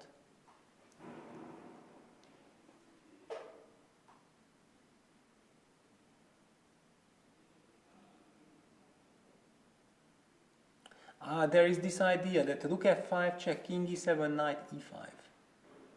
What about this? This is maybe very strong. So what's the idea? So if check, Then I take, and knight g6 fork, that's the idea. that is extremely strong. That is the idea. And this position, And this is winning. this is winning, huh? This is winning. And if this is not winning, then chess is not correct game. This is winning game. So in fact, after knight g6, Wow. rook f5 check, king e7, maybe you cannot go king e7 to start with. Oh, Maybe you have to go king e6, which is bad news because then already all these bishop f1, bishop c4s are coming with tempo. Check, yeah. So even here, bishop f1, and bishop c4, And that's a crucial tempo compared to these lines with rook f2 we have seen before. rook f5 check is a kind of difficult move to make, though, right? With the rook here, somehow you want to push the king back like this. Yeah, but definitely. Yeah, if but it's- okay, this position always requires very precise calculation. You just cannot play by hand, Right. because there are so many tactical possibilities. And yeah, rook f5 followed by knight e5. This really looks That's extremely strong. nice. I only wonder that after knight e5, can you take knight takes h4? I cannot believe it, but you might have knight takes h4. I mean, it's insane. It's insane. That's nasty. And if next you go g5, you just stabilize everything. It's And then maybe I'll make you. incredible. Yeah, it seems to solve. I mean, seems to hold. Wow. Yeah. Incredible. Incredible, yeah, because you have all kinds of, here I still have knight c4, but I know f5 is hanging. No, then I have nothing. No, yeah. Yeah. It's a 4, then it's a draw. This case, after rook f5, you can go king e7. We don't have a shot of Maxime. I mean, I would just like to see. Oh no! He's holding. He's holding his head. Maybe he he has blundered. missed. Maybe Okay, he's he has some other choice, but maybe he is knight takes h4. He thought that he's winning by style, yeah, with knight e5. Also, like king g3, quite simply bishop f2 check. Yeah, but sorry. also bishop f4 check. I mean, Sorry, time. king g3. No, king g3 here is not a move at all. I mean, black has all kinds of possibilities. Yeah. Right, well, just this probably. And this. I don't know. Anything. I mean, knight f4 is... Knight f4 is probably winning, actually, right? Yeah, no, I mean, okay. No, this is nonsense. So... No, I think clearly his idea was rook f5, knight e5 and finish the game in style. And he just realized to his horror probably also that there is knight takes h4. So he goes rook a6. He went rook a6, okay. King f7. He's forced. But maybe you can block. Maybe you can block, but okay, you also... Then if you block, then white king also gets out, kind of, yeah? I mean, I really want with black not to use this knight f4 check. You want to go king g3 I here? want to go king g3, yeah. And... I mean, I'm just saying that with black you should try to use your momentum if you have momentum. Yeah, Do you think you have momentum anyway? Yeah? Maybe. Because you have to defend defend the bishop. c7 Bishop c7 is coming. Yeah, no, it's possible. Yeah, so hang on bishop b6. That's my move. I can go bishop f1 first. Bishop f1? Can go bishop f1 first. You anyway go probably king e7. But now I can go g5. And if I'm getting out of this direct threads, then I'm doing nice progress.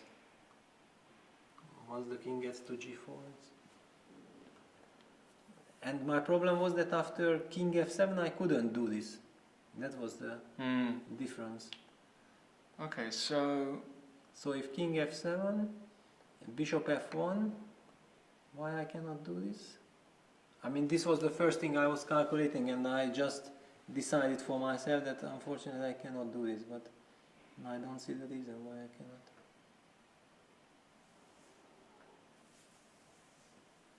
Then in fact everything is still under control. something smelled. Let me just do this again. Here.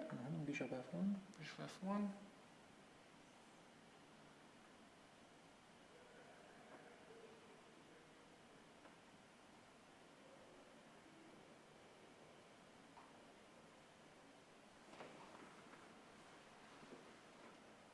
King f7 played in the meantime. King f7 was played, okay.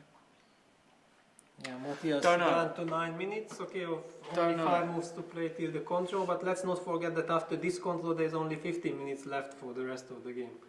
So imagine yourself in this position, yeah, that... Yeah, well, of course, yeah. But it's with increment. It's with increment, but okay, it can. I mean, when I had this game against GRENKE in Dortmund, we also had increment. That's why it was almost 8 hours game. I mean, it's just crazy. I mean, I remember after this I thought I'm not able to play the next day. But I was at least emotionally in a great shape because I have saved the lost possession. And for Vladimir, who has missed his win, was a much bigger shock. Of course, yeah. Of course. Yeah, maybe it's still winning. In the Karlsruhe game, not much has changed. I think this is going to end pretty soon. Magnus has to be a bit careful. Not to lose the rook. Not to lose the rook to some forced... You know, king here is immediately whoops. And king here is... Okay, then queen g3 check. Queen g3. And king b7 is still possible. And king b7 you can still lose the rook. No, then rook d5. That's king b7, sorry. That's basically maybe a trick. That now I'm playing this. This is... Yeah, but probably anyway it doesn't change anything. But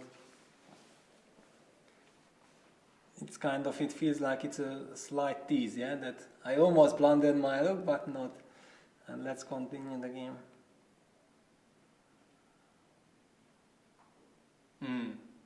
Yeah, but fascinating stuff, just incredible. And also, though these players are spending so much time and energy still, because it's not automatic. Of course it's not I mean, this automatic, endgame is really takes a lot of energy.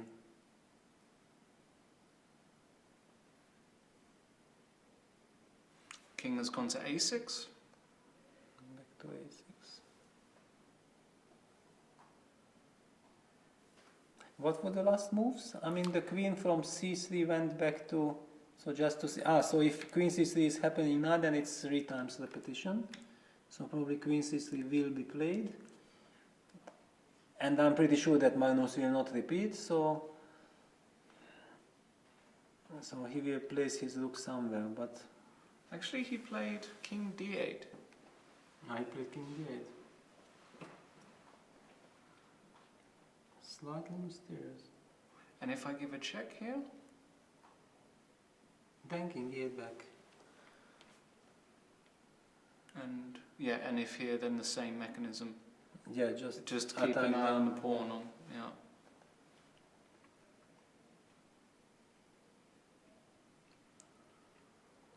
I mean, okay, king d8 is a psychological move, because maybe Levon wants to signal, you see, I'm not even interested in some repetitions, because I know that you will anyway not repeat, but I just show confidence that actually I don't need this repetition, because I'm sure that I'm holding already this position comfortably.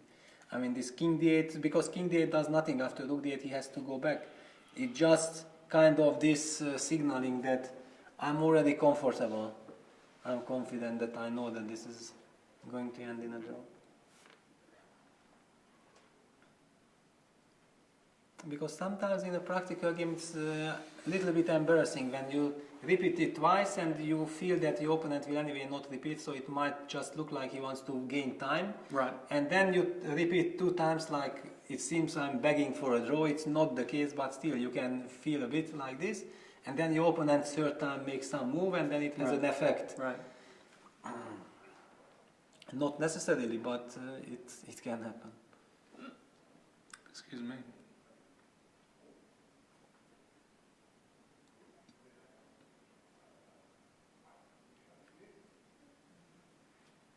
Yeah, but it really seems to be. Really seems like no ideas left. Okay, so basically Levon covers the 7th, and if he's kicked away, then he moves back to the 5th. To the 5th to attack this, yeah.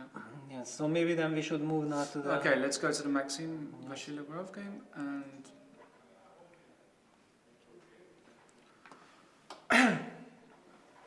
That's the problem with putting the king on a light square, as we said, is that it gets hit with check. Yes, but he was forced to do that. I mean, okay, bishop b6, he would anyway have to move from f6 sooner or later. But yeah, now he got bishop f1. Yeah, and...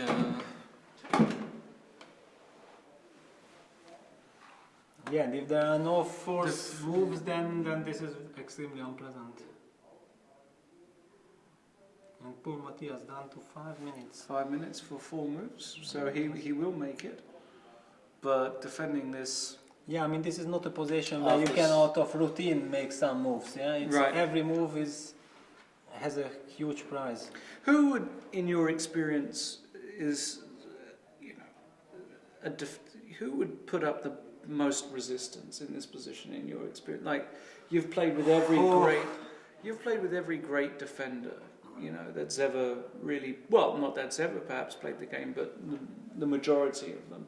Who really impressed you with tenacity and able to resist losing? Well, basically I think that almost all the top players are extremely good defenders.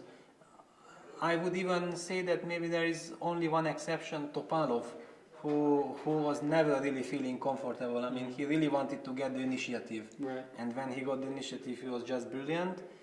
But he kind of never wanted to be slightly worse like in this because position. he gets frustrated, Right. and he would already do something before and burn the bridges and even go down in flames, but just to avoid such things. But in general, a part of him, all the other players were also extremely good in passive defense, which is I think one of the most difficult things, because you really need so much patience. Yeah, Right. it's very hard to say where is this border of just sitting and you might lose, or you just sit and you will hold. And this is the biggest problem, I think, because many times you want to take action because you feel like if you just sit and wait, you will slowly lose. And I think the extremely good players were always very good in feeling this, that when you can stay passive and when you can. Excuse me, one. Ah, this is brilliant. He got This is king brilliant. b8, This yeah? is brilliant. Sorry, I just saw this out the corner of my eye. Levon Aronian doing one for the crowd. The crowd here, King c7, at first looks like a terrible blunder, allowing Rook d7 check, because of course, as we've mentioned many times, this is easily winning, but his idea is that he wants to go Rook d7 check and now King b8. Brilliant. Yeah. idea. However, White can actually still kick him back with Rook d8 check, King c7, Rook c8 check, and then you have Just to move illustrate, it. this Yeah. is stalemate. So here, check, here, Rook c8 check, here, but again, there's no... Yeah, but it's not really obvious if the king on d6 is really much better than on e8. Right. I mean, okay, it's of course a nice active position, but probably it's not the reason why it's a draw or a loss. But basically with this king c7, Levon wants to show that, okay, maybe we have had enough. Maybe this game deserves such an ending, yeah? But I don't think Magnus will agree. No. Because Magnus can think, okay, we already had enough beauty in this game, let me just continue torturing you. So check here, and now, got to be a bit careful, right? Like, Who is supposed to, I mean, okay, I can go Rook c4, Rook c4. just so that everything is protected. I mean, why I was saying that king on d6 is not necessarily so great, because when you attack my e5 pawn, I can knight force you c4 with check. knight c4 That's check. exactly what I was just thinking. So let's put the rook on another square.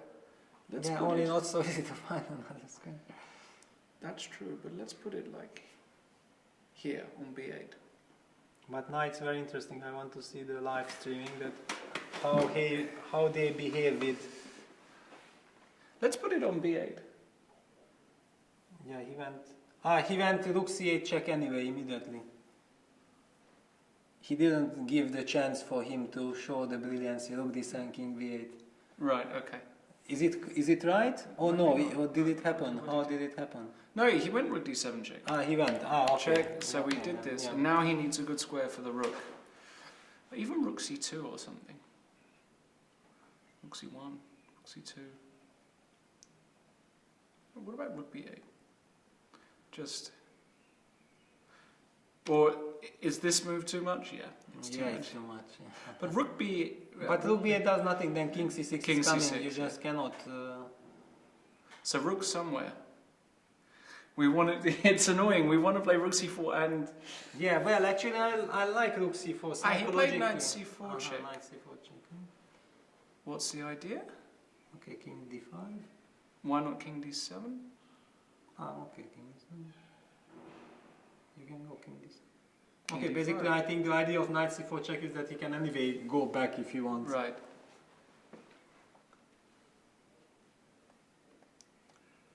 And if here, does he want... See, you start to hallucinate though with black, you know? You play... Yeah, of course. You start to get confused. Even these top players, it's... I mean, now you go rook c5. Now suddenly you have a good square for the rook, maybe. And if... Yeah, and if queen d4, king b5, that's what you want, Yes. right? And then suddenly... And then suddenly I claim that I continue playing. Absolutely. Yeah. Rightly so. That was the reason behind suggesting king d5 move. And why I So suggested king d5, I yeah. did not want to give this Good. c5 square. Well, maybe no. Oh, no. But then I start checking you. Or not. I mean, king b6. No, I want to do something crazy. I want to go here. King b5. You just want to tease me, but I I wanna- go queen d7 check. I understand. King Yes, B4. I understand. Okay, but I'm at least feeling also happy that I kicked you back. Now I go queen e7 check. E7, yeah. I come here. I come here. Yeah, but in this case I can already also block maybe with queen on a6. I mean some queen b7 and then I put queen on Queen a6 b7, and knight b6 check, yeah, and I just move king d6. king d6, king b4. Okay, but you didn't achieve anything. But basically that's the most frustrating thing for black, that doesn't matter what, you cannot. Until it's not a forced draw, it's Well, it we have continues. this now. We Yeah, have this now. Okay. So now It's a complete draw, but it's a mind game. I mean, it's yeah.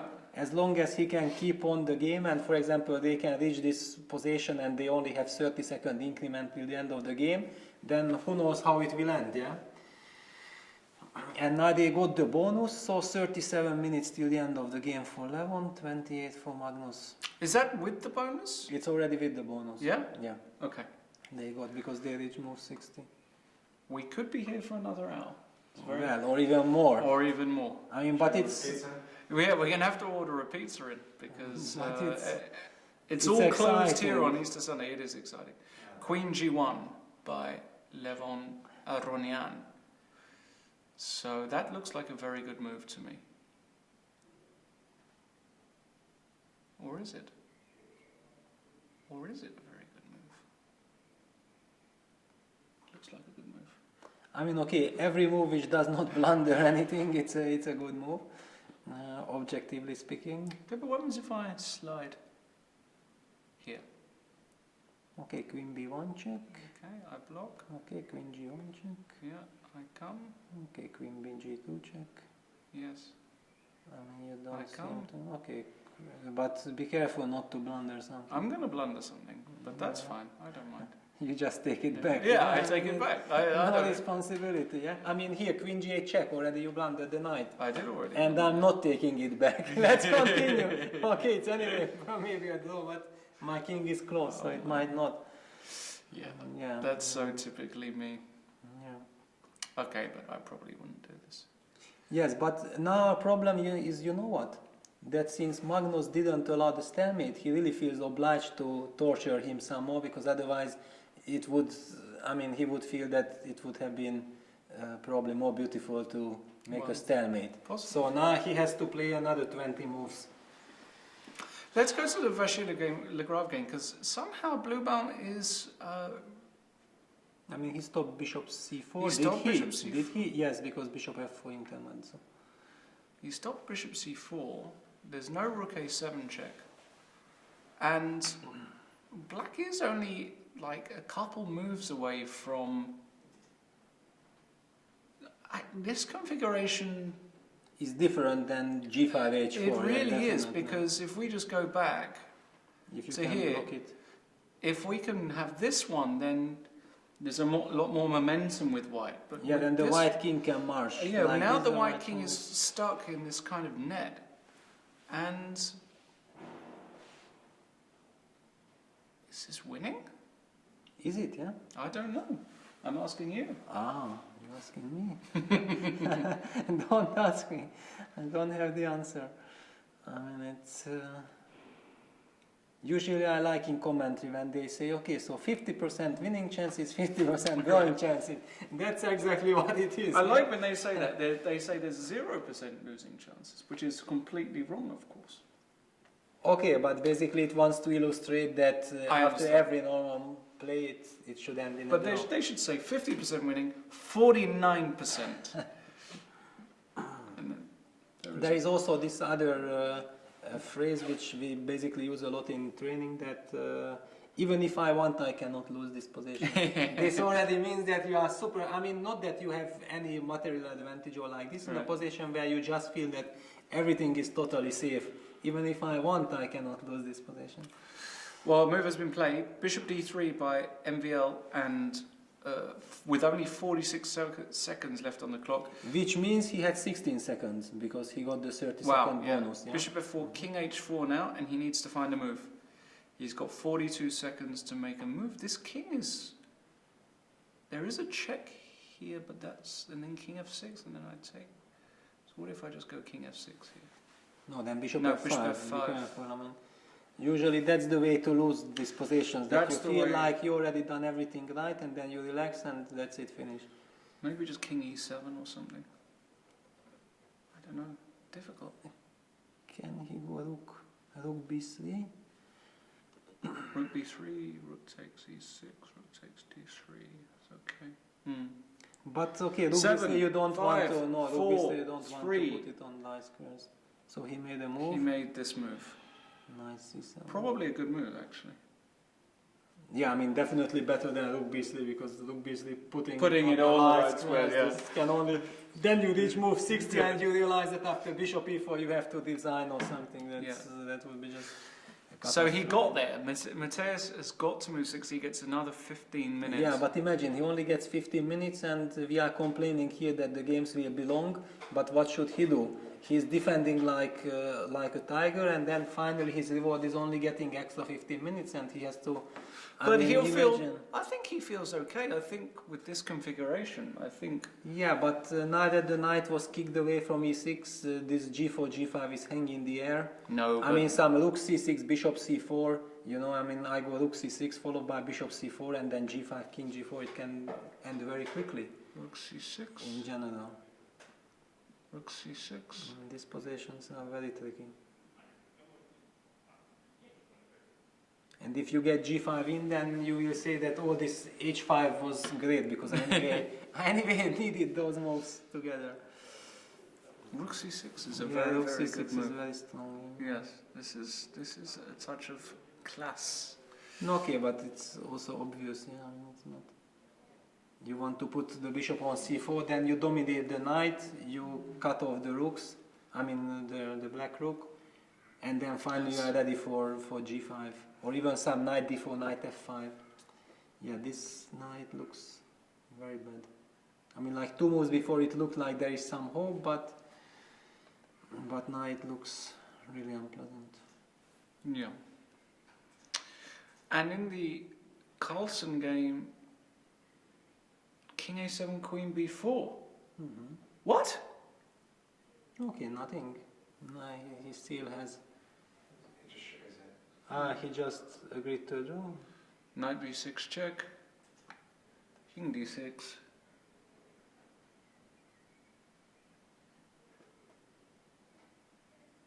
Rook somewhere, and but is this an if rook here? Okay, Here? then king c6. King c6. And after check I can go king b5 probably. So I basically force immediate repetition. Yeah, and actually, because you've got to be careful, because this is actually you might losing. start losing. Well, it's just losing immediately. Yeah, and this will end in a draw. I mean, okay, probably because Magnus is so disappointed right now, if he will know that the position was anyway complete draw, then he will calm down.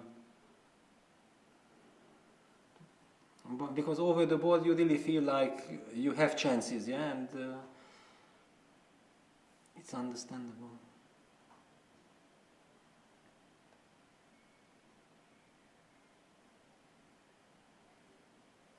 Yeah, Rook c6 played by MVL, and this is really tough. Once Bishop c4 comes. Yeah. But you have witnessed, yeah, we were always dreaming of exchanging the knights finally, and that's why that was a crucial moment at the beginning, that he could have forced the exchange of knights. Yeah. Because in this time, if the white knight reaches d3 like it happened, then already your knight will be run out of squares. Run out of time, yeah. Rook h5, king c6 in the Carlsruhe game, check. Played, king b5 will be played. And then I think it's going to repeat with check, king c6. Yeah, it's... Yeah, and we're going to get a draw. This is the moment to finish the game. Yeah, he tried. We know he tries. Yeah, but there is nothing to try anymore. Wow, and what a draw. The kind of draws in chess that we love. Just Basically, probably the most dramatic game of the last years. I just cannot. Just an incredible draw, Cannot- full of drama. Levon had such a promising position, then Magnus fought back, had a winning position, and then somehow Magnus made this queen takes e4 move, which was just threw everything away, and then even still tried to fight until the very end. But of course, this wasn't quite enough to win. So draw, in some ways, a fair result because Levon really, but he was never winning, Levon, but it was really unpleasant. Yes, but I think try to explain to Magnus that this was a fair result. I'm not sure. Magnus looks okay though, he's laughing. And No, okay, they both feel, I think, that they have played a great game. This is clear, but I mean, Magnus was really just kind of one move away from victory, in this knight fe5. yeah, Instead he of was queen really, e4. knight fe5 was really just very, very clear. But I mean, clearly, to play such game, it gives a big pleasure for the players also, because you feel that you created something special, even if finally you did not win. Looking back, this was a hell of an achievement Absolutely. from both players. I don't know if they're going to come in here because it's been such a long game, so it wouldn't surprise me if they just wanted to relax. We'll wait and see if they are going to come. In the meantime, we've got a close-up here of MVL versus Bluebaum. Yeah, and poor Matthias holding his head now after rook c6. Well, he played king, E7, which is a yeah, good, king good. I E7. think that's a good move because. Yeah, it's only move because now bishop c4 is met by king d7. Yeah, Right. you don't let me. So you can't do that. So the one thing white is lacking is just this horse. Yeah, if this knight If this joins could- the battle, then it's kind of should be decisive. But it's just hanging, just Hanging. fighting, you know.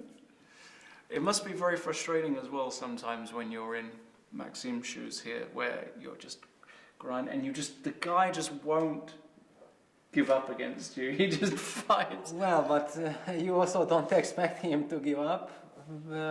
But this is also a situation when bishop f5. Bishop f5 played, yeah. We played, This yeah. is It had been played also, yeah. Bishop f5 looks like a very. I mean, for example, if here this game ends in a draw, we would say that, wow, Matthias really deserved because he was hanging in very well. Yeah. But Maxime would be very disappointed. Yeah, absolutely. Hello. Just you? Yeah. Just just you. Wow. The disappointment in your voice. No, not disappointment at all. Quite the opposite. Hello. We're here with Magnus Carlsen, ladies and gentlemen. What a game! Holy moly! This was a real treat for the crowd. No, I think I was just winning. No, at some Yes. point, when he went e4. Yeah, knight fe5. Knight e5, e3. Let me rook just bring it f7. up. So e4. So this position here, knight fe5. E3. E3, yes. E3, rook f7. Yes. This is what I saw. Takes. Yes. Takes. Yes. King f7. Queen h5. And I thought this was winning. But then I thought queen e4 was even easier. Oh, right, I see. Okay. Yeah, because originally we thought, well, here, this was another. Yeah, okay, Queen g6 is simple. Yeah, we just thought this, and then knight e3. Knight e3, yeah, this is easy enough. But you were also in big trouble, we thought, also at some moment. Was I? I believe so, yeah. Hey, come join the party. What a game. Wow. When was I in big trouble? Congratulations. I think after h5. Rook b1, then rook somewhere. Just rook here, and we couldn't. Yeah, of course I should have done it. We thought you were going to blitz out rook e8, and this would be. Yeah, of course it was ridiculous to exchange the rooks. No, because I thought he can never enter with the rook, but then Yeah, this was a shocker. This was a that shocker. That you could just play is rugby possible. 7 and I didn't think that this was so will clear, make him. but it's okay, whatever. But what is your kind of A5 is an idea. A5? in this position, Yeah, A5. maybe H4 is just good. Well, a lot of the lines with G4 look very strong as well. Well, G4, Knight H4. What's yeah, and then It's not so clear how to proceed after you.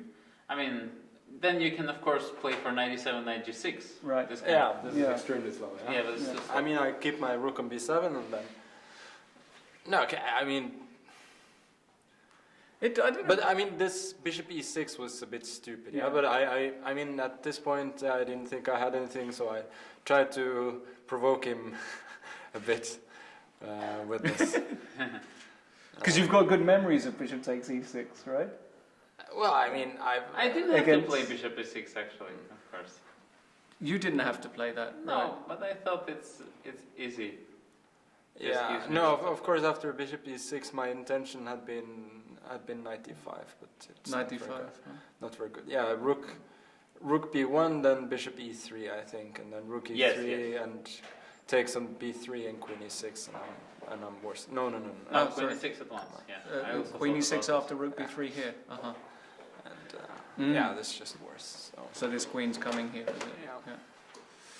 So, Okay. Anyway, so it got really interesting. So So my here- tactics were working, right? With my knight H5. Huh? Everything was working. Knight H5 was working. Yeah. But I guess that it was part of your preparation. No. No? Wow, it was over the board. Wow. Because I was saying it here. I just said, oh, knight H5. I mean, I'd love him to play knight H5 Yeah. because it's just such Yeah, a and then we principled started move. calculating all those knight H5, knight takes Knight E5 takes E5 lines. lines, It was beautiful. madness. Yeah. yeah. No, I mean, at that point, yeah, I thought D6, knight BD2. I kind of get what I want because knight H5 is not happening. So, yeah, that was very nice. But around here, it just got. So here. So you went for this level on this H4, and I couldn't believe my eyes because I Queen thought E2 might be there brilliant. has to be something for me. apparently this is just good for white. Yeah. But it's the same thing every time. Yeah? Yes. Same thing.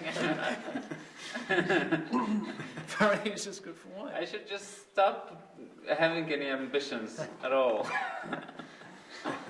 But where was it? I mean, Queen F3 was possible here. Queen F3. And, okay, it's just a draw, I think. Yes. Takes. Really? Yeah, Yeah. takes. Takes on E3, King F7. King takes G2. Whoops. What I about that blundered. one? We both We blundered. found that one. That one we did find. No, but what if I start with bishop E3? No, then Queen Ah, E3 and Queen Queen. G5. Yeah. Whoops. The ending is losing, probably. Okay, then. So we thought, oh, 97. Only Yeah, move. 97, but I really like 91, and now I thought That's a brilliant Now I thought it was just better. Yeah.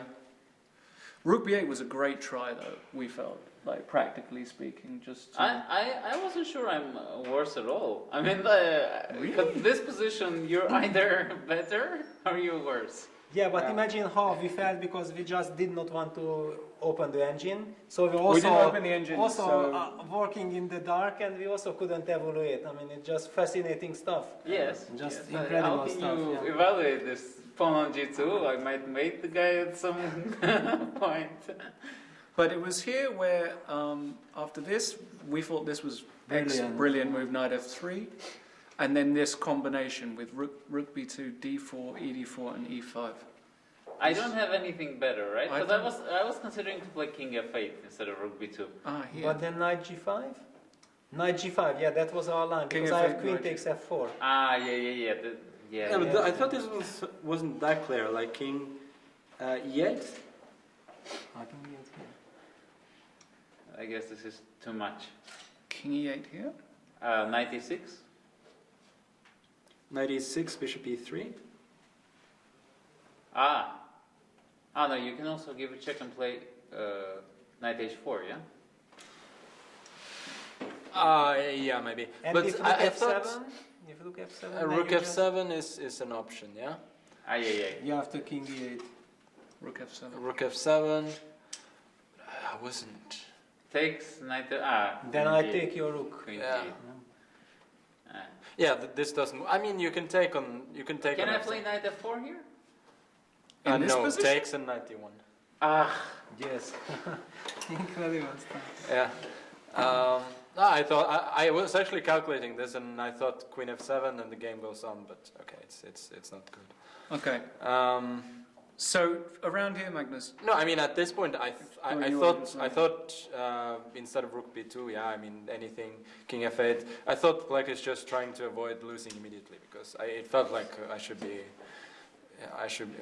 much better at this point. Yeah, that's why we're praising Rook B2. I mean, we also thought it's the best practical. Well, I mean, I was very happy to see because I thought I was winning immediately. Yeah.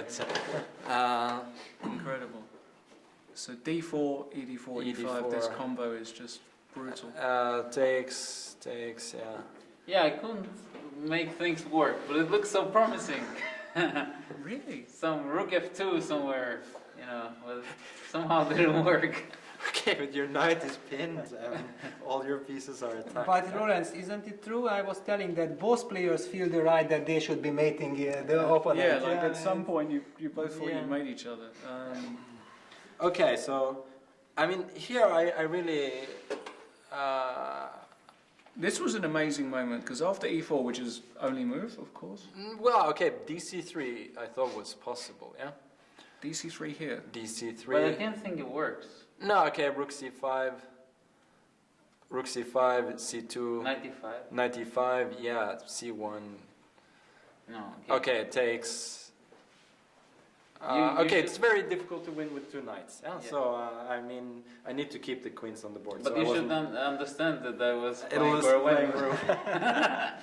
Of course. So you were still optimistic to play for a win after E4? Okay, here I was. Okay, I was a bit angry at Rook B2. I thought, what a terrible move I made according to this. Interesting. Okay, but this we thought E4 was just like desperado, just to... Yeah, me too. I thought it was a very... I mean, okay, honestly speaking, I didn't see 95 Rook F7. He has this option here. Yeah. And I was thinking, okay, it will be a draw. No, so knight Fe5, E3, Rook F7. Yeah. I think this is just winning. I might be missing something, but looks good. And in this line, if after Queen H5 I go E2. E2, 95. King F6. Let's put it on the board because I don't Yeah, no, but then I take on Queen H5. Yeah, but you want go D3? You want D3? Yeah, that was. But then King F3. Yeah, in this position here, right? Yeah, that E2. So Rook F7. But why can't I play? Why can't I play King F6 at that moment? So takes. Queen H5, King F6. King F6. If I take the bishop. E2. E2. Take on C5. Check. E5. 95 probably. 95 Rook G1. No, okay, so Queen D6. So, how are you gonna win? King G7? 95. Just like that. Just like that. Maybe it's not made. No. Rook G1? Oh. This is too much. Okay, that was, this is too much for 9 o'clock. Yeah, such was the game. This is amazing. Yeah. That was missed. So, but maybe, okay, it's amazing if it's still... It felt like it was winning for you, but we didn't. Maybe, okay, so let's say... But after King G4, I was at one moment tempted not to play Queen F5, to play some Bishop E7. Did you see that? In which position? Move number 36. In this line? No. In the game. In the game. Okay. So King G4. What did you want to do? I thought maybe Bishop E7 works.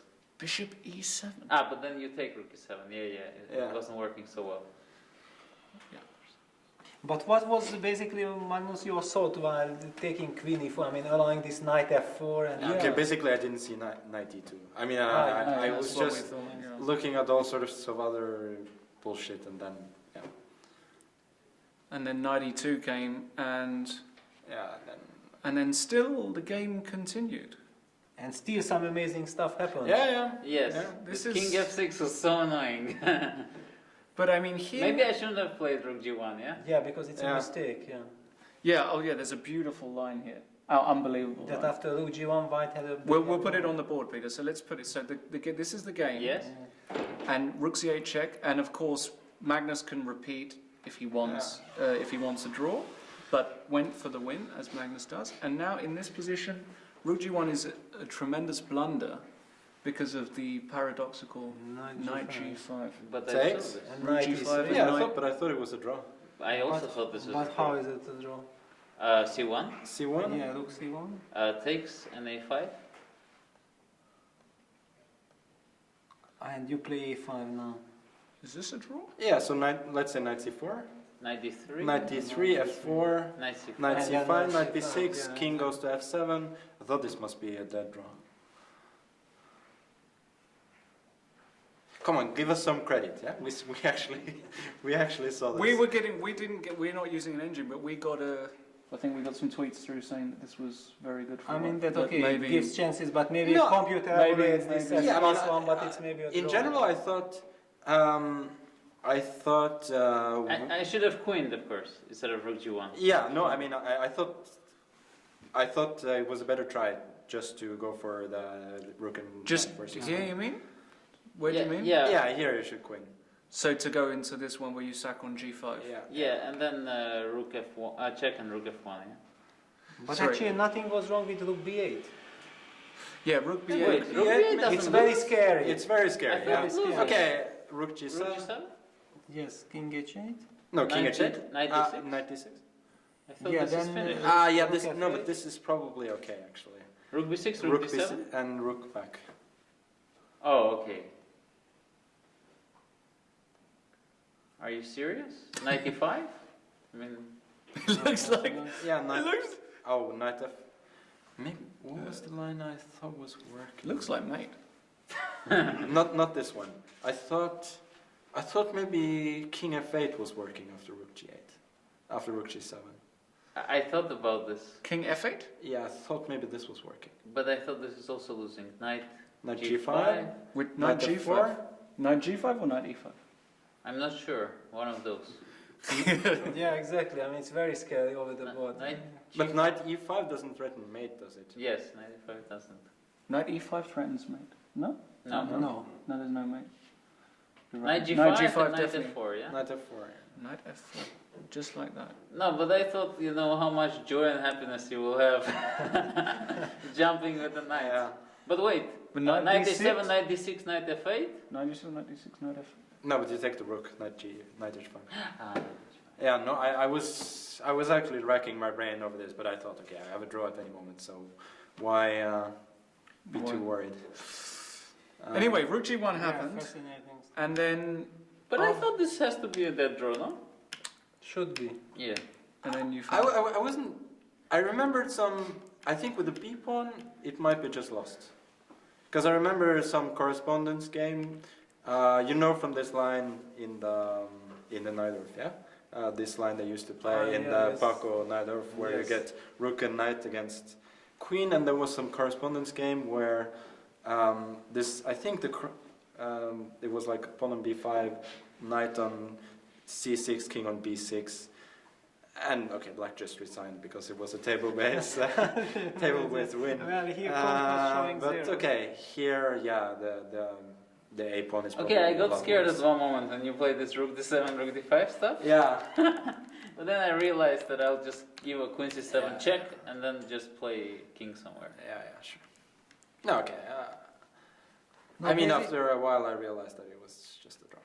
Yeah, basically we thought that move 51 was crucial because in 51, here finally we opened the engine for the first time and engine was showing queen f5 zeros. And then we said, wow, but what are the odds that Levon will exactly play queen f5? And you went queen f5, then we thought, okay, you're gonna Yeah. hold but it. Yeah. it's the only move. You It's can the only see it. move that draws, I Yeah. think. Okay, according to computer, everything draws, but this was his main. Really? Is Yeah, that what because it then you tried all the other moves and also They- it they was all saying draw. that it's zeros. Crazy. Okay, maybe basically, even if I get the pawn to a6, maybe I cannot make progress. So. Okay, I mean, in I don't hindsight, want to see that.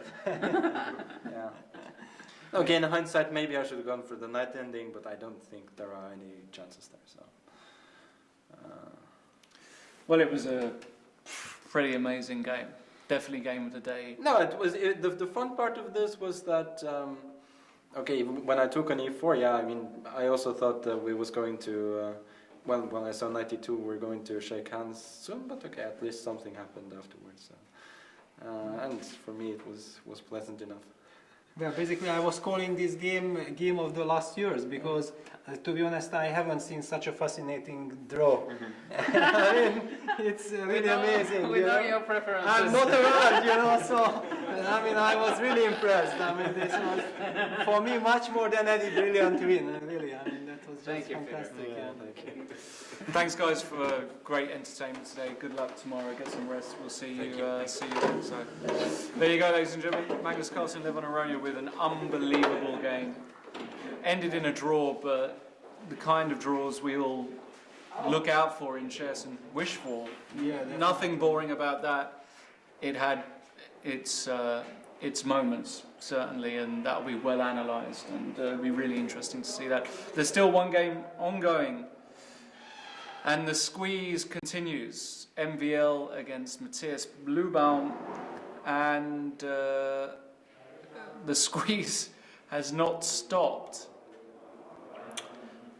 And MVL's king is just encroaching ever so slightly. And it still feels like Matthias is holding on by a thread. Yes. A thread at best.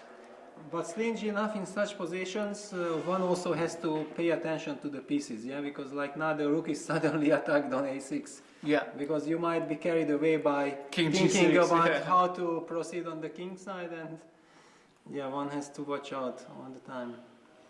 Yeah, so rook c6. And blitzed out knight d5. Well, I suppose knight e3. No, is knight e3 a threat? Can't be a threat. No, it's not a threat.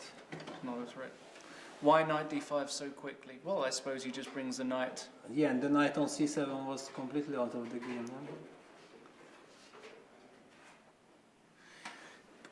To Matthias's credit, he's still doing a good job at keeping this knight from joining the key attack. Moment. And also Maxim is down to 25 minutes.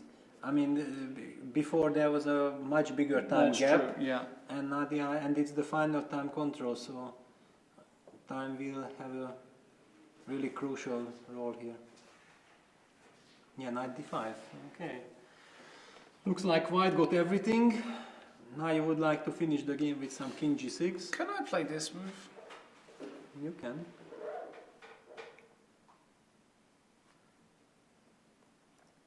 But okay, bishop takes, yes, bishop takes e5, rook e6, king f7, rook e5, knight f6. Yeah, now, if I give a check, king f8, and I cut, and I. No, I'm setting rook e4.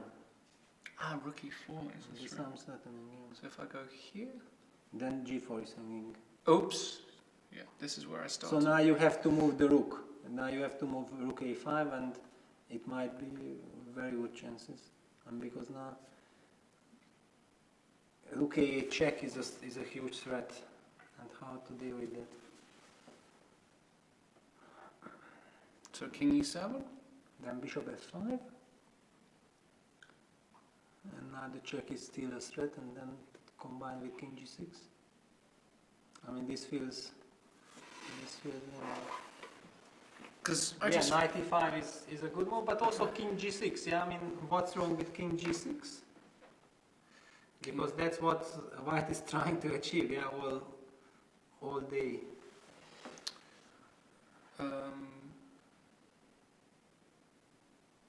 What is wrong with that? I mean, if I'm what about if I go knight e3? Not abandoning some fork, then it should be good. Yeah, knight e3.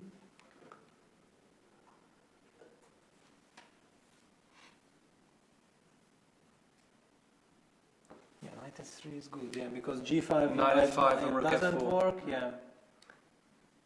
Okay, then even those two pawns are scary, but they should not. I mean, bishop is on the long diagonal with bishop e5. That's. Okay. I'll take it. You know, Yeah, I'll take it. Give it, yeah. He played a move. He played knight h4. He finally got the Springer. Yes, he's coming from here. But careful, you know. King were on f7, it'd be mate. Yes. In Blitz sometimes they jadoob, yeah? The king, yeah, jadoob it and mate, yeah? And then call the arbiter, yeah, prove it. But that's might be very strong. Yeah, knight h4, I mean, if the knight can join the button, didn't.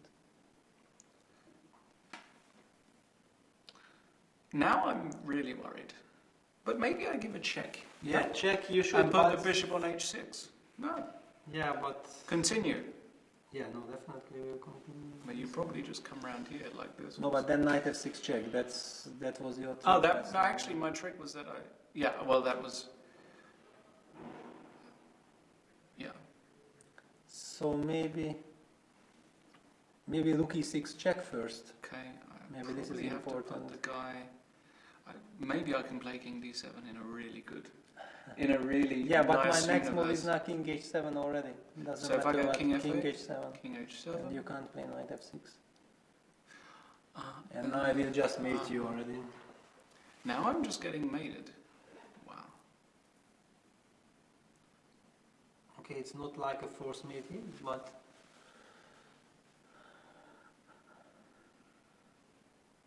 And if I go rook b6, no, rook b6, knight g6, king f7. yeah, then knight e5 check and knight d7 and for king e5.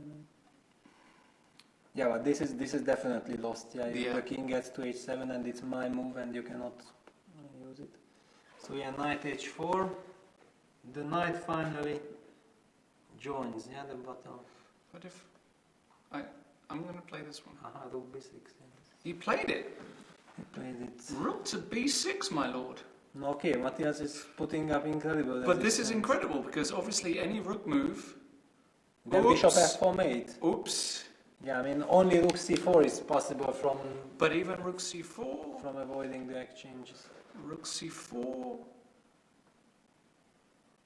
I mean, okay, white can first include knight g6 check and then he can move everywhere, but yeah. He gave check. Now the rook will. Where will the rook go? c8. But can he go bishop e4? Bishop e4. Can he go bishop e4? That's out of my. Yeah, because look at this. It looks like Maxim wants to make a move immediately. He wants to go bishop e4. That's pretty outstanding. Can he do that? He can do anything he wants. He is MVL. Yeah, it just seemed to end the game. Bishop e4. Does it in the game? Well, how can you hold on to material? Yeah, it does. Maybe king f7 was a... Yeah, but it was otherwise king rook e8. c8. King e8 maybe only move. Only move, but okay. Still very unpleasant. This is very but bishop e4 might end the game. Yeah, and bishop e4 played. He played it. Yeah, that's very strong. Yeah. Yeah, now it's time to resign, and I think it's also a good moment to say that whatever happens to Matthias in this tournament, he will learn incredibly a lot from this, because the chess these super guys are playing, I mean, just playing against them, you learn so much. I mean, here also what Maxim was doing in this game, I mean, basically, it looked like it's going to end in a draw, and then he found chances, and he kept on going. Absolutely. And okay, basically Matthias has already proven that if he continues working like this, then he will sooner or later reach 2700. It's just a matter of time. It's basically quite obvious. So this experience, what he is gaining here, will help him immensely to develop further. Yeah, he's realised now it's all over. But, wow, that means we'll get another 3 decisive results today and one incredible draw. I mean, how lucky have we been to see these games in this tournament? 8 unbelievable games so far. And Matthias,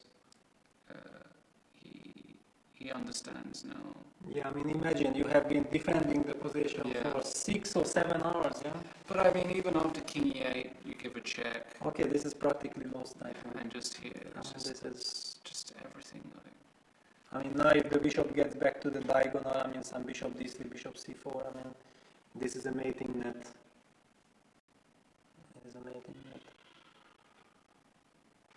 Incredible. Incredible stuff. And how chess is, yeah, for example, Maxime feels like, yeah, he deserves to win because he has played such a game, he kept the pressure and he kept on going, but at the same time Matthias feels that I have done such a great defense, I deserve the draw. Yeah, but finally only one result is possible.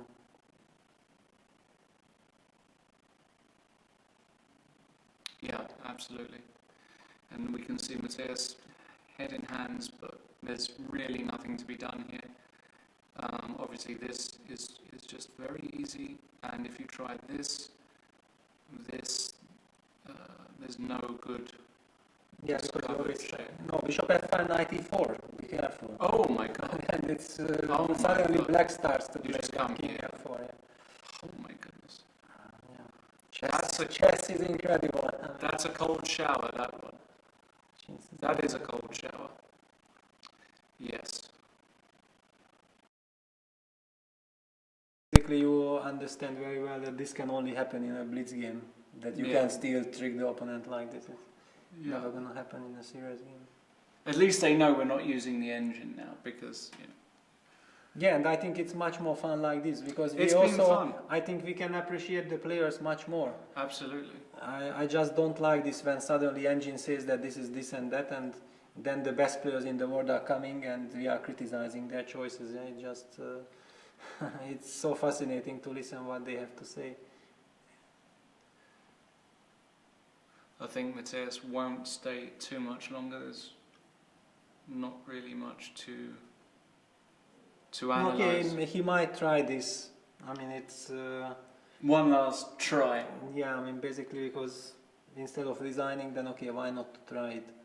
Would you try it? I don't know. I don't know. I mean, okay, probably if you see it, then you try it, but basically already almost certain that stop dreaming in such situations already. Stop dreaming.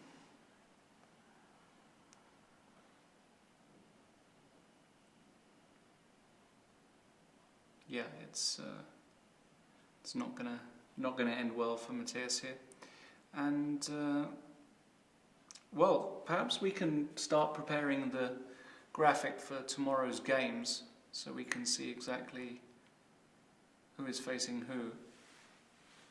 Try and get our producers. Yeah, incredible games. Yeah. Incredible games today, all of them brilliant. Story of the tournament, though, thus far is Hou Yifan. Hou Yifan leading with 2 out of 2. Incredible. Does anyone have 1.5? Nobody has 1.5. She's leading with 1 point. She's a point clear after 2 games. That's... Off, yeah. And it's, let's not forget, it's only a 7-round tournament. Wow. Hou Yifan to be a point clear after 2 games, that's almost unheard of. Yes, I mean, almost mathematically impossible. Rook b5 played. He did play Rook b5, okay. Yeah, but look at him, I mean, he understands that, okay, yes. He understands, I know. Yeah. I mean, okay, how to put the complete poker face, because you know exactly that this is not going to happen. So. Rook takes d6 played. Matthias will play knight f6 check. And MVL will play king f4. And Matthias will resign. Oh no, he'll go rook b4, he'll play one more move. And... knight e5 check. Knight e5 check should... Well, actually I thought that, okay, rook f6 is just winning right away.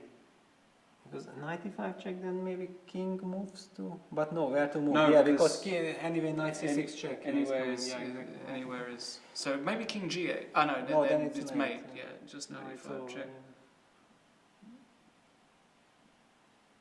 Knight e5, and if king e7, the point is knight c6 wins. And if king e8, then we have this check. Can do whatever, and it's winning. Well, knight c6 was forking. Oh, knight c6 was forking. I keep on forgetting. I'm just. It doesn't matter. I'm just. Maybe he'll let him mate him. It's knight e5, and he will resign. And the tournament is wide open. Then yeah, unbelievable. Maxime is back to to 50%. Fabiano back to And 50%. he is already sharing second place. Not bad. Yeah, not bad at all.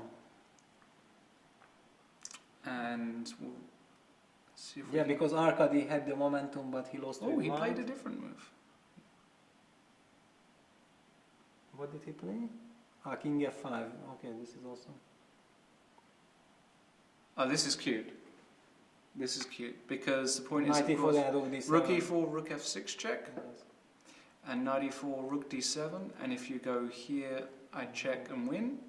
And if you go here, then it's forced mate. Or this way is mate. Any more tricks? Well, we can give a check, but then Yeah, it's then met by knight a E4. counter check. He's gonna. I think he's gonna allow mate. Knight e4. No, he will not allow me. He will design Rook after d7 rook check. D7. I'm not sure. I know. King e8. Okay, then it's. Rook e7 check. Now he's definitely going to resign. King d8? No. Rook e4. Wow. Why is he playing on? No, now he will No resign. resign. Okay. And Matthias, well, he fought like a lion for Yeah. so many moves. Not sure if they're going to come in here. Obviously, a very, very long game, nearly 6.5 hours. But a win for MBL, he needed that. Here are the games tomorrow, Peter. We have Bluebaum Neidic. Very interesting. Very interesting. Aronian Vachier-Lagrave. Also very interesting. And we've got Hou Yifan, 2 out of 2. Carlsruhe. Playing Magnus with the white pieces. And Fabiano is playing Georg Meyer. So, very, very interesting how Hou Yifan, top women's player, is going to play against Magnus.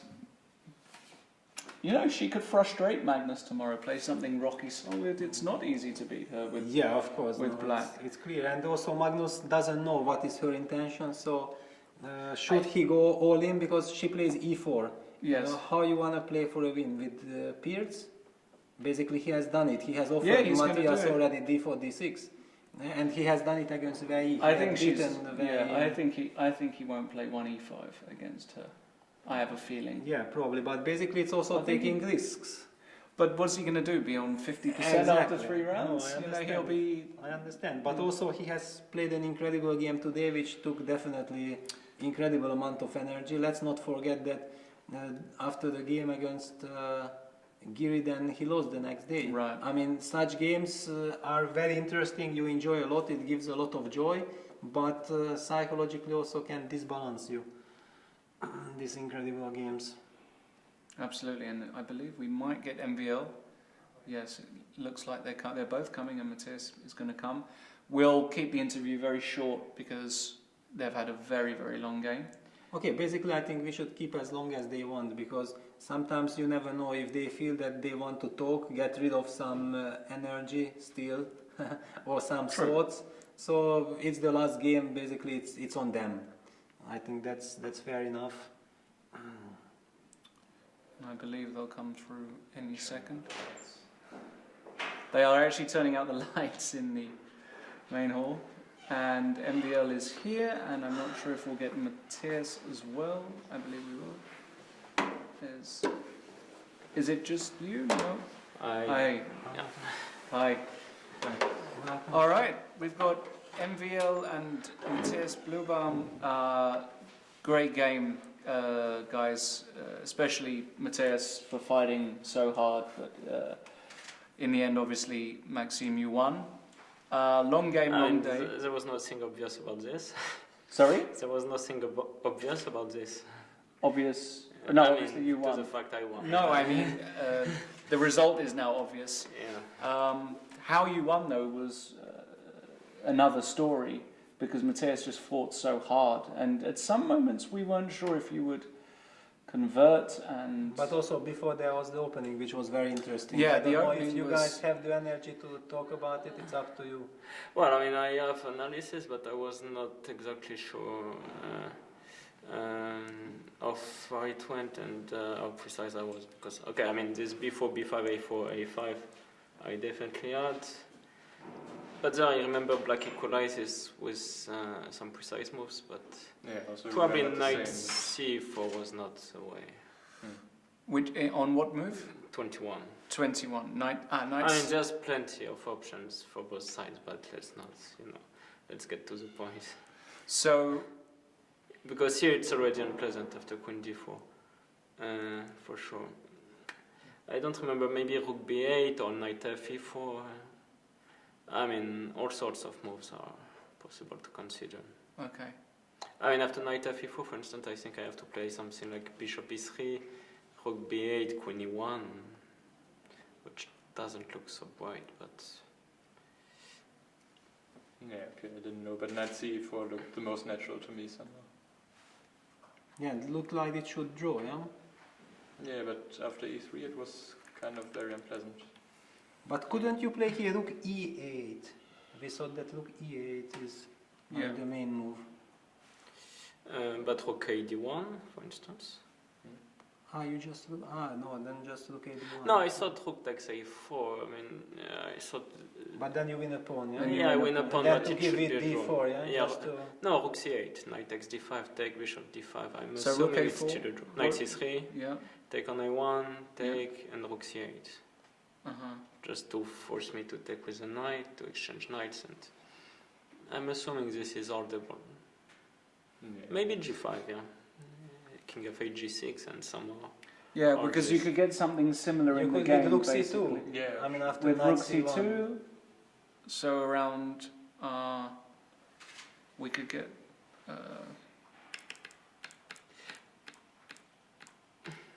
yeah, here, Rook C2 could get the same, Yeah.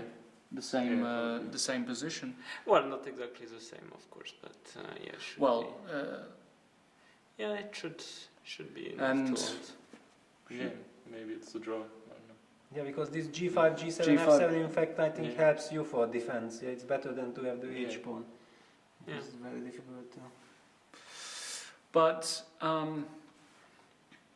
yeah, somehow after this, MBL, you untangled?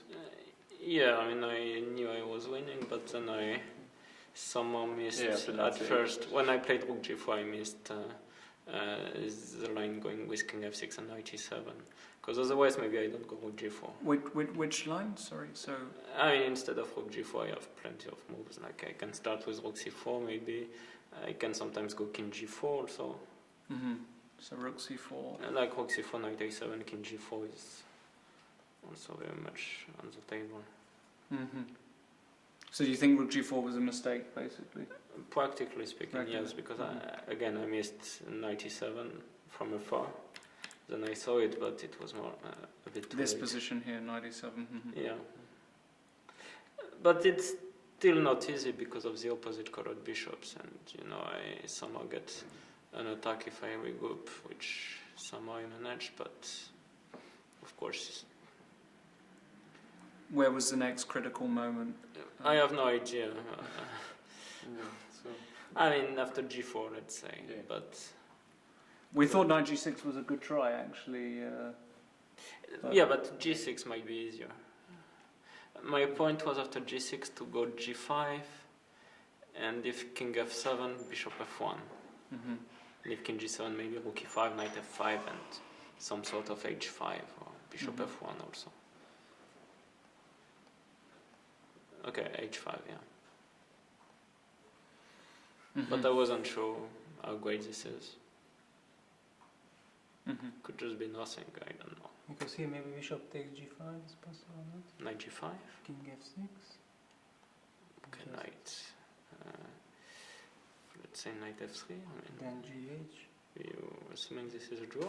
I don't know. Oh, you know. I just didn't know which one is better practically speaking, because Okay, it's so unpleasant for black just to play this 2 against 1 that maybe it's easier, maybe it's lost, I don't know. No, I mean with the opposite colored bishops it would be lost, like Rook and Bishop Knight against Rook and Bishop. yeah, but with the knight. With the knight, it should be lost. Should be lost, yeah. Probably it should be lost. In But we general. were kind of wondering that.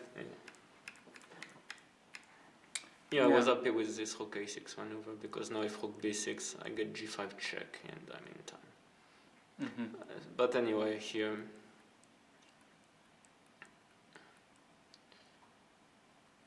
Yeah, and then from here you got the king in, and Yeah, and then suddenly I saw that after knight h4, knight f4, I have knight g6 check. Because at first I didn't see. Now if knight f4, knight g6 wins. Knight g6 was yeah, and that was. Yeah, okay. I mean here king e8 actually is not. King e8, right? And then you probably give a check. Yeah, king f7. Because bishop e7 check is a threat. So I wasn't exactly 100% sure I'm winning here. You had bishop d3 or not? I can play bishop d3 of course, but and bishop e7 maybe I can take on e7, yeah? Yes, you take. King takes bishop c4. Yes, I mean king should take. Yeah. Not to help so much. King takes bishop c4, knight. Yeah, this should be winning somehow. Because I mean, in general it isn't, but with such an with advanced this construction. Yeah. Okay, Matthias, just quickly, I know we didn't get a chance to speak to you yesterday. How are you finding things? Obviously, playing against these guys, but how are you finding the experience of playing this tournament? Yeah, it's a great chance for me, of course. I mean, normally I don't get the chance to play that many of these players, so I just hope I can get some more points and just play your best. Well, you're much younger than these guys, you know? It's incredible that we're saying this. They are also this still is young. You're sitting next to an old man here. You're 19, that's right. Yeah, 19. Wow, 19. We really are. Yeah. You know, we're really we fast. know. We know who we are. Yeah. We know who we are. And MVL, obviously, you're on 1 point, and astonishingly, after 2 rounds, there's somebody leading by a whole point in this tournament, which is very rare. How Yifan is leading the tournament by 1 point, but you play. Who do you play tomorrow? I play 11 with black. You play 11 with black, which is always a joyous occasion. But no, we've had some great games, so thank you guys for giving it your maximum, because we've been enjoying every moment. So we'll let you go and rest. Thank you. Recharge your batteries. We'll see you tomorrow. Thanks, guys. All right. That's about it for today. You got your money's worth, that's for sure. And tomorrow, they've literally turned the lights off in the hall. That's the dedication we have to the cause. Don't forget to join us again tomorrow. You'd be mad to miss it. Easter Monday, 3 o'clock. Well, we'll start just slightly before, 10 minutes to 3. We'll be here. And big game of the day, women's top player versus world's top player. Who's going to win? We will see. We'll see. See you then.